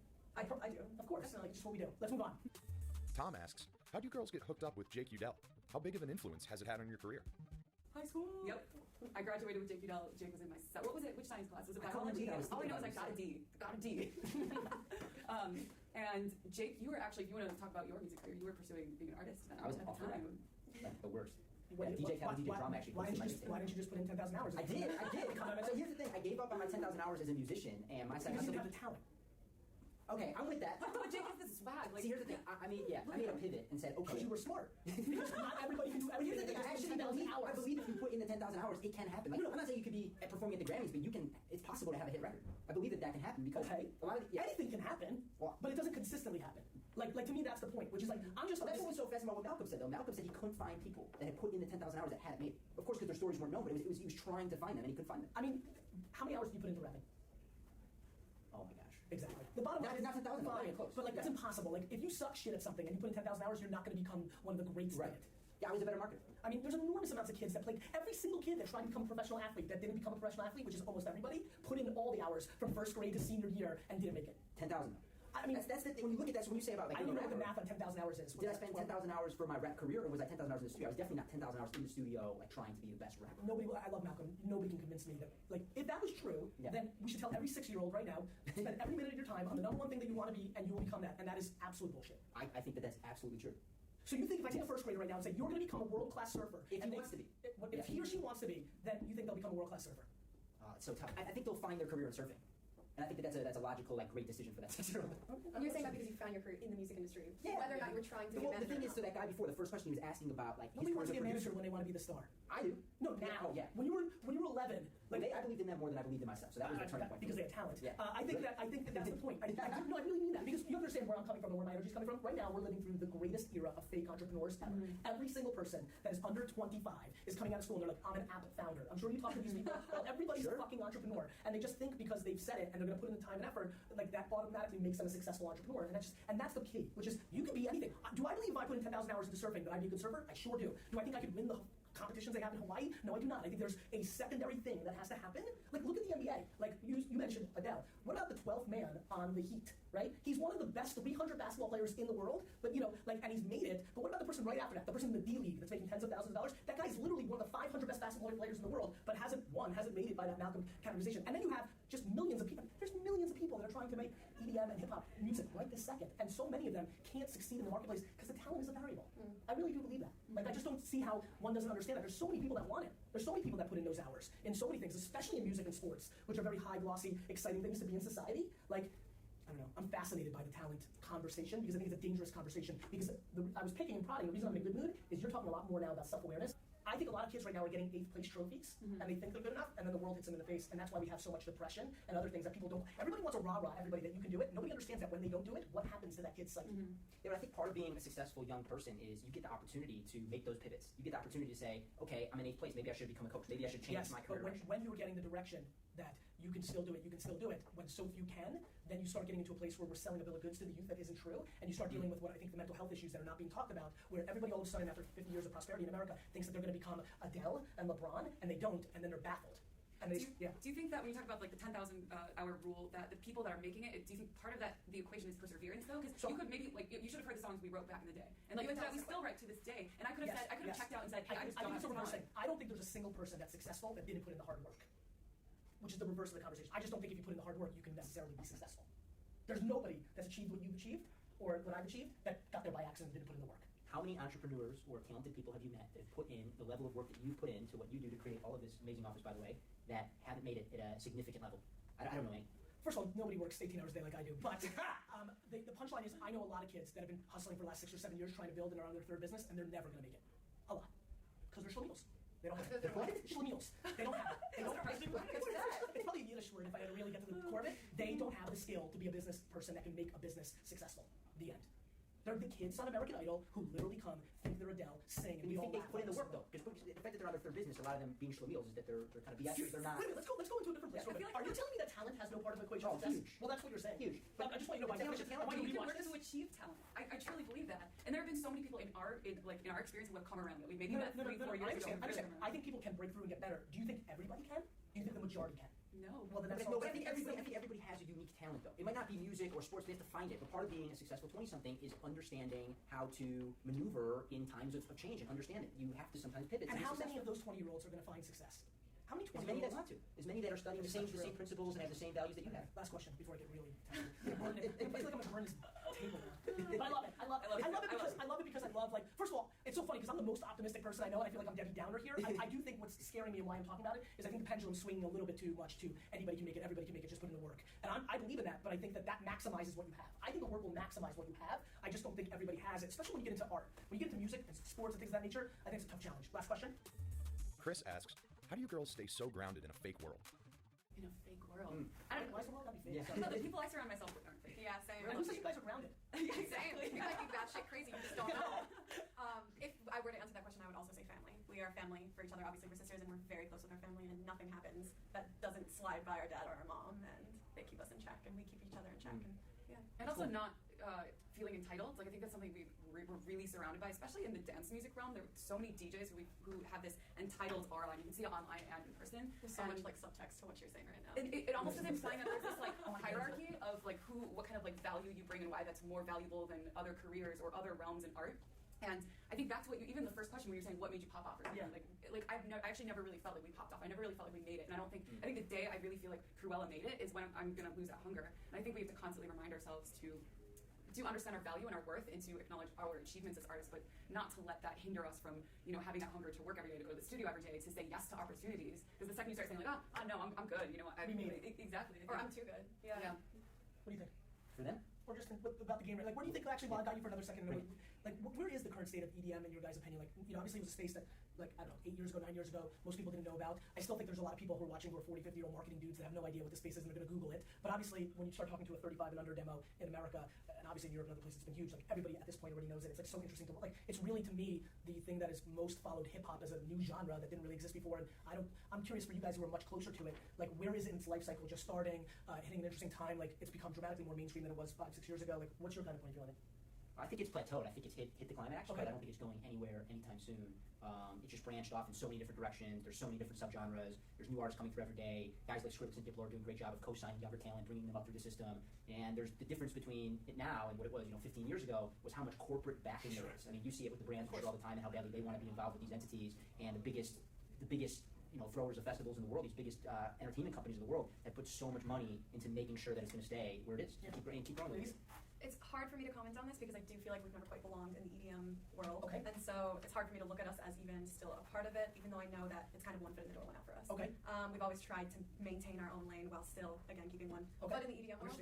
I think that that's probably a good thing for us because, like Jake said, I agree. I think it's plateaued, and we have this amazing opportunity to take ourselves on a completely different lane and pave our own way. Do our own thing. Yeah, it's cool. I think like a lot of what we're talking about when you're talking about like depression, with a lot of these young entrepreneurs, maybe feeling let down that they can't really achieve the success that they've been hyped up to achieve. What do you think like our society being a more and more fame-obsessed society has to do with us, especially with social media? I think, I think the whole 15 minutes of fame has become everybody's famous to 15 people. You know, you've got an entire generation of young teens right now that take 45 minutes to take a selfie because they want to get the lighting right, and they post it on Instagram. If it doesn't get enough likes, they take it down right away. Like peer pressure, and like the way I've never been more obsessed with instilling. I have a 7 and 4-year-old. Like instilling self-esteem into them is everything because they're going to need it really big because the market's going to push back on every one of their flaws. I think we're living through a really interesting time. I really do. I think there's a lot of things happening at once. This is not a very simple issue where it's just like social media. I think parents, I'm 40, parents of my generation that grew up during great times, you know, we're not our parents or our great-grandparents' generation where they fought wars and the depression and things of that nature. We've had so much prosperity that I think if you look at every empire, that when things are good for too long, people become soft. And I think that's what's happening. I think we're soft. And I think, you know, coming from immigrant DNA, like you guys, like it's easier for me to see it. Like I just think we're soft, and I think that and I think that I don't want to add to it as a very positive, optimistic, rah-rah, crush it, anybody can do it guy. I want to also at least have the other part of the equation, which is of course hard work, of course talent, and of course like look, there's so much going on in the world right now. I think we're all sensitive to a lot of different things that are happening. Like you never know when prosperity can end. It ends in a blink, and so I'm thankful for the way it is. I do not think kids being stuck in their cell phones all day is a bad thing. I don't think that's ruining them. I think technology is eating the world, and I think it's going to be more of that. I think that when you guys first started doing shows to compare to now, if you think about phone usage at your shows when you guys are standing there, I'm curious what you think of like what's going on down there because that's just their norm. Like I love when people, you know that, do you guys see that picture of like the 90-year-old woman that was in the crowd when the Pope came and everybody took a photo and she didn't and everybody made a big deal about that? You did. Did you see this? Yeah. You saw it? Did you see it? You guys see it? You see it? So there was a photo like 6 months ago when the Pope came to the US, I think, like that everybody made a big deal about, which is everybody's taking a photo of it and she's just standing, she's like 90, and she's just standing there and everyone's like, she's a hero. And literally I take a reverse view on it. I'm like, I feel bad for her because she's old and she probably already forgot about that moment, whereas everybody else recorded it. And I know it's a funny age discrimination. Yeah, I know, of course it's age discrimination. I'm trying to make a zing joke. I'm sure she remembers it. I have no idea who she is. But I think that change is tough. In the same way that staying to music, both hip hop and EDM, one foot in, one foot out, both of those genres had nothing but haters in the beginning saying that's not real music. And I just don't like when people impose their thoughts. Like just because kids are communicating this way doesn't mean that millennials are introverted. And I love when all my old friends, and when I say old, I mean 35-year-olds, say that these kids can't hold a real conversation because they're having them here. Meanwhile, these same kids spoke to the same 6 people their entire childhood because they didn't have the outlet to different people, different things. These kids are much more worldly. They know a lot more. And so I don't think anything is bad. I'm pretty much an optimist that way. But I am worried about depression because I do think way more scary to me than living a public life and fame obsession is parents telling their kids things that aren't realistic. I do think that like we have to train our generation to deal with adversity, and I don't think getting a trophy. I do not think that if you come in fucking last place, that your team should be cheering and celebrated and given trophies. They should be looked at like you guys suck shit, you lost. So do you think that this is? I really believe that's healthy. But the advice to the entrepreneur to push through and to these guys are going out of business. Do you understand what's going to happen? So 99% of everyone. It's not an opportunity to get better. On to the next one. Of course it is. Keep going. You people out there, keep going. Yes, of course keep going. But if you are not self-aware, if you kept rapping, my man, you would not be as happy as you are today. Agreed. So now go tell them to keep going when they were delusional. You'll figure it out. That was the moment. That's the bottom line. You understand? Yes, keep going, keep evolving. Yes. But blindly going that I'm going to be Eminem isn't going to work. But if you don't do that, you'll never figure it out. So like if I hadn't put all that time and energy into that, I wouldn't have understood how to record. That's a very different thing than keep evolving and being self-aware and understanding your strengths and weaknesses to create the next opportunity versus what people normally hear when you hear keep going, which is if I just keep putting in more hours, eventually I'm going to put out songs. I think that's not what you did. You didn't keep just putting out songs. I did until something else. But if I had kept going, if I would have stopped those thousands and thousands of times people told me I couldn't do it. But please understand this conversation and we look back at it. You adjusted to a different opportunity off those wordings. That is not what people hear. That's keep going though. By your definition. But I'm telling you right now, that's not what people hear. When people hear keep going, they think they're going to break through in the thing that they. Do you know everybody wants to be a famous singer, a famous athlete, and a famous actor? And if that person keeps acting instead of becoming a director, which is maybe the skill set they have, they're going to lose. So I think what you're saying, keep going, stay focused, but be open to reinventing yourself along the way. Be self-aware. It's my favorite part of this. It's what I jumped on earlier. If you actually know yourself, you can win so much more. Just this blind faith that everybody's entitled to this level of success is ludicrous. Because most people don't want to work hard enough, most people don't have enough talent, and the math has proven that that's not the case. The bottom of the 1% earners in America, the top 1% earners, the bottom of that make $400,000 a year. If you go talk to every 15 to 22-year-old, they don't even conceive anything being short of a millionaire, of making $1 million a year. But the data shows only 1% of our US society make $400,000 or more, and that makes them one of the top 1%. We have not had the proper conversation. For every one of you guys, there are 50,000 groups that didn't make it, and it wasn't because they gave up 1 year too early. They just weren't talented enough. That's what I believe. Question of the day. You guys get to ask the question of the day, which is cool. I'm curious to see where you guys go with it. You get to ask the Vayner Nation any question. There'll be hundreds of answers on YouTube and Facebook. Oh, we get to ask? Yes. Oh my God. I feel like I kind of asked you. No, not me. You're asking the masses. Everybody just watch this. Wait, right can we now. have like a minute to think about Yes, it? you can ask that. Something that I wanted to ask you, but I guess I can ask everyone else because a lot of them are in the same boat as you. As a parent, how would you raise your children with or without social media? Or technology in general, how would you? That would be interesting. Or what? Or with it. if you decided for them to like have social media in their life, if you decided not to ban social media from the household, what would your child rearing be like? What kind Or of technology in general. I mean, you see 1-year-olds on an iPad. You know, I mean, And do you see that as bad? I don't know. I'm not a parent. I understand, but you're a human. I don't want to get disgusted. When I see, I've been in like too many airport restaurants where I've seen like a parent on their iPhone and like a baby with an iPad and like the toddler like playing another game, and the toddler playing another game. Now, what if I showed you the world 18 years from now and the entire ecosystem of relevance and being able to even survive in it is predicated on technology because that's the evolution of man? Okay, so now maybe this is my like romantic point of view, like you said before. What's the big deal of being relevant? Why is everyone so obsessed with saying, oh, you're not relevant anymore? Oh, you're trying to be relevant. Everyone's so obsessed with Relevant is contextual. But culturally relevant. Relevant is you can't even communicate to your grandchildren because they're only willing to text you and you miss your granddaughter. That's why. I think it's important to adapt, but I think it's important to adapt. But at the same time, I think that at least what I've seen from my generation and younger is this obsession with being relevant. It's all based on like pop culture, as if like if you don't know what's going on, or if you're not tweeting about what's going on, or if you're one. Okay, guys, that's gonna be it for the stream. Thanks very much for everyone who chilled. I'm gonna see you guys later. Bye, guys.